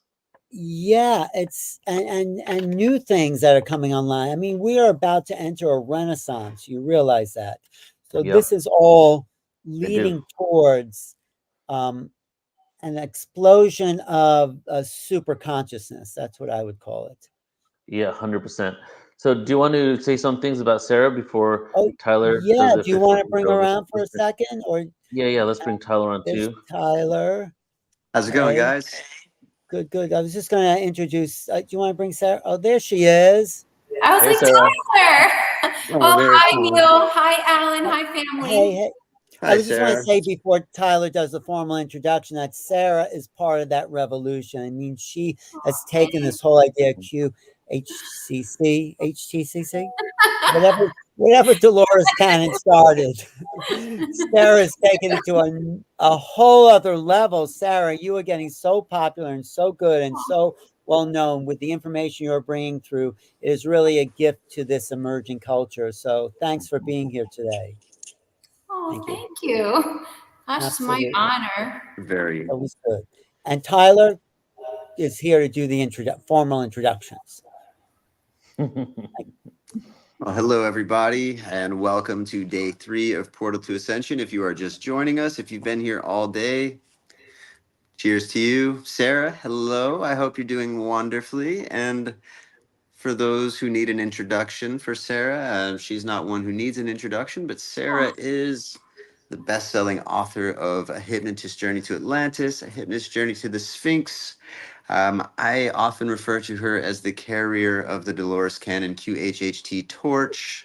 I like to throw Dr. Brian Weiss in there as well because I'm a huge fan of his work. And I'm a huge fan of Sarah's. And I'm looking very much forward to hearing her speak today. Sarah and I are both from Florida, so I want to throw a quick prayer out there and positive tension for the state of Florida today for what they've gone through this past week with the storms. And Sarah, I hope you're doing wonderfully today. You look great. You look glowing. And I look so much forward to hearing your talk today. Oh, thanks, Tyler. Oh my gosh, I love all of you guys so much. It's just like one big family of people, you know, trying to help one another and enlighten ourselves, because that's basically what it's all about. And I was listening in on the other presenter, and I was thinking, now is not the best time to drink this. So That always happens, right? thank you for, am I pronouncing it right? Jehan? That was so enlightening. Thank you. I think I'm going to like throw my Starbucks out. Throw that Starbucks out. So I can like just get rid of my matcha addiction. I mean, it's true what he was saying, because even the higher selves of my clients will say, you know, you could really tune in better if you don't drink so much caffeine. So yeah, I'm not perfect. Well, I must admit, I'm right there with you, Sarah. I drink a little too much caffeine sometimes too. But we need these reminders, don't we? It's like nobody's perfect. We're all in this together. And thank you for praying for Florida, because I'm actually displaced. I mean, I'm lucky. I live in the Florida Keys, and we were very, very lucky. The storm went north of us, but I went to go fly back to Miami a couple days ago, and we were on the plane, and the airport closed. The Miami airport closed, and they turned our plane around. And so I'm actually staying at my family's house in Pennsylvania. That's why I'm wearing a sweater. So yeah, I was gonna say, it doesn't look like you're in Florida right now, but you never really can tell. But that's great. I'm glad that one, your home and your family in the Keys were avoided, and two, that you're in Pennsylvania safe. But I know what it's like, so I'm just praying for everyone that was affected, and it's terrible to have to go through it. But I know for myself, whenever we've had hurricanes, that so much growth came for me. It doesn't make it easier, but of course it is. So today, what I'm going to basically present, because I do not have my slides, they're on my Florida computer, is I'm going to talk about my most recent sessions that have had a really big impact on me. So that is what I'm going to share today. That sounds really awesome, Sarah. And I'm sure folks are really going to be tuning in for this, because your name is a star. You're growing. You're a shining star in this and many other, I don't like to use the word industry, but I guess field, industry, movement, etc. So cheers to you, and everybody welcome Sarah Bressman Cosme. Woo. Give it a round of applause to those at home. Thank you. Thank you. Okay, so hi family. What I want to share are some of the most memorable sessions that I've had recently, some of the most shocking things for me. So first of all, one thing that I love to talk about is that I had this client under hypnosis. Well, she had cancer, okay? She had stage 4 lung cancer, I believe. And the very root cause was grief, that her higher self said. But her higher self gave her a remedy, okay? So coming out of her higher self was this remedy that she had never heard before. Now, this is an actual remedy. A lot of people can get this at an Asian market. I'm going to give you this remedy right now. So this is what helped my client tremendously. Of course, I am not a medical doctor. I'm not saying this can heal you. I'm saying this is extremely powerful, that people are healing themselves from this remedy. And when I was thinking about what I could share with you guys that would be the most impactful, I would like to share this as one of them. So she was told to take one large dried reishi mushroom, like about this size. You can get them at some of the Asian markets in your area, or order it on Amazon. She was told to take one large reishi mushroom, a handful of organic goji berries, and 2 dates. bring these to a boil in pure water and let it simmer for an hour and a half. Okay, she was told that she needed to drink 3 cups of this a day and that her cancer would go away. Okay, let me just tell you, her cancer did go away.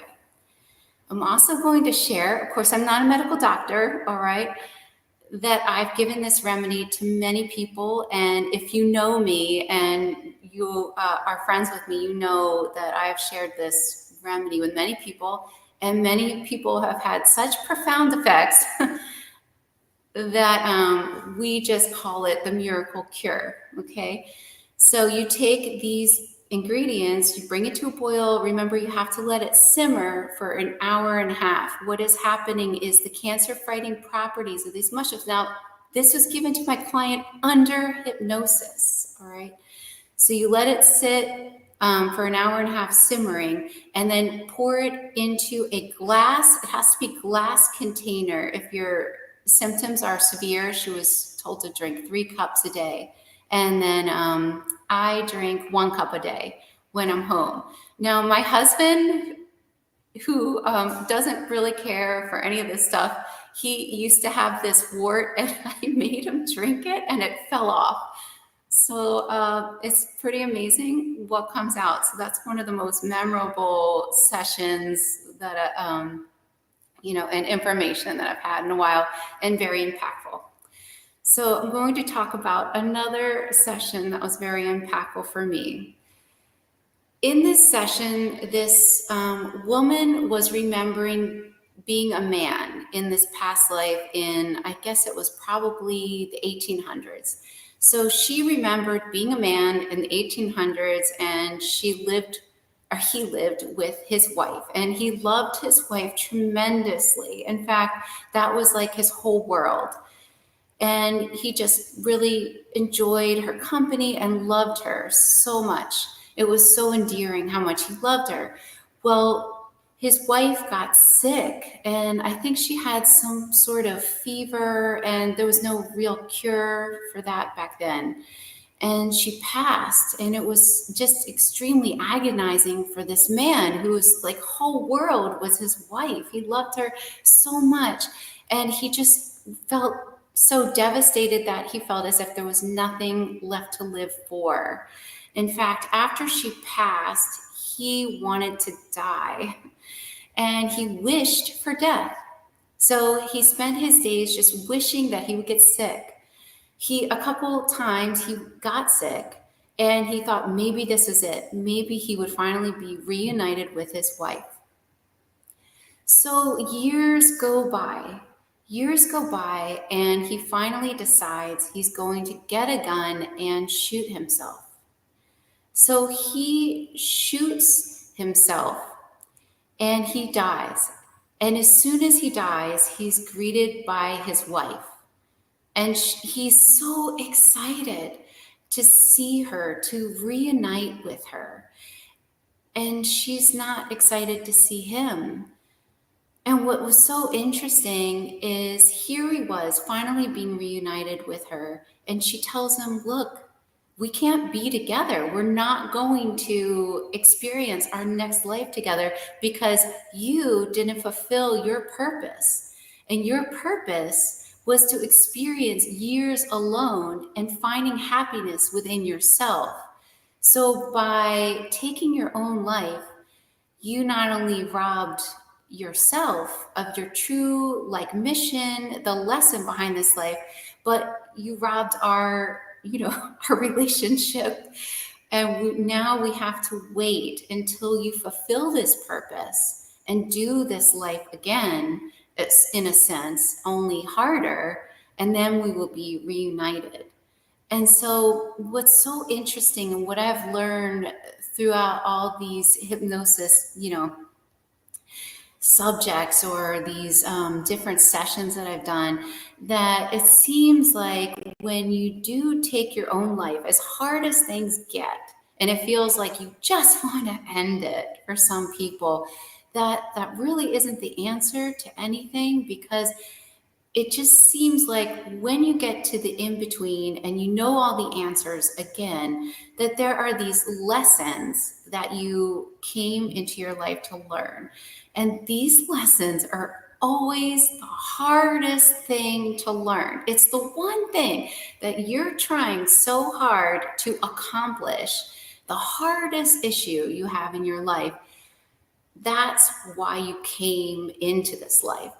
So sometimes these things feel so insurmountable and so hard, but chances are you've been spending a lot of time, a lot of work trying to overcome these, trying to learn these lessons. And even when you get back to the in-between, a lot of us realize that we take lessons and we take classes trying to learn and fulfill these missions in this lifetime. So that was very interesting. Okay, now I'm going to go into the most memorable extraterrestrial hypnosis sessions that I've started having recently. Okay, these are the most recent ones. What has been resurfacing through the collective unconscious of my clients are memories of this galactic war. Okay, it's really interesting. It's interesting to me, and I find it really fascinating, how people's memories collectively start to resurface at a certain period of times, okay? So right now, if you're another QHHT practitioner, you do this kind of work, you probably know what I'm talking about. In the collective subconscious, memories of this galactic war started resurfacing like crazy.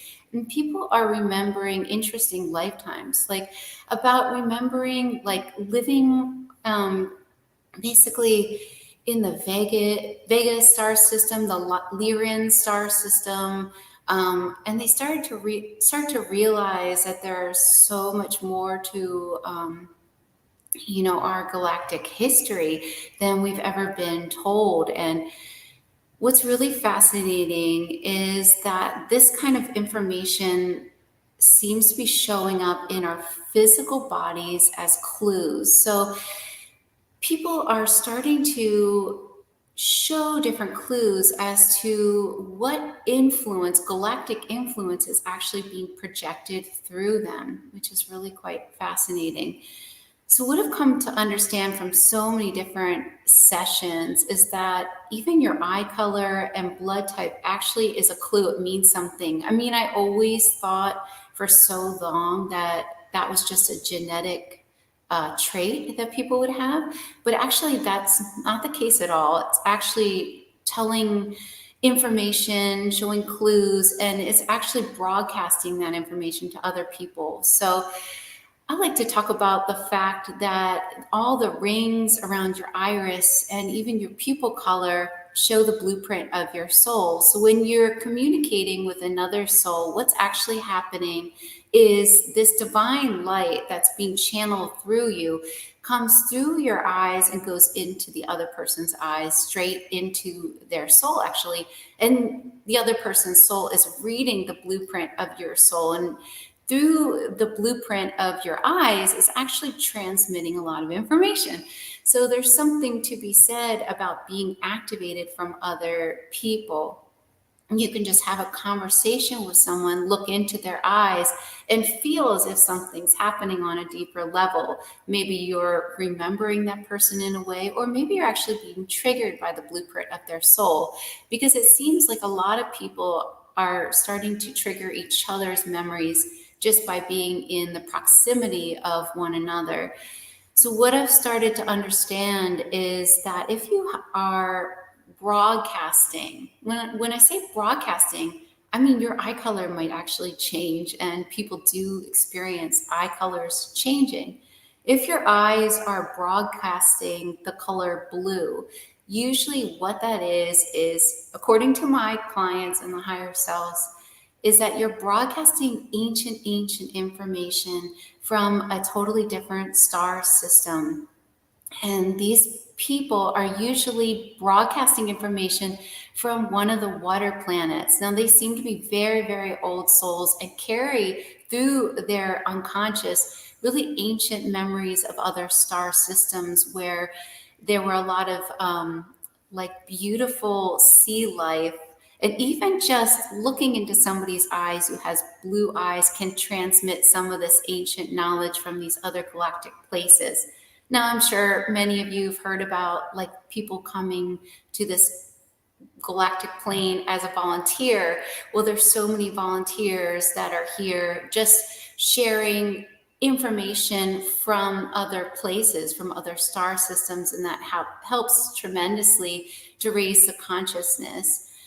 So a lot of people with blue eyes would be almost like projecting information from one of these water planets in general. If you have like a crown around your pupil, and in general, this would be on like somebody with lighter eyes, so a little crown around their pupil, it's usually a telltale sign that you're broadcasting and projecting information from the Pleiadian star system. Now, what's interesting about these star systems is they're almost like other versions of yourself. So you yourself are multi-dimensional. You are not just your physical body. It really appears that we are living on multiple dimensions all at once. But the most important life that you're experiencing is the one that you're fully focused in right now. But if you have a little crown around your pupil, it's usually a telltale sign. And I started learning this even back when I was working on my Atlantis material, because that was being shared even then. So it's a clue that you're projecting Pleiadian information in general. And if you were to use that clue or any of these clues, what you would do is to sit quietly with yourself and try to tune in to this information, and it could really greatly benefit you in your life. If you have any gold in your iris at all, like golden yellow, that's usually a telltale sign that you're projecting information from Andromeda. But what's amazing about that is a lot of people with any yellow or gold in their eyes, that you could actually tune into different mathematical equations, because it seems like the Andromedans are really helping people on this earth plane that have a little gold in their eyes actually develop and assimilate some of these mathematical equations and different abilities like that. Many people with a little bit of gold in their eyes also remember that when they are sleeping, they are sometimes taken away on ships and they are doing a lot of work in the galactic plane. If you have green eyes, that seems to be a total clue that you're projecting information from the Lyran star system. And it's almost like a higher plane of information. So it's coming down through the top of your head, out through your eyes, projecting this information.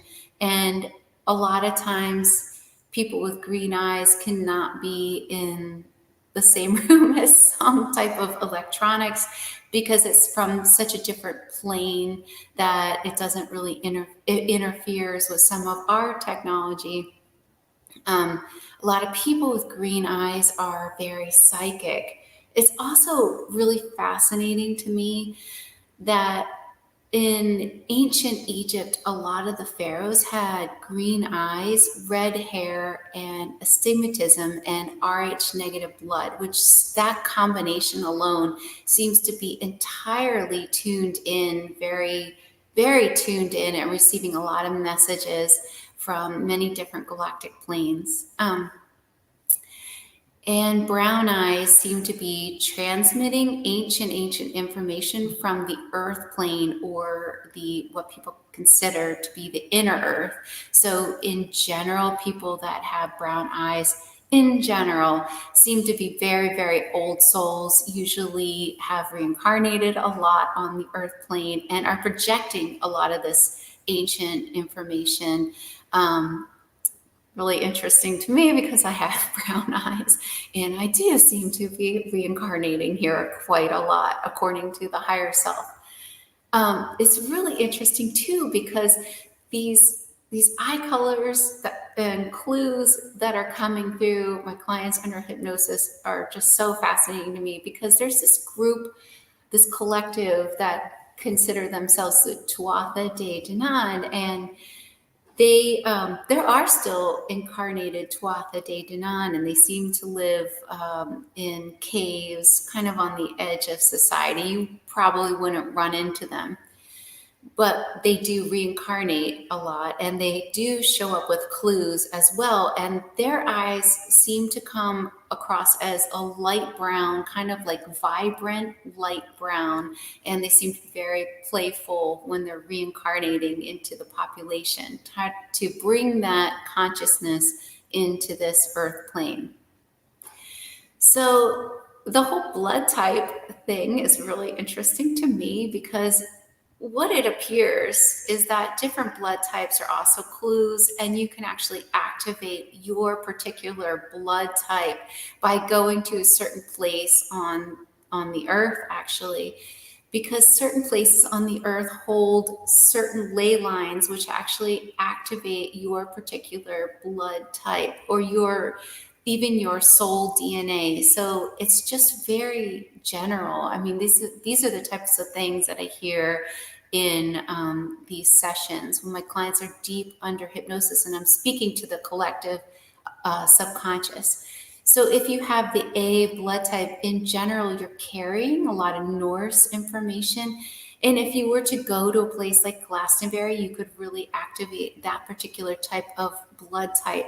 If you can drink from the chalice well, there's a really interesting mineral in the chalice well that actually does something to people with the A blood type, which is really super fascinating. So a lot of people with the A blood type are also reincarnated druids. And there's a clue that people do carry forth in their current lifetime simply as a clue, and that is anemia. And so a lot of times these clues they serve a function, and that is to bring you to search inwards for the answer, as all the other clues that we have on our bodies whenever we get an issue like a physical illness or something like that, that is to lead us inwards to find the answer. But anemia is one of those clues for the most part in general. And so people with anemia, it is usually serving the clue to remind you that you could be a reincarnated fairy or a druid. And the reason why these fairies, or from anyone from the fairy realm, couldn't handle iron was because during the Iron Age, the suffering of the earth during the Iron Age greatly affected this realm in particular, like the druids and the fairies, because we're all so connected to the earth. The earth itself is almost just like us. So it's a reflection of us in a sense, but we are so much more connected to the earth than our society really leads us to believe. But the fairy realm was way more connected to the earth because they still had these memories and still understood this. And when iron was being extracted from the earth in the way that it was, it in turn affected the fairy kingdom as well as the druids. So many people reincarnating from this time now show up with that clue, and it could simply be a clue. What my clients are being told to do is to go to a place like Glastonbury to activate this DNA, to drink out of the chalice well, but also to find themselves a really good source of raw honey, and to start ingesting or working with this raw honey. So what's interesting is that to work with a plant, you don't necessarily have to ingest it. The plant has a very strong consciousness. And when you yourself are recognizing the strong consciousness of a plant, that or a substance that is a natural substance, that in turn enables the consciousness of this substance to start working with you. So my clients are being told all the time to start developing a relationship with their natural surroundings, which I'll get into in a second, because I want to talk more about the other blood types and activating of those. So if you have AB blood type, that's a really interesting blood type, because it seems to be a very direct line to particular types of extraterrestrials. And also people with AB blood type seem to be very balanced in their ability to activate not only the Norse information and the Druid information and fairy information, but the B blood type, which is very tied to Lemuria and to some of these South Pacific ancient lifetimes and abilities that are flowing through that blood type. So keep in mind that through your whole genetic lineage, of course, we always talk about the traumas that come through our genetic lineage, that you are the leading ancestor. And one of the reasons you are here is to heal your genetic line.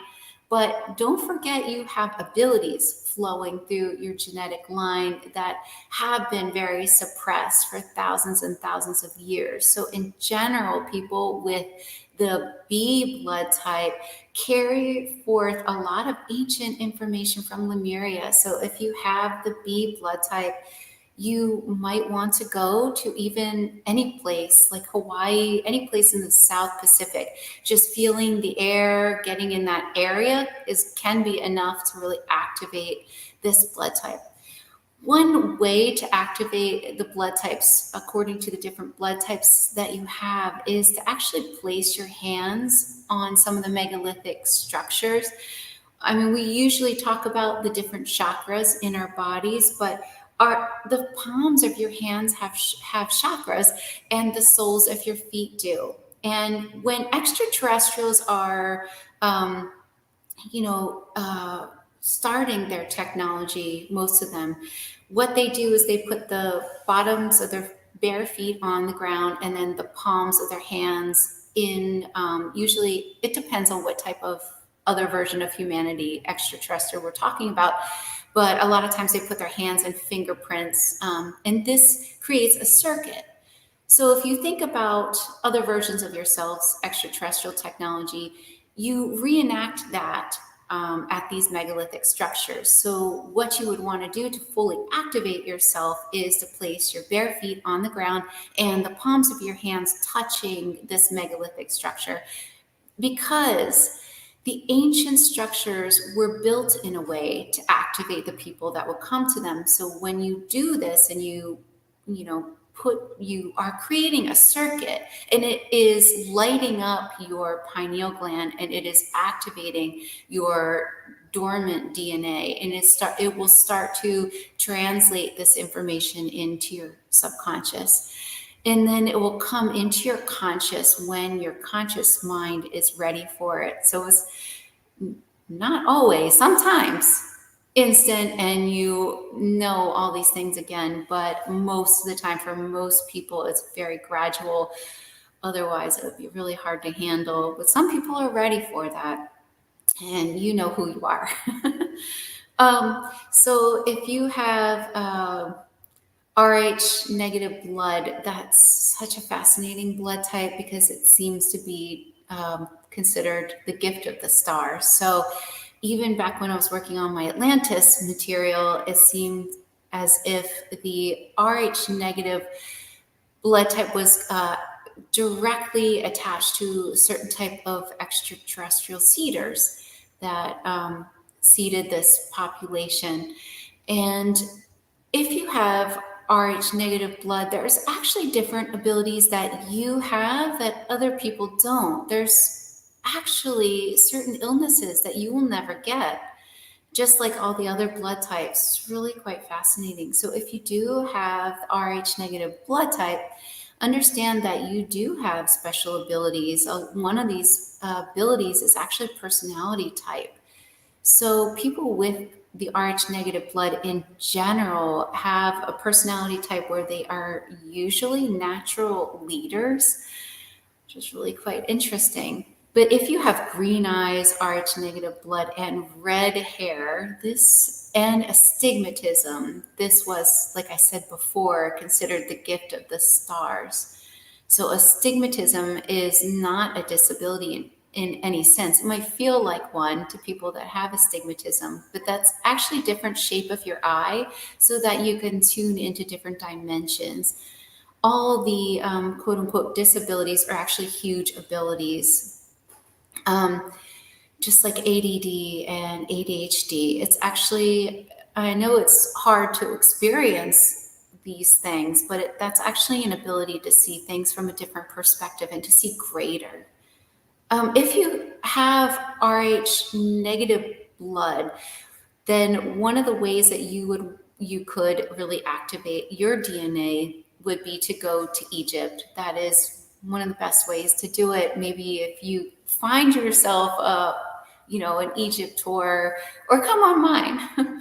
I'll show you how to do it. And just go up to any of these megalithic structures. You could, it would help you to activate your DNA if that was something you wanted to do. The O blood type is really interesting. I also started learning about the O blood type when I was working on my Atlantis information, because it seemed like everyone from Atlantis had the O blood type. But the O blood type is really interesting. So the O blood type seems to carry information from all of these different places. And so if you wanted to activate the O blood type, you in general could go to any of these places but touch one of the megalithic structures. And what I mean by these type of structures are the very ancient ones, the ones that were actually crafted with special crystals that are, they're seamless. You can tell the difference. They're not new in any sense, but they do have special material in there that would work almost like extraterrestrial technology, that you could create this circuit just by touching it. It might look a little weird, but most of the people that go to these places are probably thinking the same thing. So, if you go on one of my trips, we're all weird and we're all doing all that stuff. So anyway, so these. Oh, and I forgot an eye color. One thing about hazel eyes that I forgot to mention is usually if you have any flecks of light in your eyes, it's usually projecting information from Arcturus. And that was just coming through so many sessions where my clients were asked questions about, if they have any clues on their body, and their higher self would say, oh yes, your eye color, or oh yes, blood type, or different freckles in this certain shape mean something, or if you have a birthmark, that's a clue. It's really interesting, but essentially it makes sense, doesn't it? It's like all these clues that we have that show up on our bodies, or even illnesses or issues, are leading us to the same place, which is essentially inwards. You hear it all the time. It's like, go inwards, go inwards. But how do you really do that? I mean, sure, you get quiet with yourself, and sometimes it can feel a little frustrating because you don't receive all the answers all at once like you want to. But there's also a reason for that, and that is because this is a journey, and we're supposed to enjoy the journey. Like, even for instance, if you received all your answers about all the questions you have, then it wouldn't really be a search for these answers. And maybe your search takes you to learn something new, or takes you to a new class, or takes you on one of my Egypt trips, or, it takes you somewhere really cool, because this journey is basically why we're here.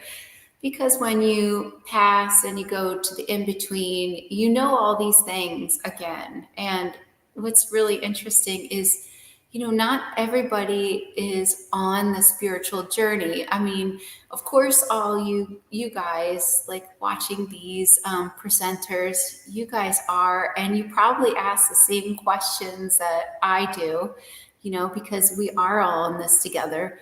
But I always wondered, why do other people why are they not interested in the stuff that I'm interested in? I mean, I want to know all the secrets of the universe, and I want to like enlighten myself.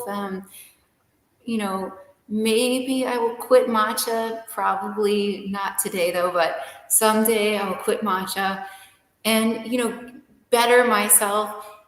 But not everybody wants to do these things. And so I asked the higher self, how come everyone's not into this stuff? It's really fun. I mean, it's fun to see these synchronicities. It's fun to be led to these different people or learn something new. And the higher self said, well, when you pass, you remember that you are God. And so everyone deep down remembers, in a sense, that they will know everything again when they pass. So if you think about that, and the higher self said, so if you think about that, when you get back to the in-between, you know everything again. You have the answers to everything again. Well, some people didn't come here to learn and remember all the answers. Some people came here to experience that separation from God. So essentially, you're here to experience a separation, to remember that you're God, to then learn everything and then pass and then do it again.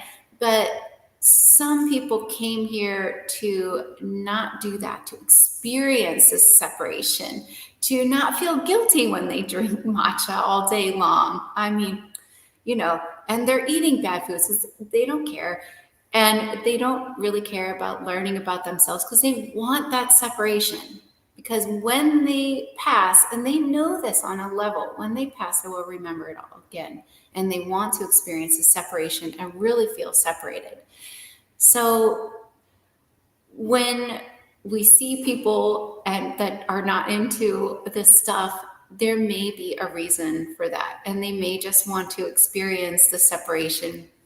And they also might be generously holding the negativity for us too, because essentially what is so fascinating is that negativity and the people that you would consider super mean and just like kind of spew out this negativity that's hard.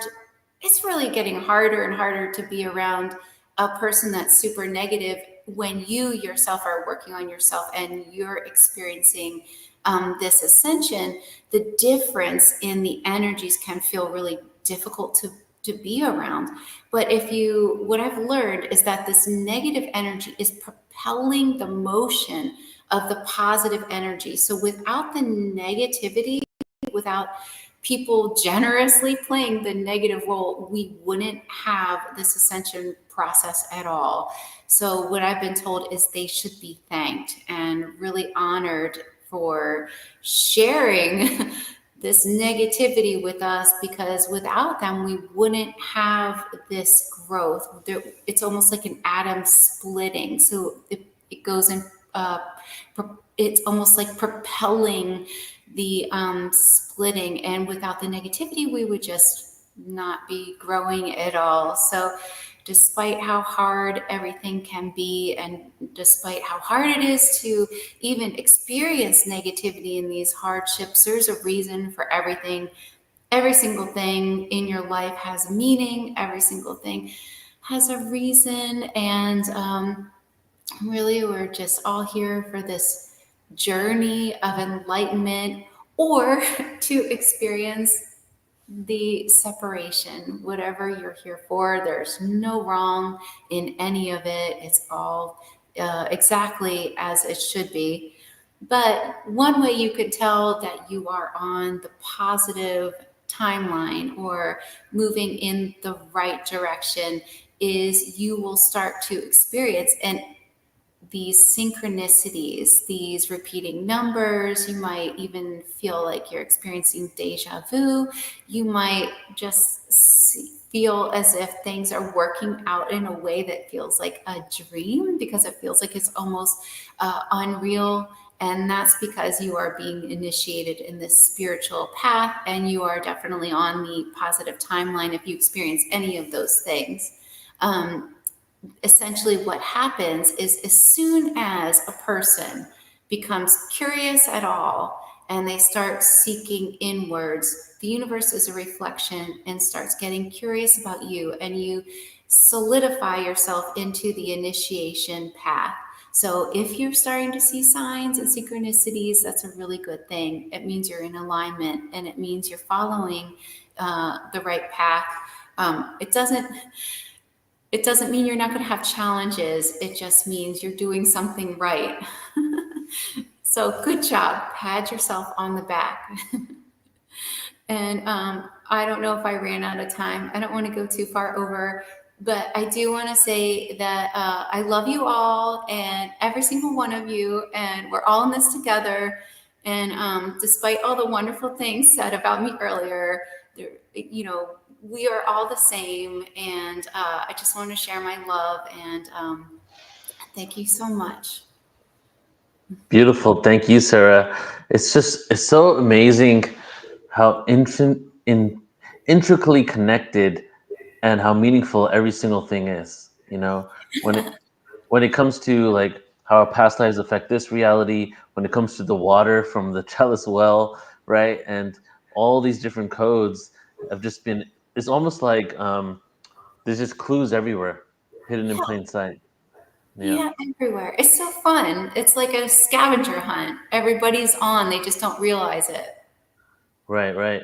And I feel like in your books, you speak about these different traits as well, because I've heard you say a few of them before, like the green eyes, never heard the hazel eye one. So it's almost like an encyclopedia for how to track our heritage. It is. It's been coming through like crazy. It's just been shared. It'll be in my next book, which should be out in the next couple months, hopefully. It's just, I would have had that book out earlier, but my mom is my editor, and she started becoming activated. Like once we got on chapter 4, she started seeing light beings. So Whoa. Yeah. Wow. And is this one hypnosis to Avalon? Yeah. Hypnotherapist at Mhm. Oh, I Yes. can't wait for that one. Okay, so that comes out in 2 months, huh? Yeah, 2 months. You couldn't come to our last Glastonbury one, but hopefully next time we do it, you can come, because I feel I like know, you I need would to. love to. It was too close to my Egypt trip, so I just I gotten know. back. It's too I much. think I'm skipping. I'm not sure. I might skip next year, but if it might be in 2 years, so you have more than enough time to plan for it. Okay. But Thank you. definitely want to see you there. All right, Sarah, thank you so much for your energy and everything that you do. I really appreciate you, and I'm excited for everything that you're going to be doing, and the conference coming up soon too. All Shift Happily Now. It's going to be great. Yes. Yeah. Thank you so much. I'm so excited. Thanks, Sarah. Okay, we'll talk soon. Bye. Bye-bye. Hey, Alan. Hey, sorry, I was late. Did we start Debra yet? No, Debra's here. You want to do her introduction? Sure, that's why I rushed back home to do that. Yes. All right. I'll say you can do the intro and bring her on. I'll just say Debra Giusti is a good friend. Been working with her ever since 2012, I think, a little bit before. And a lot of you may have seen Debra. She facilitates all the Ascension panels that we're doing at Portal to Ascension, different conferences. But more than that, her and Alan actually both have been the biggest supporters for Portal to Ascension, and we've supported each other on many levels. So she's just a dear friend, and she's now stepping more and more into her own presentations on ascension tips, different tools and techniques in order for us to really cultivate our inner ascension so we can manifest that in the external reality. Go for it, Alan. Well, yeah, Debra, you're right, was behind the scenes for a long time. And it's because of Debra that so many events within our community has been successful and so well attended, because Debra's worked really hard for 30 years networking the spiritual community. She started with the Harmony Festival, and she's just kept going, and it must be 20 or 30 years now. And now she's studied all those years, and it's time she's put out her own information. That's what she's doing now. She's Yes. putting out her Ascension tips, and she's really a great student and teacher of the Ascension process because she's been keeping track. There she is. Hey, Debra. My favorite Ascensionist, Welcome. keeping track of the spiritual evolution of our community. Thank you, Debra, for all that you do and for being here today. Thank you, Alan. Thank you, Neil. Yes. Hello, everyone. So good to be here with you all. Yes. Especially during these crazy times on the planet, because it is so powerful for us to be here as the world is in deep chaos and dysfunction and destruction, because we are committed to holding the light. And that's what you've been doing, Neil, forever. And Alan, I love you as well. We've all been on it. We're cohorts, on this crazy journey to be up on front and really helping everyone as much as we can. Watching well, we're all doing it together. What are you going to talk about today, Debra? Well, I'm going to be talking about Ascension and really what's happening now, because I love talking to this crowd, because everyone here is here because we are holding the light for the awakening of humanity, especially at this time of purification. So I want to share that when all this dysfunction comes up to the surface, this is really what's supposed to happen now. So it can be revealed and then it can be healed. So everything that's going on in the world now, this is part of the purification process for the planetary ascension, as the whole planet is graduating into its next cycle. And as above, so below, this is exactly what's happening with us personally right now. It's activating our ascension because we are ascending with Mama Gaia right now. So I'm going to be talking about all of that, and really specifically our personal ascension, because that's really our job here, is for us to evolve and escalate and totally transform with her as we move into the new earth, which is what we all came here to do. So you seem really great, Debra. Very upbeat, very present. Thank you. Yes, thank you so much. Okay, it's all yours, Debra. Yes. Okay, everyone. Well, my passion is around our personal ascension. So that's what I'm going to share with you. So I'm going to enlighten you about your opportunity for your ascension during this planetary ascension. And if you're listening to this program, you're probably aware that you chose to be here right now, whether you like it or not, because the truth is you scored. Because this is one of the hottest places in the universe to be right now. Many souls are trying to get in right now because this is one of the best parties available right now. So all our galactic family is around here assisting us. And that's why there's so much awareness of the galactic reality, because the success of our transfiguration now, the planetary ascension, affects everything else in the universe. Because as we know, everything is interconnected. So what goes on here is very important for the whole universe. So as our galactic cousins are supporting us, because we really need to get through this birth canal in a good way. And I'm talking about the transfiguration of Mama Gaia into her next cycle, into her graduation, as she's done, as the natural planetary evolutions happen. And we're calling this the new Earth. So I understand that it's hard to continue to have hope with what is going on right now. All the chaos, all the destruction, and completely understand it all. Every day there's another nail-biting story on this huge reality show called Our World.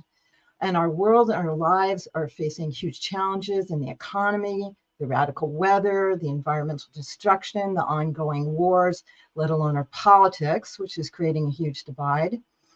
But I want to say that as much dysfunction that's happening, there's an incredible amount of balance of the amount of good and evolution that's evolving forward. For example, truth is coming out like it's never been before. Disclosure is everywhere if you just open yourself up to it. Also, new technologies are coming out to assist us. Multidimensional energy devices, especially healing technologies, are finally being released and getting out to the world. And as this show says, the world is waking up like never before, really all over the world. I'm tapped into so many different communities internationally, and they're all waking up. And mainstream America and mainstream level is all waking up, including high-level spiritual teachings are easily and accessible like never before. For example, this information that's being brought to you would never happen before. You'd have to go to mystery schools and earn the right to get it. And you can just happen across this on YouTube and get incredible high-level information that just escalates you in a quick way. So I claim this is a magical and special time for all of us, and it's what we came for. And a lot of us are aware of the opportunity for accelerated transformation during this time. And because I'm so excited about this and passionate about the planetary ascension and our personal ascension, I've studied with almost all the ascension teachers all over that have popped up in the last 12 years. And I've put together really simply an explanation and a transmission so you can understand what's happening. And it has to be simple because life is so complex these days. So you can understand really the transfiguration that's happening with you as an alignment with what's going on with the planet. And I call it the Ascension Tips.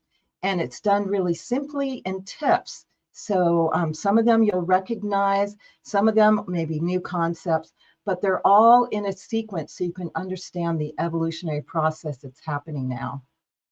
So I'd like to start my PowerPoint to make it really fun and beautiful and easy for you to know about.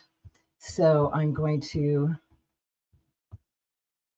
share screen here.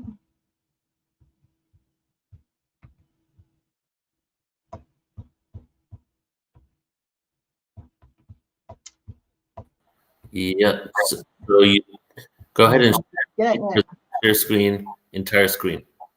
Okay. There it goes. Something's coming up. All right. So that's shown now. That's cool. We got it. Okay. So I created this booklet, which you can actually download. It's really simple. It's 24 pages. It's called the Ascension Tips. It's a simple blueprint to support your ascension journey. You can go to ascensionnow.org and you can download it at any time. But I'm going to go over the tips now in a really quick way. Normally it'd take about 2 hours to go through everything and explore in depth, but I want to give you the overview of what's happening now. So, Ascension Tips ebook. Through this book, you're going to receive support and understand the process of the ascension. And it's designed to give you an overview. And it will illuminate you. It'll remind you and inspire you. So as we're going through this, you may get memories, synchronicities, or full-on visions that you go, oh, that's how that works, or that's what's next, or that's what's been coming into your life of the ascension process. So let me first define ascension, because that word is a little tricky for people because it's been used in Christian ascension and all that. But what we're talking about now is the accelerated spiritual process within all planetary life forms during this cosmic evolutionary cycle. It's a step-by-step process that's initiated through spiritual awakening that leads you into higher dimensional existence and quantum consciousness reality. And you begin to extend into the higher experiences and you open up to possibilities and outcomes. And this comes about with the gradual healing and clearing of what is dense within you, the trauma, the ancestral patterning, and then you begin to activate your light body and you start to evolve your consciousness into another dimension, which we call fifth dimensional frequencies. You connect clearly with your higher self and experience deep soul embodiment. And the outcome is what all the spiritual teachers are talking about, living and manifesting from a state of oneness. So what do we mean by planetary ascension? So at 2020, this became a rapid growth of transformation of the planetary ascension, and it's been going on. It's a huge cycle that's been evolving. So what we're talking about is the purification that's happening now that's allowing us to move forward and eliminate all that's dysfunction and rise to a higher level. It's many religions, spiritual traditions, mystics, and prophets have predicted this for many, many years. People call it evolving into the new earth, evolving into the golden age, the second coming of Christ, warriors of the rainbow, the Sattaur Yuga, 5D consciousness. And at this time, many star seeds, light leaders, angelics, galactic emissaries have come here to support this. So it's different as compared to when Christ ascended or the ascended masters. We're talking about a group planetary ascension that's happening within all of us, within humanity. And so the ascension tips is in 4 stages, just to help you understand. So the first is the awakening, and I'm going to be describing that. The second stage is complete transformation, where you go through the alchemical transfiguration in yourself. And then you start to reach soul embodiment, which is when you start to embody this whole new frequency and being within yourself. And the last one is becoming the divine human through the planetary ascension and living in the new earth. So I'm going to quickly describe all this, but again, you can download the Ascension tips and go into it much more deeply, or I have programs that go in much deeper of this. So the first is the awakening. And a lot of people who are watching this know what I'm talking about because they've already been through this, or they wouldn't be on this program now. And the awakening is different for everyone. Some people come in awakened. Some people have a near-death experience and it awakens them. Some start to gradually awaken or something inspires them. So it's where you start to realize that you're so much more beyond what this programmed kind of reality that you grew up with is. You're way beyond the box that you live in, and you start to step out of the box. And again, this is happening now like popcorn all around the world. So this is a unique phenomenon. Pop, pop, pop, pop. More and more people are awakening because of all that's happening and what is happening in the world. So what are the stages of the awakening? So first one is to fully embrace it. If you're going through this process, you've got to fully embrace it and be all in. It doesn't work if you go on your awakening path and you go, oh, I'm kind of not doing that anymore. And it doesn't mean that you ebb and flow, but really in your whole being, fully embrace it and cultivate a passion for your awakening, because the passion is what drives you and what brings everything to you. So be passionate about it. And recognize this is your own unique journey. None is the same, just like every flower is so unique in all it is. It may look the same, but everything is so unique. So embrace your total journey and be prepared for a complete transformation of your life. Everything's going to change and you've got to be ready for it. If you lose your job, then that means you're up leveling to a whole new level. Become aware that you are a multidimensional being and we are all one. You'll start to have ongoing multidimensional experiences. So stop thinking you're only this human suit and you're much, much more. And prioritize, start to live as a multidimensional being, which is a whole other exciting way to become. Start to use nature, Mother Earth as a spiritual teacher and healer. Cultivate an ongoing meditation and spiritual practice. This is really important that you tune in to yourself and your higher self every day. So start to cultivate. A lot of people start meditation and then stop, but this is something you want to tune into and do every day.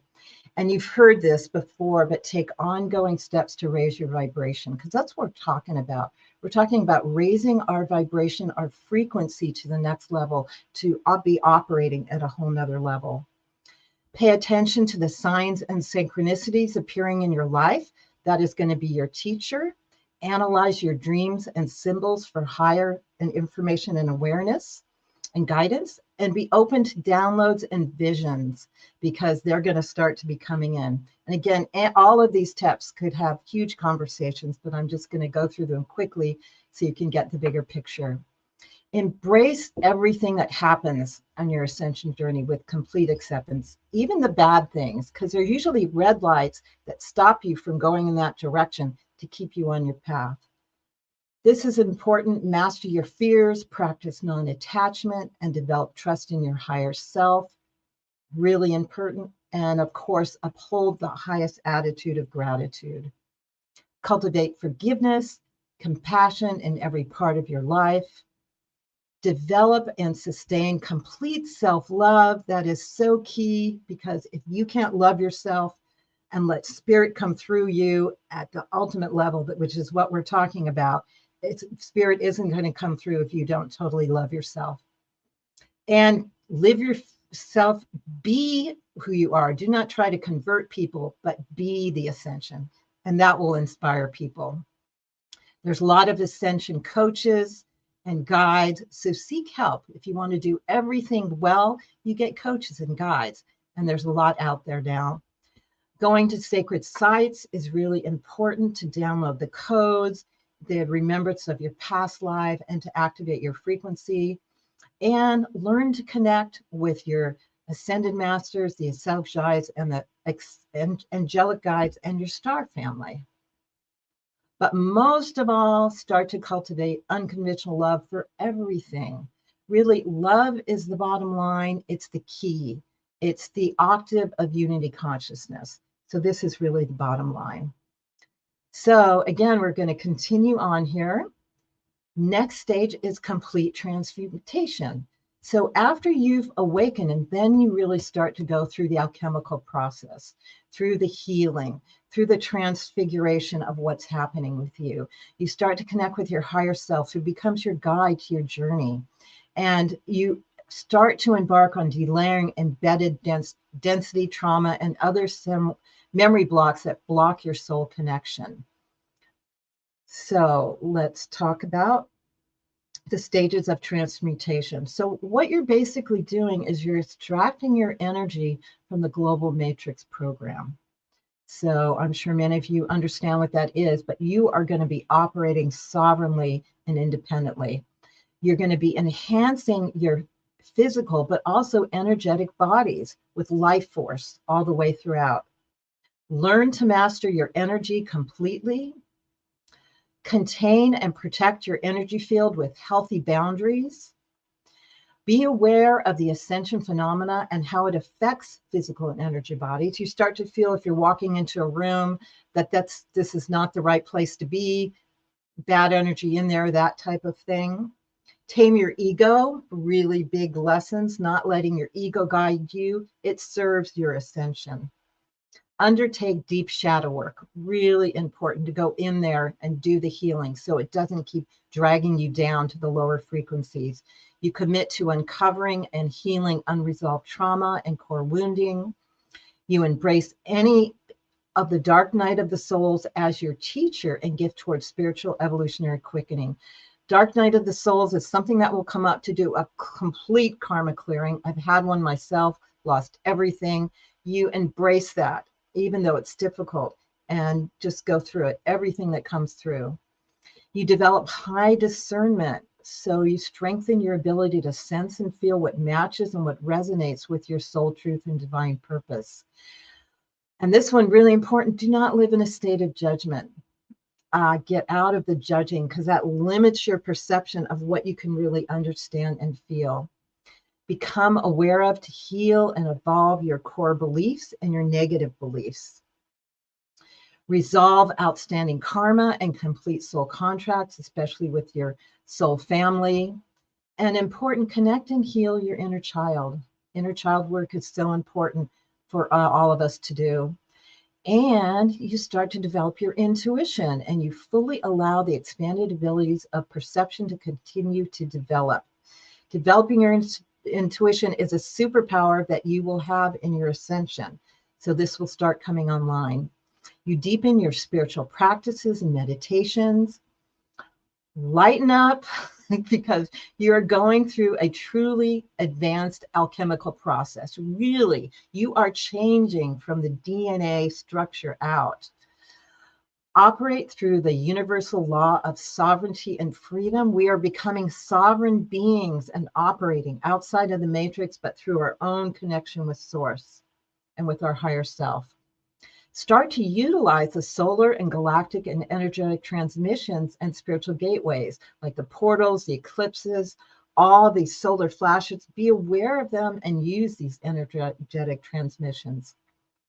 And recognize the depth of relationship and align with your soul family and soul tribe. You will have new people come in that are your core soul tribe that you've been incarnating with for many lifetimes. So develop relationships with them and continue to develop your relationship with your guides, your ascended master teams, inner earth communities, and the galactic star family. And again, love is the bottom line. Love frequency is where we're going to. So when in doubt on anything, defer to love. So that's really, again, the bottom line of it all. So again, we're going to move on through to keep online and go to the next category. Again, this is not a linear process. This is a holographic process. So don't think it's 1, 2, 3, 4, but this helps our minds understand and our souls to grok it. Soul embodiment, experience the complete soul embodiment in the ascension process. So like, again, we are not ascending out of our body. We are having our higher self and our soul take life within our body. This is the embodiment process. So it's precisely as it sounds. And we're talking also, I want to say, about the organic ascension of Mother Earth. To accomplish all these superpowers that are going to come in, it's not about using the transhumanism agenda devices that are coming in. This is the organic ascension of Mother Earth with Mama Gaia that we're utilizing. And again, it's not like Christ kind of ascending out of the body. It's bringing everything into the body. So let's see what this is about. Live in the now. So that's bottom line. We operate from the now. We can go to the past. We can go to the future within the now. Eckhart Tolle brought this to our consciousness, and it's really true. And play, have fun with life. Don't be so serious, because what we're going to is a bliss state, is a joy state, is a, and so, take this on with joy and happiness. And another one byproduct is you can experience your body regenerating and reversing aging. I've experienced that myself. As you activate all the cells, you start to heal and regenerate. We should be living many, many years, and we have been in other lifetimes. So we're going to start to live much longer. Heal, balance, and integrate your masculine and feminine energies. So we've all heard about this. We are all masculine and feminine, and bring that into balance within yourself as it's happening within the world. Embrace the complete transfiguration in your internal reality, your life, and your outer world. So again, you are going to continue to transform. So just embrace it all. And what we're talking about is living in non-duality. We're talking about beginning to live more than not in unity consciousness and in oneness. So this is about learning to understand, access, experience, and live in the fifth dimensional realm, which is unity consciousness. And that happens when you live from the portal of your heart, which is the doorway to the fifth dimensional reality. Be receptive to all the energetic realities that happen, such as Kundalini activations that can spark your awakening and awareness. And what we're really talking about is activating your DNA to a whole nother level. Now, there's been so many programs on Portal to Ascension of this, but this is what we're really talking about, is activating from what we're told we have now 3 to 4 to 5 strands, not even that, to 12 strand, to beyond that, to activate all our superpowers. And yes, what's going to happen is our superpowers are going to start to come online. Your extrasensory abilities are going to go to the next level. And what this is about is really activating your energy bodies, your light body, and your Merkaba Taurus. So we're going to start to live more in our energy bodies than this physical body. Connect with and learn to live from your higher self, your Christ self, your I am presence. You reunite with Source, you utilize all your superpowers.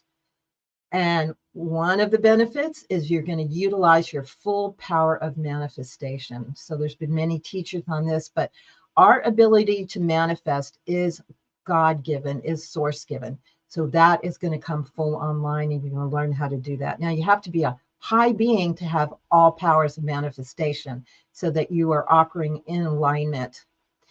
And you live in high abundance because it doesn't matter how much money you have. You can manifest whatever you want because abundance comes in all forms. And this is really important. This is not just for us to have this wonderful life. It's to serve humanity, not just the self. So the personal growth programs are all about creating this awesome life for yourself, which is a byproduct of the ascension. The real purpose is to serve humanity. So you can, through this, through this process, you discover and clarify your divine purpose and mission, and then you manifest it. So your purpose is going to come online. And there's not necessarily a purpose in your life. There's multiple purpose as life continues to reveal. And you start to live truly a multidimensional life and evolve on the organic ascension timeline. So you start to live outside of linear time, and you start to understand and master time and the timelines. So again, all these are huge, incredible topics.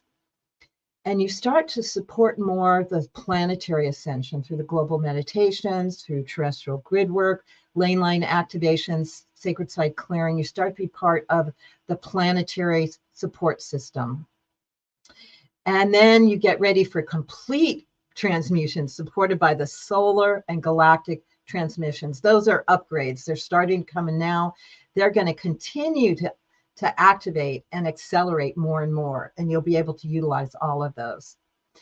So what we're talking about is becoming a divine human in the new earth. And what we are here to do is build the new earth together. Do you feel a calling for that? Well, let me tell you now some previews of the coming attraction of what the new earth is meant to be like. And again, these are downloads that I've had. These are some teachings with Ascension teachers, and it's all put together of what has been agreed upon. And this is just a piece of it. Much more is going to be coming out. So the divine human in the new earth, what does that really mean? What is this new world going to be with? Again, this has been prophesied so much.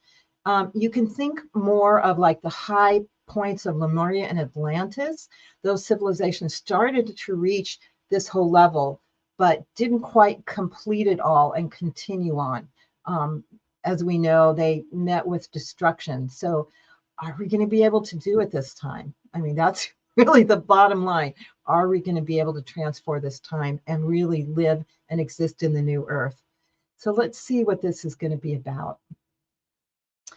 So it's talking about existing in higher dimensional reality. So we can first call it 5D, that we're going to be living in a 5D earth.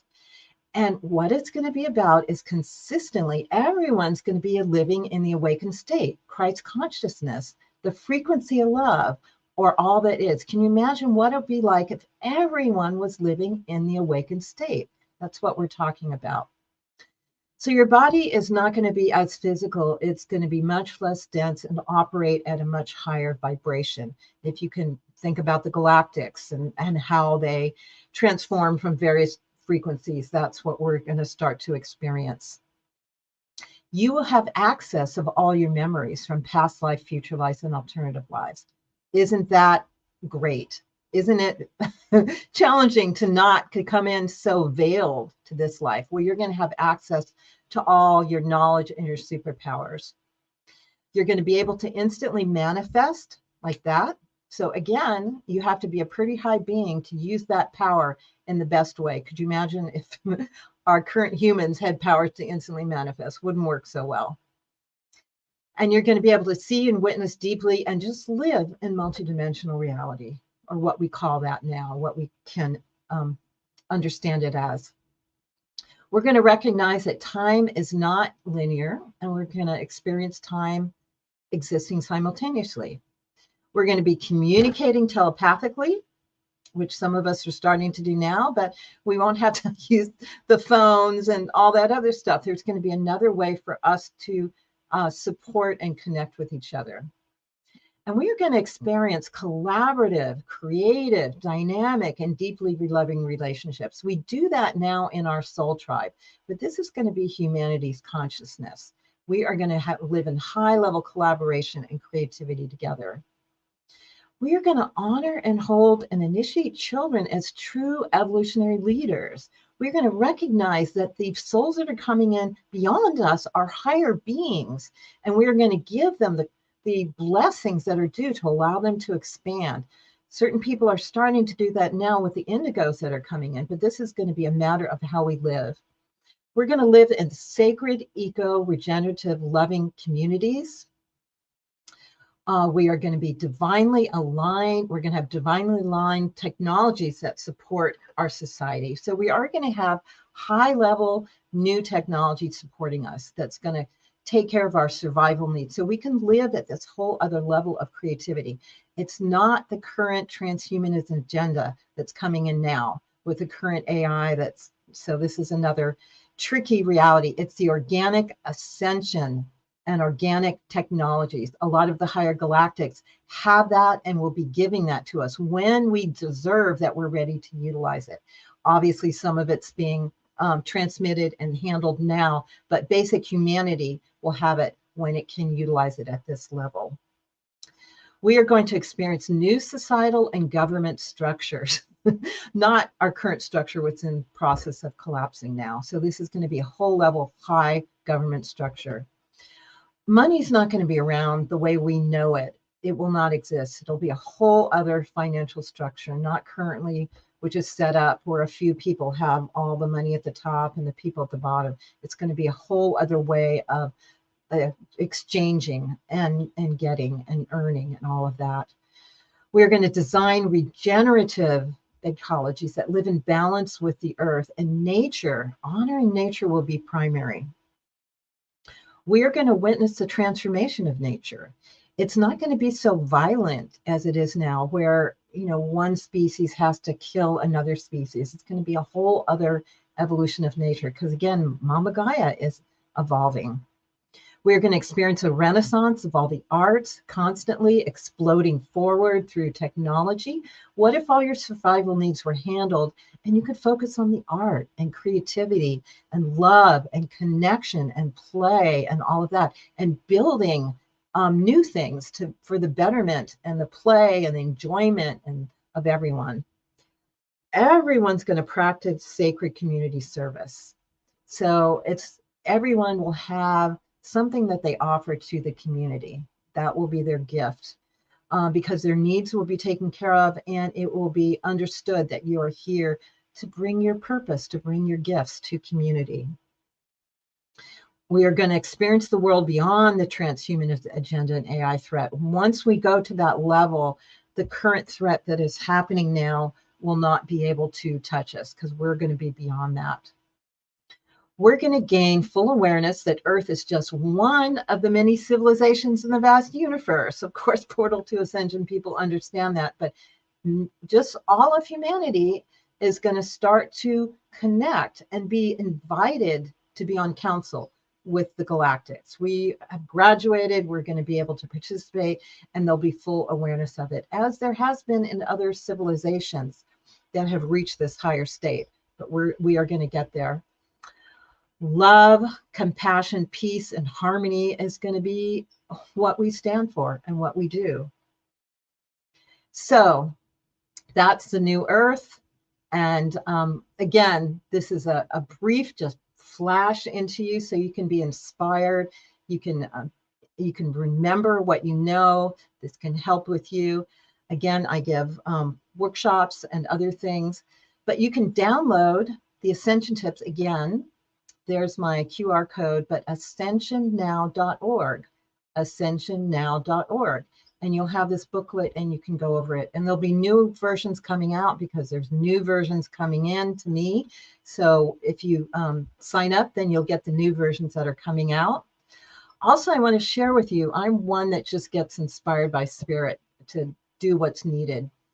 So with so much going on in the world, with Camille Maurice, who is one of the editors of the Ascension Tips, on October 28th, we're going to do a 2-hour program, The State of the World and the Planetary Ascension. What's really going on? We're going to talk about what's going on behind the scenes and how to stay on the positive ascension timeline. So we're going to really specifically address everything that's coming up now and what's really going on, and really how to stay positive and keep moving through it all and confirm.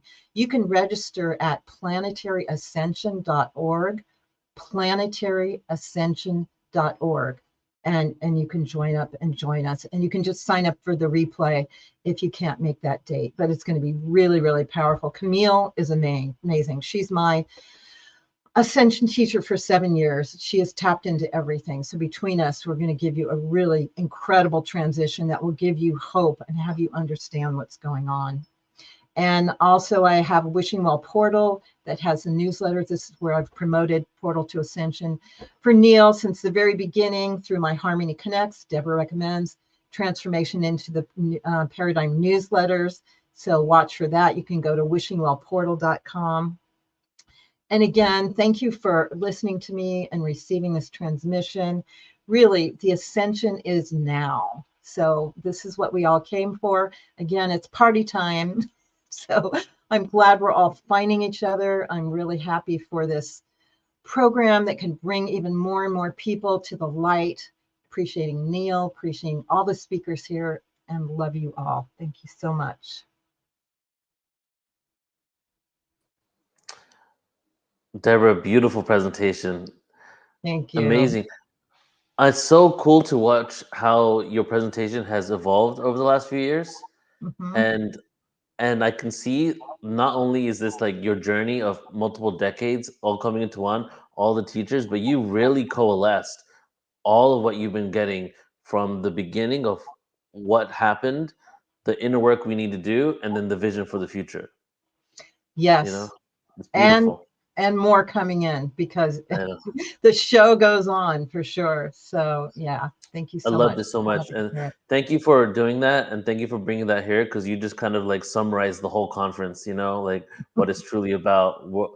And it does start with that work, how we heal these wounds and these traumas. And then once we do that, what we can expect for our enlightened and abundant future. So, and we're going to take yeah, it to great. the next level on the panel that I'm going to host. Exactly. Yes. Tuesday coming up. Yep. So Deborah's going to be back on Tuesday, which is next week. Let me just check real quick. So next week, October 15th, we have an Ascension panel, everyone. So stay tuned for that as well.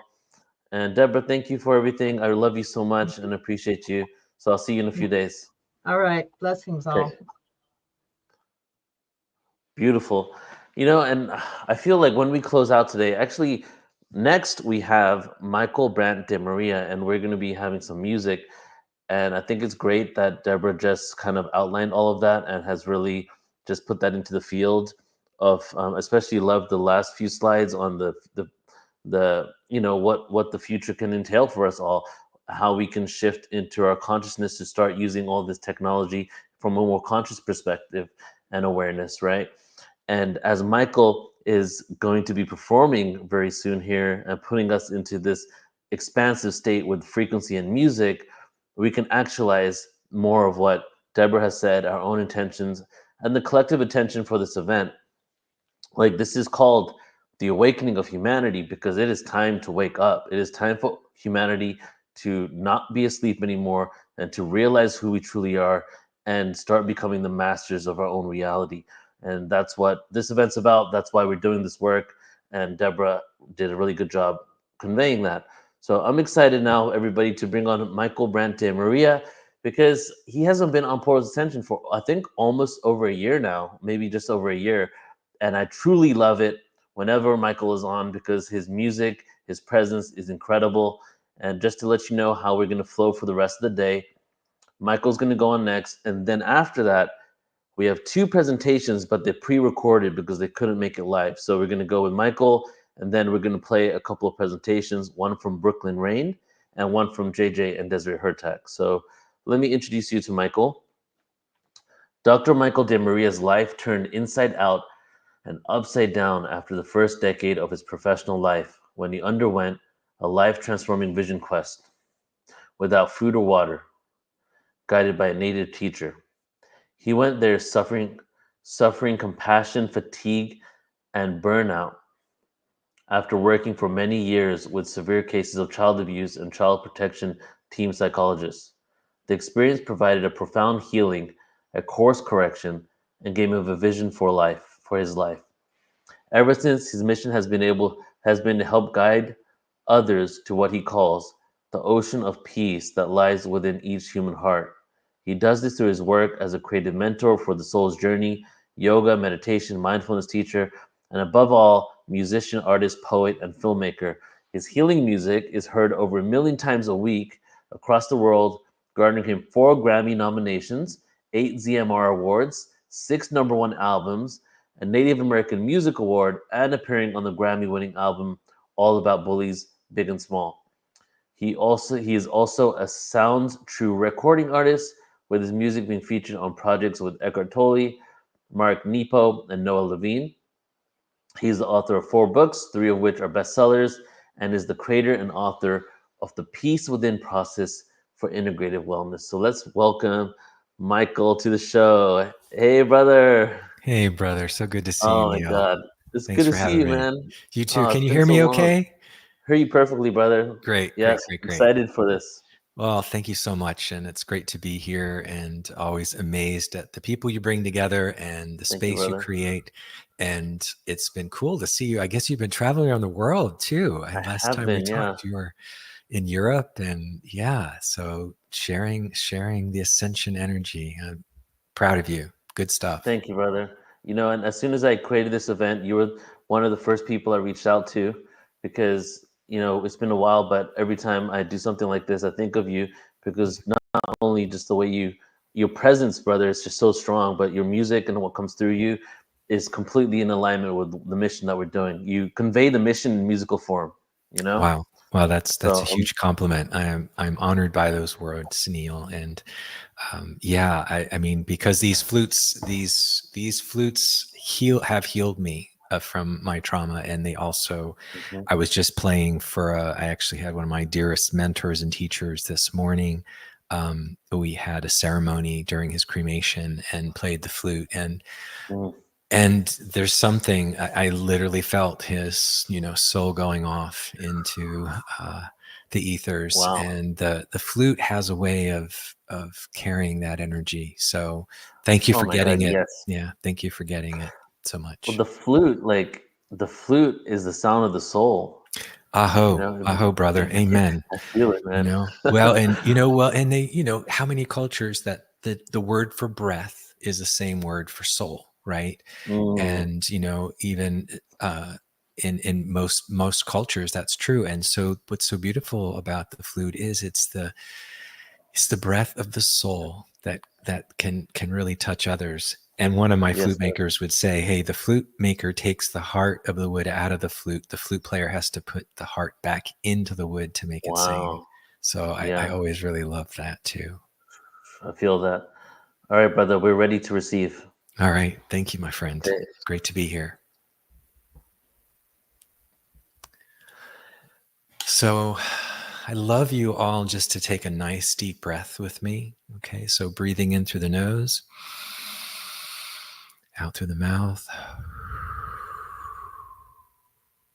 2 more times, breathing in through the nose,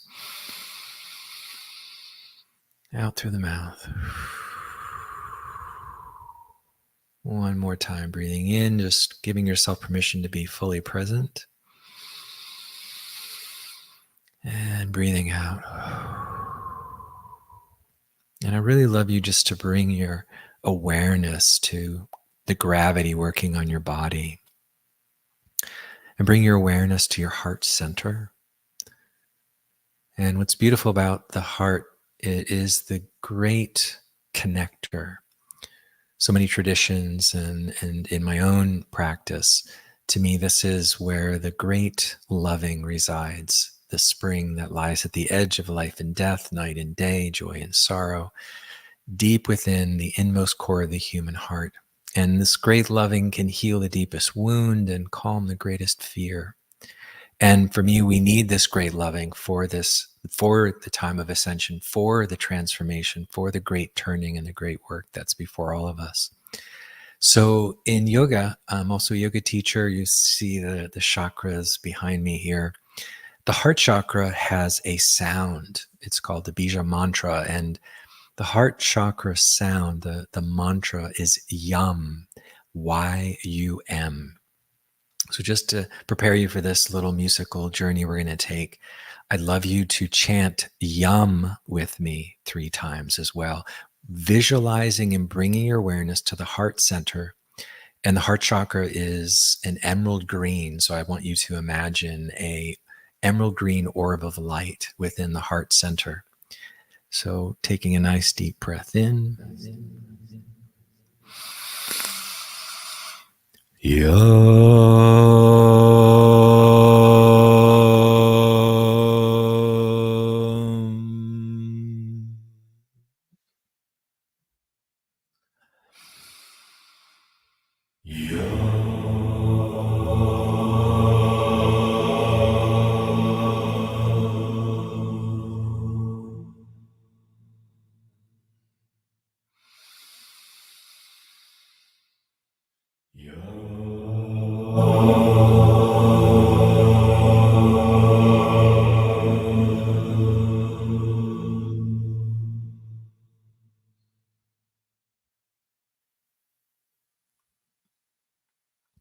Feeling more present, more here, more relaxed, more translucent. As I play the flute, I'd like you to go to a place in nature where you feel at peace, where you feel at one with your surroundings. For many Native people, the natural setting we each carry within this inmost core of our heart, what they call a medicine place, and is the place that you can heal and you can transform and be open to your own evolution of your consciousness and your soul. So this medicine place is your place, unlike any other place. It could be for you a mountaintop. It could be a beautiful babbling brook. It could be a desert. It could be a little woodland spring. It could be summer, winter, fall. This is your medicine place, where anything is possible, where you can swim with the dolphins, where you can fly with the eagles. So as I play the flute, I'd like you to journey to this medicine place and allow it to heal you, open you, and bring you whatever healing gifts or wisdom that you need at this time.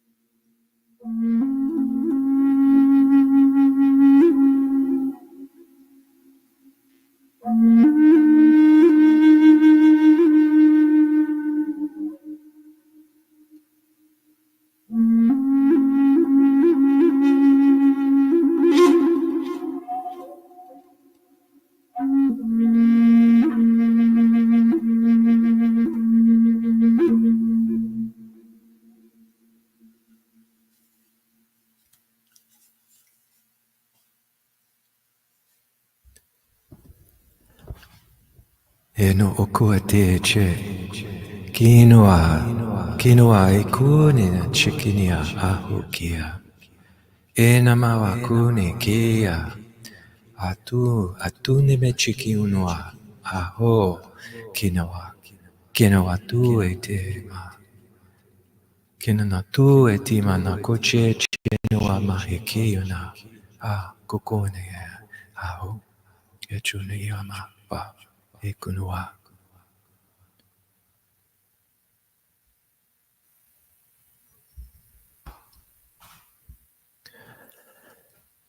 And taking your time to slowly come back to your body. Take all the time you need. Taking a moment to thank your medicine place for appearing to you. And perhaps there's a piece of wisdom or a feeling or sensation you want to hold particularly close to your heart and remember to take with you today. And I encourage you, before you lay your head on your pillow and go to sleep tonight, to journal a bit on your medicine place journey. And make a commitment to try to spend more time there. And to also thank your heart and the medicine place for being there for you today.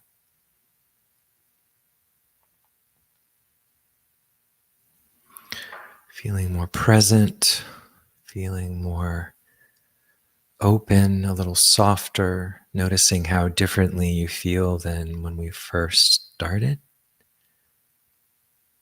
And I invite you to, if it feels right to you, to bring your arms around your body and to give yourself a hug. We call this embracing the mystery or hugging the universe, and maybe just rock from side to side for a moment. And to realize you are a microcosm of the macrocosm, and your inner world is as vast, vaster and more expansive than the outer universe. And to take a vow to be a bit more loving, accepting of yourself, and feeling connected to your divine mission, your sacred journey, your soul's journey, knowing that you are on your path and trusting this river that is flowing through your heart, taking you home to your soul. And when you're ready, no rush, but on one of the next in-breaths, you can slowly open your eyes and bring yourself back into this interesting time, space, three-dimensional consciousness, knowing that you are vaster and larger than that, and feeling a little bit more spacious and open for your day and your evening. So that is a medicine place journey. It's one of my favorite things to do for myself and those I work with. And you're more than welcome to find, if you put Michael Brandt DiMaria in a Google search or in Spotify, Pandora, your favorite streaming platform, you can find plenty of my music and some of my books. And you can also go to michaeldimaria.com or alldaypeace.com. But I really want to thank Neil and Portal to Ascension for allowing me to serenade you a bit, a little soul serenade for the end of the day. It's always a joy to be with you guys. Brother, thank you so much. Really, when that kind of music happens, you get a loss for words. You know, it's more just like a sensation and a feeling.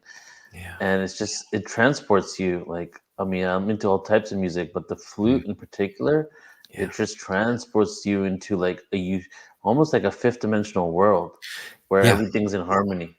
Yeah, I think you may have heard, because I think we did something with Will Clipman one time. He and I both, had a near-death experience, and and mine was at 7, and I went to this place of tremendous, just translucent colors dancing in this sound, and clearly this transdimensional space, and it was when I first heard and played the flute that I felt access to that place again. Yeah. And yeah, I mean, these are on my flutes behind me. These are, what I call both my babies or my magic carpets. They each So take many. me. Oh my gosh, Wow. it's I've I thought over that the was like a years. yoga rack or something. I had no Yeah, idea no, they were flutes. those are all flutes from around the world and Crazy. different makers, and I've got some digits back there. But Yeah. they each have their own personality and soul. But yeah, and I do feel like part of our goal is to become, hollow like this flute, empty like this flute. And I like to think that, our wounds and the things we suffer are like this hollowing out and these holes in this flute. And that these traumas and difficulties, it's the universe's way, spirit's way of hollowing us out so life, the universe, spirit can play us and play through us the music of the spheres. So yeah, thank you I love that. for getting it, Neil. No, Always thank you, always a man. joy to be with you. You have such a sweet spirit, and I Thank you, appreciate brother. that. And I can't just help but think of Krishna and the flute when Krishna's playing the flute too. Yeah, I have chill bumps, or what I call truth bumps. Krishna Yeah. is such a huge, I guess, I don't mentor or just I felt it. Yeah, he's in forms. I feel like he's around in my heart so much, Yeah, and that man. joy of that he brings to life with his flute is something special. So, just that you mention him at all is again a huge. As soon as you came on camera, that's the first thing that came to my consciousness was Krishna. You are a dear soul. You're a dear Yeah. soul. Well, God bless you. I love you, brother. And love you too. And just wishing you all the best for the rest of this amazing summit that you're doing. Be well, Thank you so and much, we'll be in Michael. touch. All right. You too, God brother. bless. Okay, take care. Bye. Bye. Beautiful, everybody. Let's see how we're going to shift into something else now. But I feel it'll be a good time, good opportunity for us to take a few breaths together, and then I'll outline what's going to happen for the rest of today, because we do have 2 more presentations, but they're going to be pre-records, as I said, that they sent them in. So great opportunity now after Debra's presentation leading into Michael. Let's just go ahead and do right now how we started the day with 3 inhales into the lungs, into our hearts, and then expanding out. So I invite you to close your eyes. Inhale in, out through the heart. Inhale in, out through the heart. Inhale again.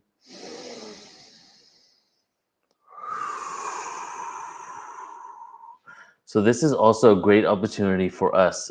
If you were here in the beginning, we set our intentions for ourselves, for the earth. Go ahead and please, if you're tuning in and you have the ability to type, put in a word, an intentional word, something you want to contribute to the field so we can actualize it together. We've created a lot of energy. We've built up a lot of energy over the 3 days. We're going to continue to go. So much more that's going to happen here. But go ahead and put in I would say a word designed to be an intention for humanity. Okay, this is the humanity intention. So we have Bridget saying beauty, whatever you want to share.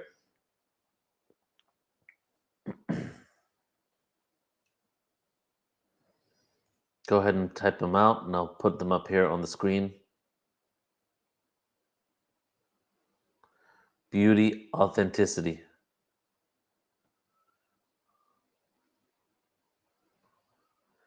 Let's get quite a few of them in, bring them in, and then once they're in, all of us together, I want us all to actualize it, and we're going to say 3 times, and so it is, and so it is, and so it is, right? But let's wait for some more to come in. We have, okay, here we go.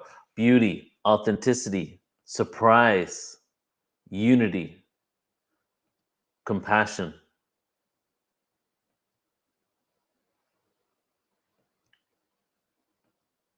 Unity again from Steve. Awareness.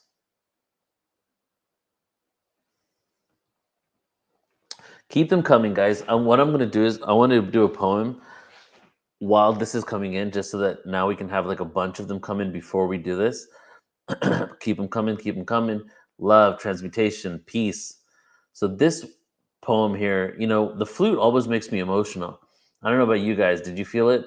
But just like when you close your eyes and you just listen to the sound, it's just like a place liberated from fear, a place liberated from anxiety, you know, a place liberating from suffering, right?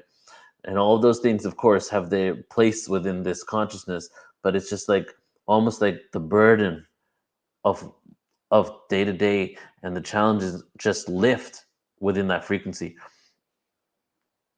So this poem here is called Cocoon, and it's a poem that I wrote a couple of years ago. And just when I was having a moment, just kind of reflecting on my mission, you know, as I shared in the beginning of this conference, like I've had moments where I wanted to quit, just I was done. And even though I just still, you know, even though I hadn't already made the decision not to stop Portal to Ascension and keep going, I still have moments where I'm just like, you know, having so many challenges, trying to keep things going, keep the events going, also work on my personal well-being. You know, 3 years ago, I separated from my ex-wife. I was with her for 10 years. I've been going through hardcore dark night of the soul for the last few years. And sometimes I just like want to give up. You know, it's just really challenging and hard to move forward. And ultimately, I realized that this is what I'm here for. This is what I'm here to do. But things come up, and this poem was kind of at a moment for me where I was just realizing like what I'm here to do in comparison to what I feel in that moment. You know, the hardships, the challenges, the sadness that comes up as well, but also knowing like this is the mission, right? So I'm going to do this poem, and then we're going to read these over here and do some "So It Is" together. Okay, Cocoon. As I enter my cocoon, emotions flood my eyes as I tear up inside, expressed in love from my heart that has been wounded so much. Is that why we are here? To be aware of the cycles of time, the intensity, the ability to reach a level of consciousness that has presented itself on this beautiful planet countless times. This planet is so beautiful. The story of how we became.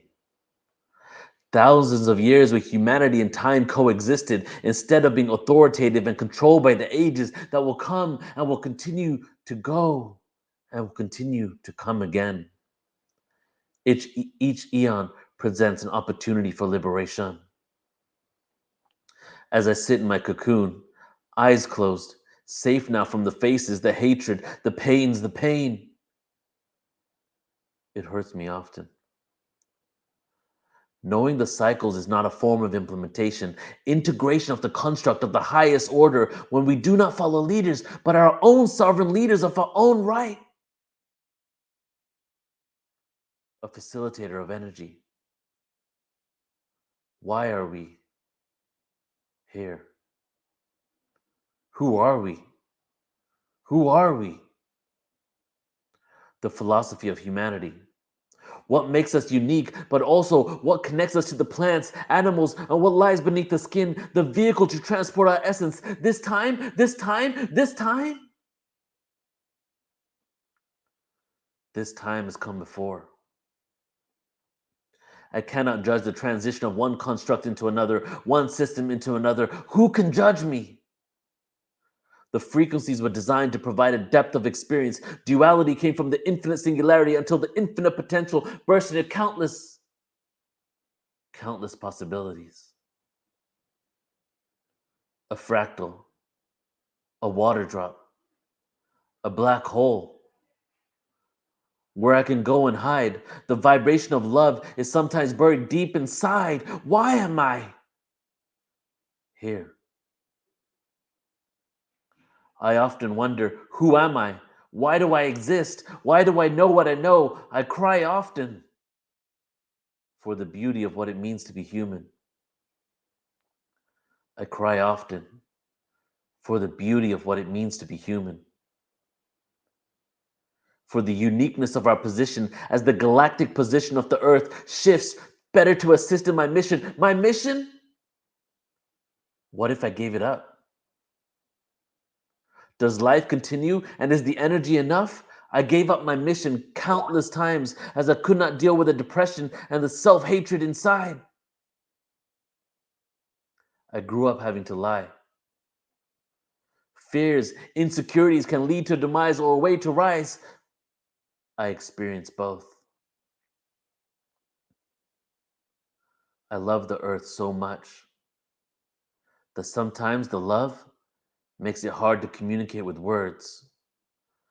My hope for humanity has been tested over and over. I lost hope, but then a silly joke, or just by people watching, my faith is restored. We are beautiful. We are so beautiful. I wish we all knew.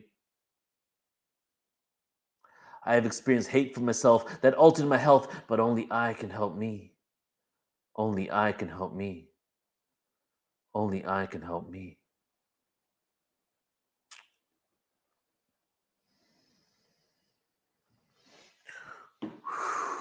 All right.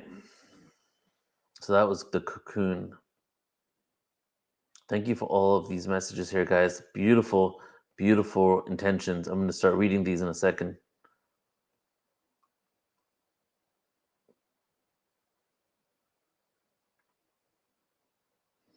All right, let's do it. So let's all just take a moment here and center ourselves. I'm going to put all these intentions on the screen and say them out loud. And if you want to join along, go ahead and say them as well. Let's all actualize them.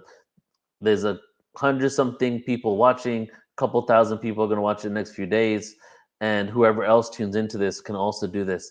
And it will just be a continuous ability, a continuous way for this intention to continue to be actualized after today.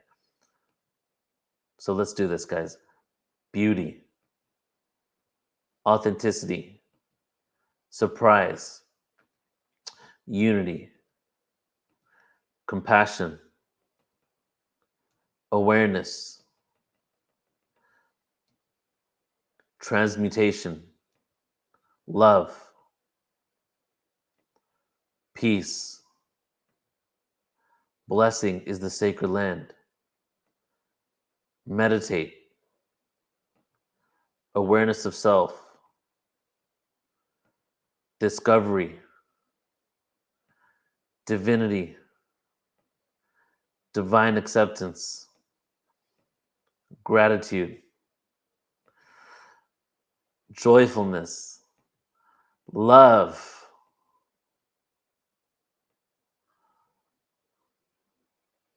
Oneness. And the ultimate one, we couldn't have chose this better myself, but the last one here is dun, dun, dun, dun, sovereignty. That's the age we're moving into. It's not the age of the sovereign. Isn't it interesting how we call them the sovereign, the head, the king, the queen, the leader? Isn't it interesting how it's truly about our own sovereignty? Yeah, we were giving up our sovereignty by calling someone the sovereign. And that's the ultimate truth right there. So I invite you all. I'm going to count down from 3, and all of us, okay, every one of us, unless you're like in the middle of teaching a class or something, we're going to say, and so it is, and so it is, and so it is. Okay? Ready? All right. After the 3 seconds, 3, 2, 1. And so it is, and so it is, and so it is. Boom. Let's do this. Yes, yes, yes. All right, everybody. Thank you for partaking in that with me. Okay, so now we're going to get into 2 pre-recorded, so stick around. We're going to have Brooklyn, Rain, and then JJ and Desiree Hertak interviewed by Alan Steinfeld. So let me do Brooklyn's bio here, and then I'll play her video. Brooklyn Rain is intuitive channel, cosmic heart oracle, and quantum healer. She's experienced many incarnations with the Sophia Christ Collective, Lyran Syrian Whites, Oraphim, Ancient Palladians, and Hathors. Through her diamond sun crystal structure, she assists humans to return their original divine blueprint combined with the Christos template, allowing a fuller embodiment of the I Am presence and unity consciousness. She's an original seeder of both humanity and of Gaia's many elemental resources. She works to assist in repairing and rebuilding the portals, frequency grids, and meridians of both the micro of humanity and the macro of Gaia. As an enlightened teacher of Christ consciousness in many lifetimes, both on Earth and throughout the multiverses, Brooklyn channels the wisdom and living light transmissions for many multi-galactic Christ collectives. These transmissions and wisdoms come through as spoken words, light language, and light frequencies. So everybody, let's go ahead and bring her on here.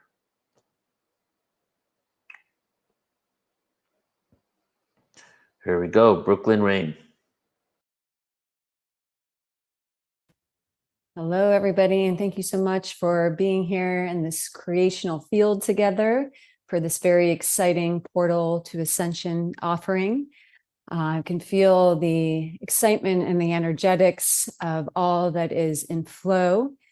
And so today I wanted to really step into the opportunity to share some of what is being seen and felt and witnessed within the great access of potential of what I know we're all feeling uniquely as a very epic time of human transformation not only of humanity and the collective consciousness, but that of Gaia, that of our planetary systems, our universal systems, and so as we dive into this, we will get a little snapshot, if you will, or forecast of what I'm receiving in way of creational intel through source, and then we will be guided into a meditative transmission to access some of the systems that are being spoken of here. So one of the biggest highlighted expressions of this huge system of energy that we're entering into, that we're already in right now, as we've already entered into a few significant gateways and portals of energetics that are catalyzed, of course, through the fall equinox, and then that of the October 2nd gateway. Now we're really in the spaciousness and the massive system of transcendence and transformation that is here. So you're already feeling it and experiencing it and knowing it in unique and direct relationship to your own blueprint. And then we have additional systems of grand access that are flowing through as we navigate through the rest of October, and as well as this year of 2024. And there's really no slowing down of that, as we likely are witnessing through different forecasts in our own inner knowing. This year has been a huge spring form and catalyst for really prompting us to go into deeper and deeper places of letting go, of surrendering, of letting go, clearing out old programs, making space for the new. And really, these next few linear years are all in deep, deep cellular and cellular preparation for what we've often heard of regarding the 2027 gateways, which from my vantage point really show up as a significant system of access and bridging, if you will, from what we've known to what we've come here to remember in an even deeper way. So just as we experienced many, many years ago, the harmonic convergence, 2027 offers its own unique expression of that as well, which is a really huge and big pivot point for the bridging of coming out of dualistic and binary programming into the expansive fields of unity, which we're all uniquely interfacing and exploring and resurrecting within ourselves during this time. So this October forecast really opens us up to a very unique expression as I tapped into what is it that, as a collective of humanity, are we to have an awareness of, or what can we access to really assist us in navigating these massive seas of transformation that are here. And uniquely, what was shown is that October holds a very significant gateway and access for the collective template as a whole of humanity to make a quantum leap. And whereas that could be true in many ways of many different big planetary and astrological occurrences and experiences, I've never quite seen it where it presents itself like this, where the entire collective template is really positioned and opened to a quantum leap of fast track, if you will, to come through a significant bridge that immediately dissolves massive systems of duality, of dualistic and polarizing programs. So of course we can feel that as we're navigating this on an individuation level, right? Because we are part of the whole and we all have a unique blueprint that interfaces this potential for this massive quantum leap. And so as I further attune to witnessing, how do we access and, how do we come into the grandest access of participation to equip and to further embody our parts in this grand play and in this grand opportunity for this big quantum leap.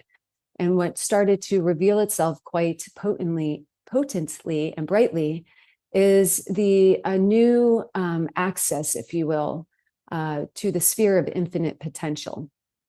And what was being shown of the sphere of infinite potential is that we are within ourselves is the micro expression of the macro of the sphere of infinite potential. Within our heart center, within our source spark or God spark, sometimes referred to our atom seed, which is also then referred to and accessed as our 0 point connection as a human avatar. This sphere of infinite potential exists within each one of our crystalline templates here, within our highest activation and embodiment of our monadic or crystalline nature. And it's always participating and always has been participating as a part of we can maybe look at it as a part of our highest self's communication and access to continue to navigate us and prompt us and nudge us, into coming into whatever version of awakening we've chosen to experience in this lifetime. And so this micro version of the sphere of infinite potential that exists within each one of us, within our heart center, is in a direct relationship to this, to the macro version of that. So the macro version of the sphere of infinite potential is a field held within connection to the central sun of all creation. So when I look at it quantumly, it almost appears as though it's an overlay, if you will, a portal overlay to the central sun of all creation, the hub of all creation, the everything and the no thing within its greatest creational domain, if you will. And so within our unique and magnificent organic technology of the human template as the human avatar, we have that similar overlay taking place within our 0 point of the high heart.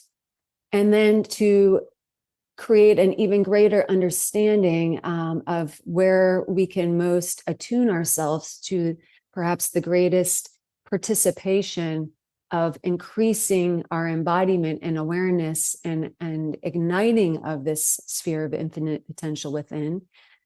The earth, Sophia Gaia, Mother Earth, within her central crystal Earth star core, which from my vantage point presents as the micro of the macro of the central sun of all creation, holds the greatest and most palpably expressed access to the sphere of infinite potential in terms of our ability to further attune ourselves and to activate with grace and ease, if you will, the potential that exists within our own unique template. So the system is set up like this so that we can allow ourselves to not blow a fuse, if you will, right? For someone to come in, and perhaps there are some outliers to this generalization that's about to be spoken of, but for some people, to have an immediate and instantaneous full igniting and embodiment of the sphere of infinite potential activated within the template would potentially create a lot of disharmony and or a challenging journey of integration within the physical, mental, emotional, and spirit bodies. So the system of setting up within the quantum access the micro version of this sphere within the central crystal Earth star core allows us to find in certain pockets of invitation, such as this month of October, grand and exponential access to it, while other energies are present to assist our bodies in a more fluid integration of it, if you will. So this sphere of infinite potential is going to reach a new level of expression, or is reaching a new level of expression within the core of Gaia, within the core of ourselves and our cells, right? And that's taking place through a very significant opening within our universal system, within planetary alignments, galactic alignments, multiversal alignments, where the rays of plasma diamond creational light are flowing through the central sun of all creation into our sun, and showering and coming into greater participation here on Earth. So what does all this mean, right? Other than what we might be feeling beyond the words right now in way of transmission. Well, from my vantage point, what this means is many things. And one of which is to, in the awareness of this taking place, is the greater opportunity to bring our intention and our attention and our focus into exploring curiously and compassionately, and perhaps joyously, should we choose, to really begin to form a relationship of recognizing what does my sphere of infinite potential within desire to activate during this time? What do I, desire to attune to so that I can access and become and embody the highest and most exalted expression of my own unique blueprint here, right? Through this new and ignited relationship with the sphere of all potential, or of infinite potential, rather. So once we begin to get curious and open these fields and connect, in whatever way we choose and desire, many, many things begin to open and move fluidly and very expandedly within us and throughout our perception of reality.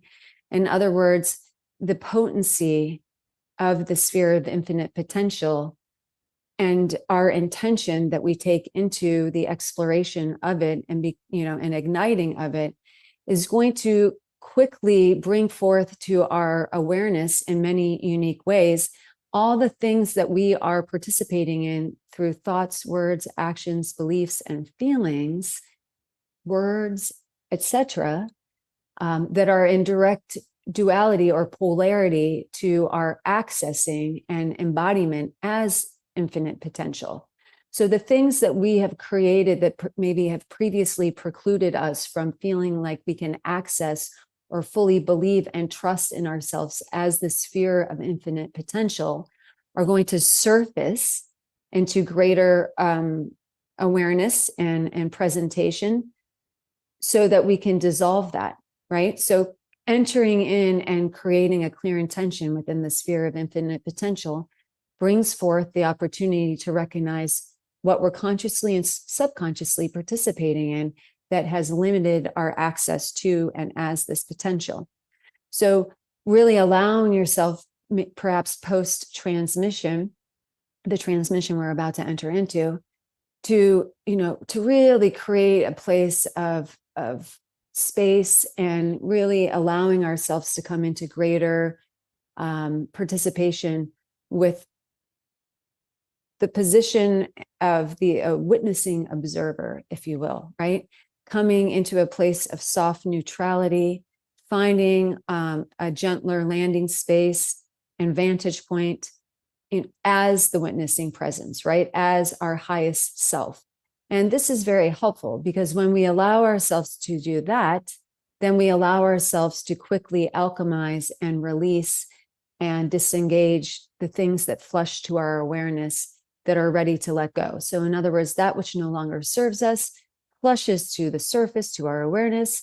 And it is really how we choose to navigate that, to what degree that can melt away and transmute easily and gracefully. So strong encouragement and invitation to enter into this transmission, really connected and identified as your eternal self, as the witnessing presence, right? As the I am presence, and coming out of this transmission in a new level of participation of that in each moment as you navigate. It can really create an acceleration. So another beautiful practice to consider upon returning back into the presence post this transmission is to begin to allow yourself to journal the awarenesses of the different levels of your blueprint that are going to be revealed to you. Maybe you've been waiting to find out what's my next step. What am I meant to do? So lots and lots of downloads and opportunity to really attune to the greater access of your blueprint, your most accelerated blueprint here, your most exalted blueprint, if you will. Okay, let's see. Was there anything else? Yeah, and so again, I feel the only other thing that really wants to be said prior to entering into our transmission together is that we can think of the portal of infinite, or the sphere of infinite potential, the portal of infinite potential, as a pure source sound, light, and plasmic field that almost appears, when I look at it within the quantum fabric, if you will, as a medium. It's this medium or transformational and translational field that allows for us, it acts as a bridge, if you will, that allows for us to access uniquely that which is our greatest access point to the everything and the no thing, and direct relationship and reflection of our own unique earth blueprint and avatar. So in other words, everybody dials in and creates within their blueprint a unique relationship to the access of the 0 point. So there, from my vantage point, are many, many, many, many, many different facets and entry points and what could be perceived as the 0 points, right? And then there's the 0 point of all creation, the totality of the everything and the no thing. So this sphere of infinite potential, the sound, light, and plasmic field, allows for us to enter in as the focal point being our human incarnation, and enter in and activate, perceive, and open up to that which is relevant to our unique blueprint here. So the infinitely accessed potential that is relevant to our own blueprint of here and now, right? And then who knows what can take place from there, because perhaps one has put it in their blueprint that they access that, and then they transcend and go beyond that and access levels of access to their infinite potential and to the 0 point that goes beyond this blueprint even. So again, infinite potential, infinite ways and passageways and interfaces with this system. Okay, so here we go. We're going to go ahead and dive into the greater depths of experiencing this. So offering that you perhaps close your eyes, allowing yourself to get comfortable, maybe taking a few deep inhales through the nose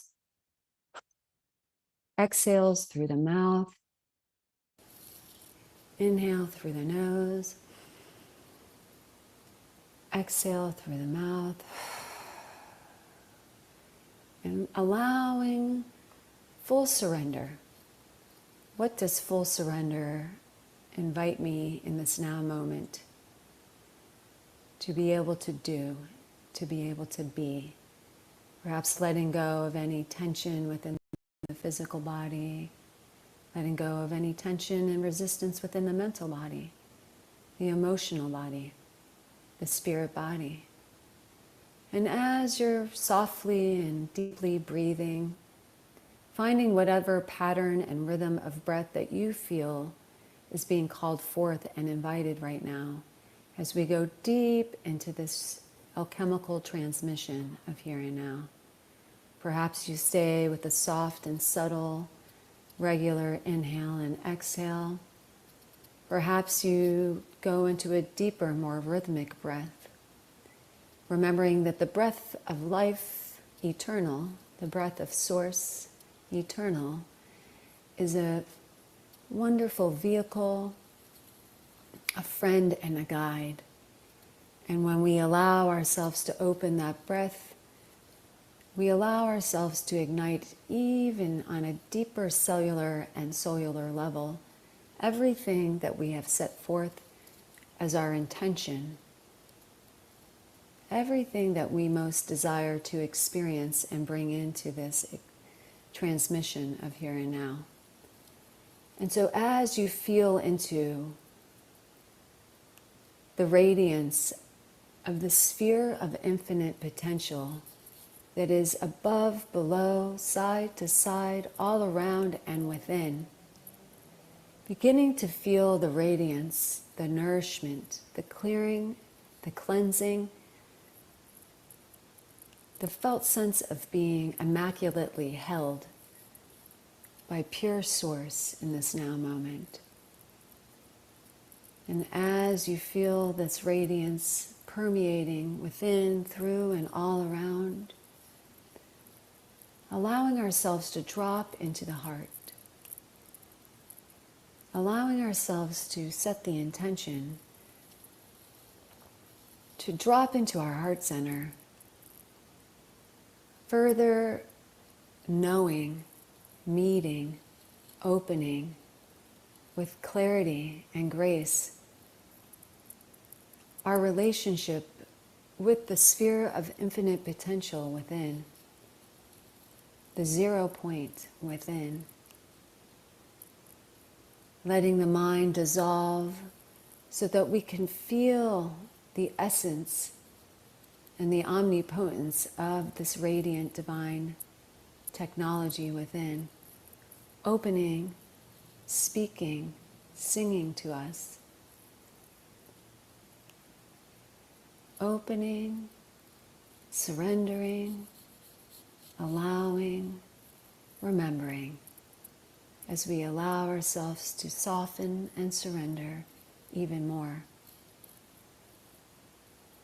And as we soften, surrender, let go, letting go of all fear, letting go of all illusion, letting go of all separation, disharmony within. Feeling into what is it that I, as a unique expression of pure creational source, desire to plant as a seed of my intention.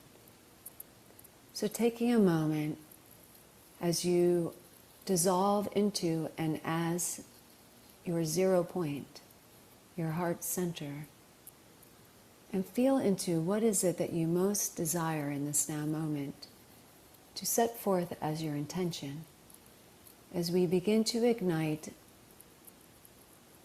deeper and deeper and deeper access to the sphere of infinite potential within.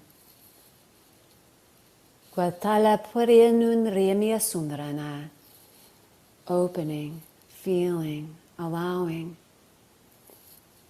as the radiant flow of pure diamond white solar light flows down and through the central sun of all creation.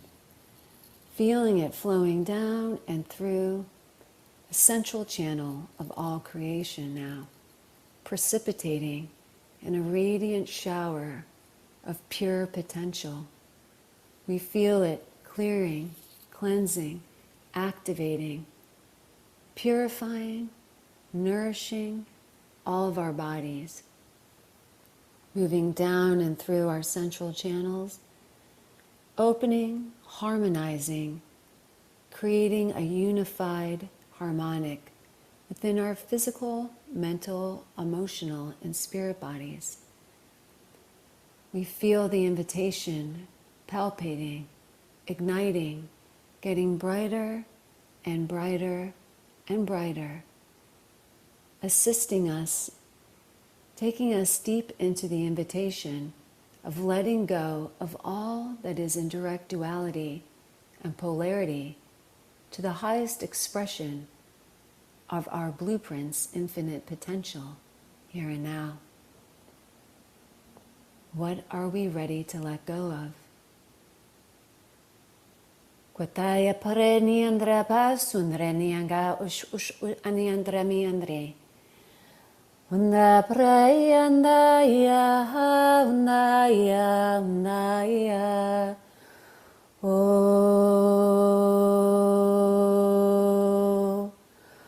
oh,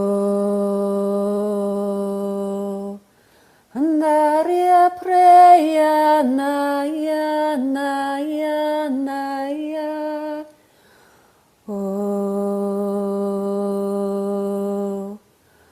oh, hariya naya naya naya. Oh, oh, preya naya naya naya na. Oh, oh, releasing, allowing, as we travel down and through the radiance of the impenetrable source diamond light, the solar diamond frequencies of the central sun, excuse me, flowing down and through, bringing us down into the central crystal earth star core, the micro of the macro of the central sun of all creation.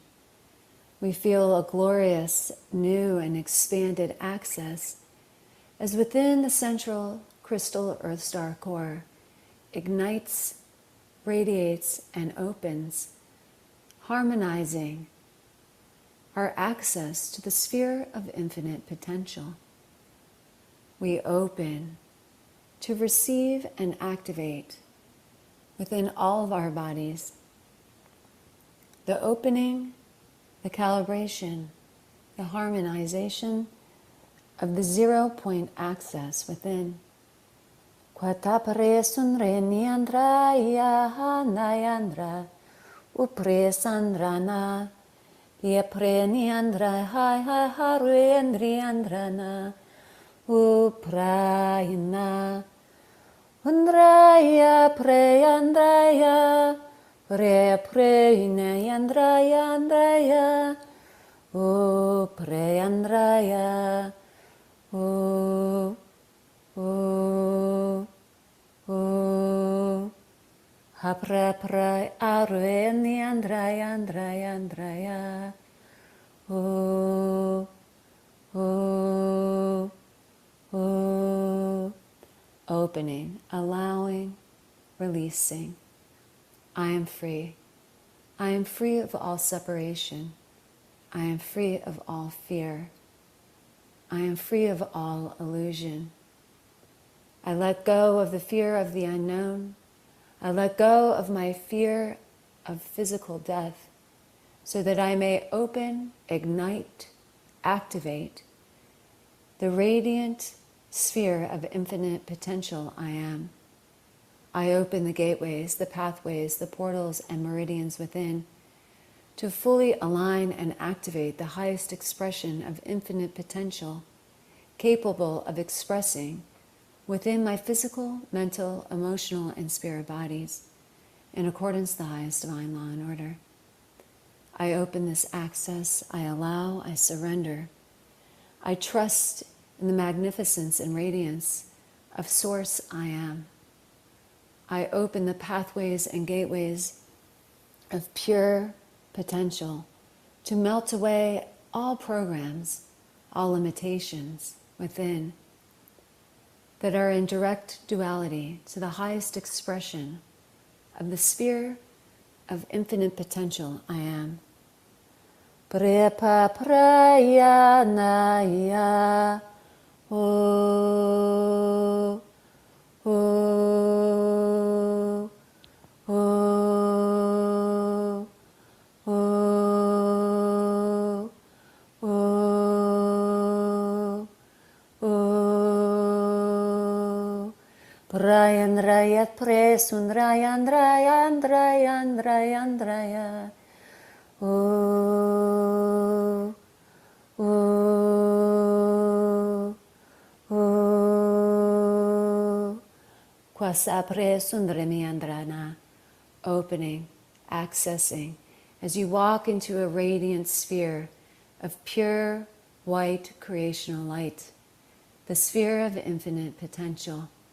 You begin to feel and allow the radiance of this pure creational sound, light, and plasma moving down and through the central channel, moving in and through the heart, opening, igniting, activating, illuminating. As we enter in and expand within and as, bringing forth in this moment the invitation to let go of all limiting identities, all limiting stories of the past, of the present, of the future, any and all characters and roles that you have chosen to identify as, honoring these roles, these characters, these identities in the full presence of immaculate perfection for all of the many lessons, gifts, wisdoms, and expansion of depth of consciousness as source within, in a deep system of immaculate gratitude flowing in and through and all around, offering these old identities into the radiance, into the clarity, into the alchemical gateway of the portal of the sphere of infinite potential here and now. Letting go. What are we ready to let go of so that we can open up to that which is beyond all linear comprehension in way of the dreams and potential that each one of us uniquely is and always has been. Feeling into the bodies now of where you may be holding on to the resistance, the fear, the illusion, where these old identities have been stored and held within the physical, mental, emotional, and spirit bodies. And feeling into the invitation and the radiance of this impenetrable field of pure source light, the radiance of this grand, pure white sphere begins to open even more. Feeling the invitation to fully let go and release. I am ready, I am willing to release all stories, characters, roles, contracts, agreements, identities that are in direct duality and polarity to the highest expression of my most exalted blueprint of here and now, to the highest expression of my most exalted access as the sphere of infinite potential I am. I let them go with grace and ease. I let them go with gratitude. I am ready, I am open. I trust. I am the sphere of infinite potential. I am. Preniandraya Harueniandraya Naina Paraya Prayanaya Oh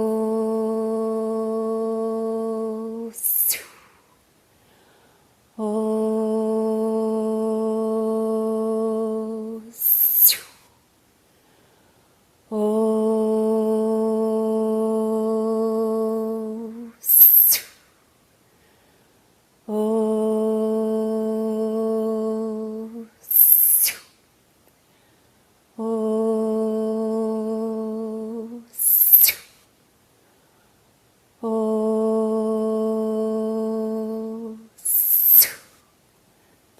Feeling, allowing the radiant, cleansing, purifying, pure sound, light, and plasma flowing down, opening the gateways of unity, of immaculate divine union within, harmonizing, calibrating, balancing, igniting, as we feel a full and deep opening and igniting of the sphere of infinite potential within and as.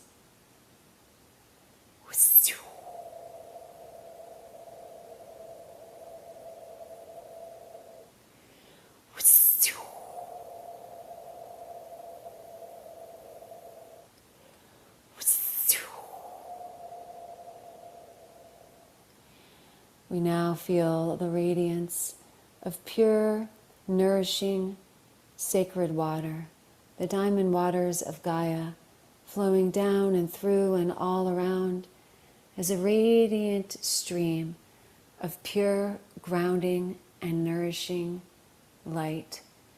Feeling the sacred waters of Mother Earth, Sophia Gaia, holding, programmed, ignited with the sphere of infinite potential, with the solar plasma frequencies of pure creational sound, light, and plasma.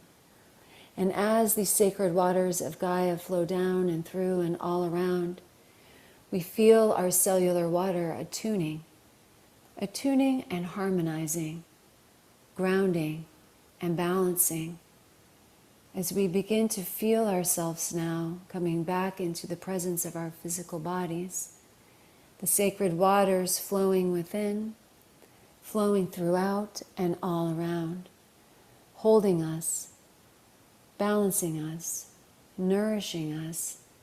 We feel these waters running down and through and all around, nourishing, strengthening, assisting us in growing our diamond roots of pure source light, down and through into deep connection with the central crystal Earth Star core, further attuning us in a grace-filled, harmonious, and joyful way to greater and greater and greater access as the sphere of infinite potential, opening, grounding, harmonizing, as we now feel ourselves coming back into the presence of our heart center, the sphere of infinite potential activated, palpating, igniting, illuminating all throughout and around, feeling the sweet invitation to come into deeper and deeper grounding,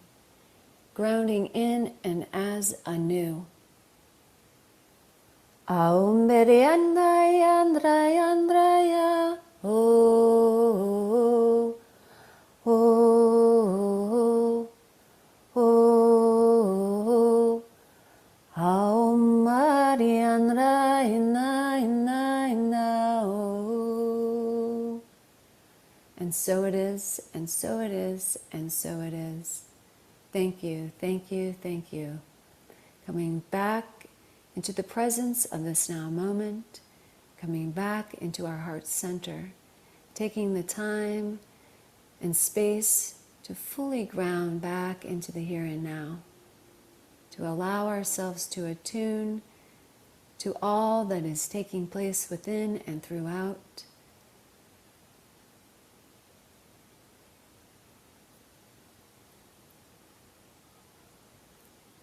Okay, so taking our time, grounding and coming back, and allowing ourselves to come into the presence and recognition of all that is opening and activating within the radiant sphere of infinite potential within.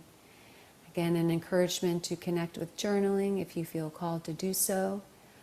Also a deep invitation and encouragement to participate in upping your hydration through the next 24 hours and the days to come, to continue to assist in creating more suppleness within our cellular waters, our cellular DNA, to be able to accommodate the upgrades. Thank you so much for our time together, and wishing everybody an expansive and grace-filled October.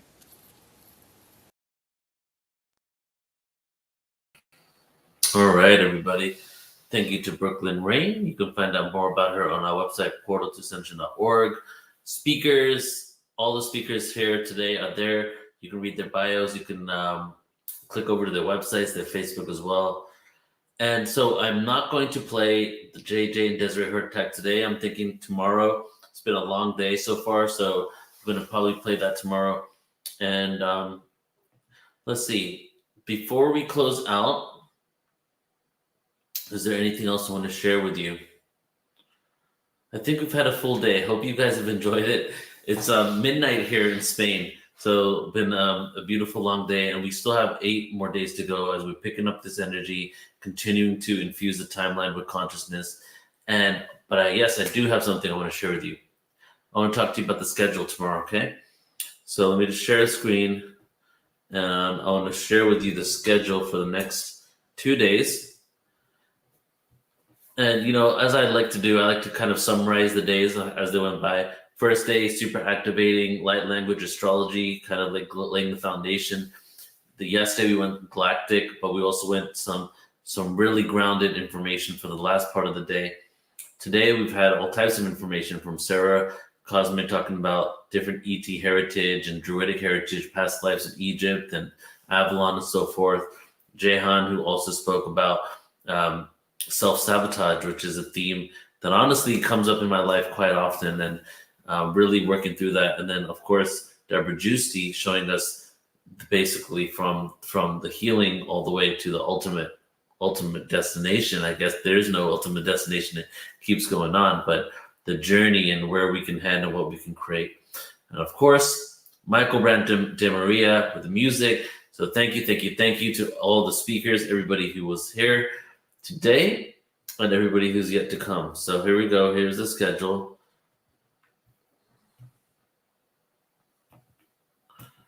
All right. So as you can see, our website here, and you can go to speaker page, read speakers, and you know, cool thing that we have on every single speaker page at the bottom are all the events that they've been a part of or are going to be a part of that you can check out too. Let's see who's on tomorrow. Okay, day 4, Friday, October 11th. We're going to start with Age Nost. If you don't know Age, he's a great presenter. Not sure what he's going to present on, but he does a lot of different things, including time travel. Matthew John's going to be speaking about ETs and the connection to karma cycle. Luna, who channels all types of Star Nation beings. Dana Mikushi, who speaks about the Essenes, many other topics, but I think she might be going with Divine Sophia, Mary Magdalene, or the Essene information tomorrow. Vivian Chauvet.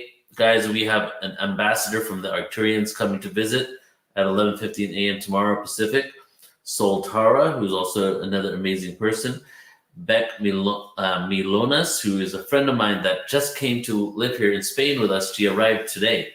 And so she's going to be coming on. She has a new book out, but she's also really tapped into the dragons. So we'll see what's going to flow with that. Brooklyn, we already experienced. JJ and Desiree Hurtak and Paul Wallace.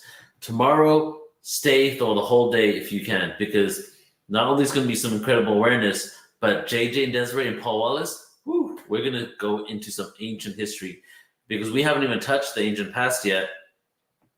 We've been doing activations, we've gone to galactic star codes and bringing in all types of messages. And then at the end of tomorrow, we start going into our history, and with JJ Hertrack and Paul Wallace. And then, just to let you guys know, on Saturday is a short day. Saturday is like the day of rest, okay? So it's going to be Alan Steinfeld. He's going to do a presentation. Then Oliver Huntley, who's going to be speaking about most likely Avalon, Glastonbury, Joseph Arimathea, Yeshua in England, the Essenes, that kind of information, Mary Magdalene, Adam Apollo. You know, if you know Adam, he speaks about a lot of different things. So, but that's going to be very, obviously all of this stuff is heart-based, but very intellectual content from Adam.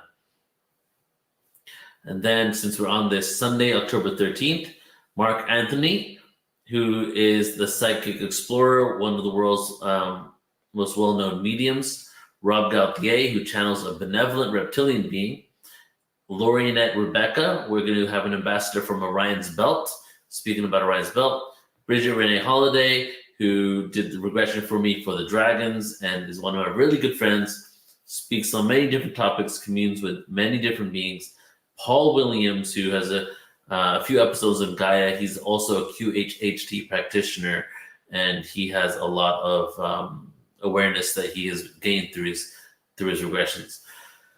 Last thing, if you guys want to donate and contribute to Portal to Ascension, paypal.me/portal, 2 ascension, paypal.me/portal, 2 ascension. And we have, you can see, if you're new to Portal Ascension and you're not aware or you don't navigate our website too much, all of our events are listed here. Upcoming online events, register for replays, the Crystal Skulls online conference, and our in-person events that are coming up. You can see here, obviously, this event that you signed up for. The Cosmic Dragons is coming up. Orion Portal, Reptilians, and Galactic Wars is coming up. Our next two free events,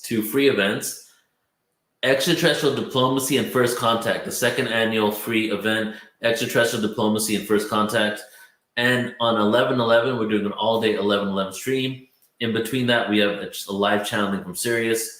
So you get the idea. We have a lot going on at Portal Ascension. Please do go ahead and navigate and take a look at what we have happening. So love and appreciate every single one of you. Let me just check your messages here. Thank you, Bridget. I love you so much. Thank you very much. Throw these up here.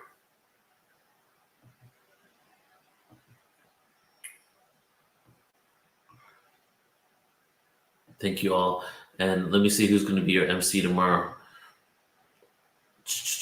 Okay, so tomorrow we got Dr. Victor himself. We have Emilio. We have Michelle. We have Alan.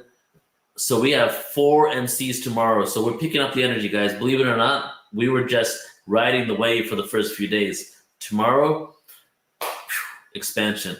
And then Saturday is our Sabbath. Saturday is the day the Lord took a rest. But the Lord still worked for 2 hours, so we're gonna still have 2 hours on that day. But just keep it a little chill, just so that we can pick up the energy again for the next day.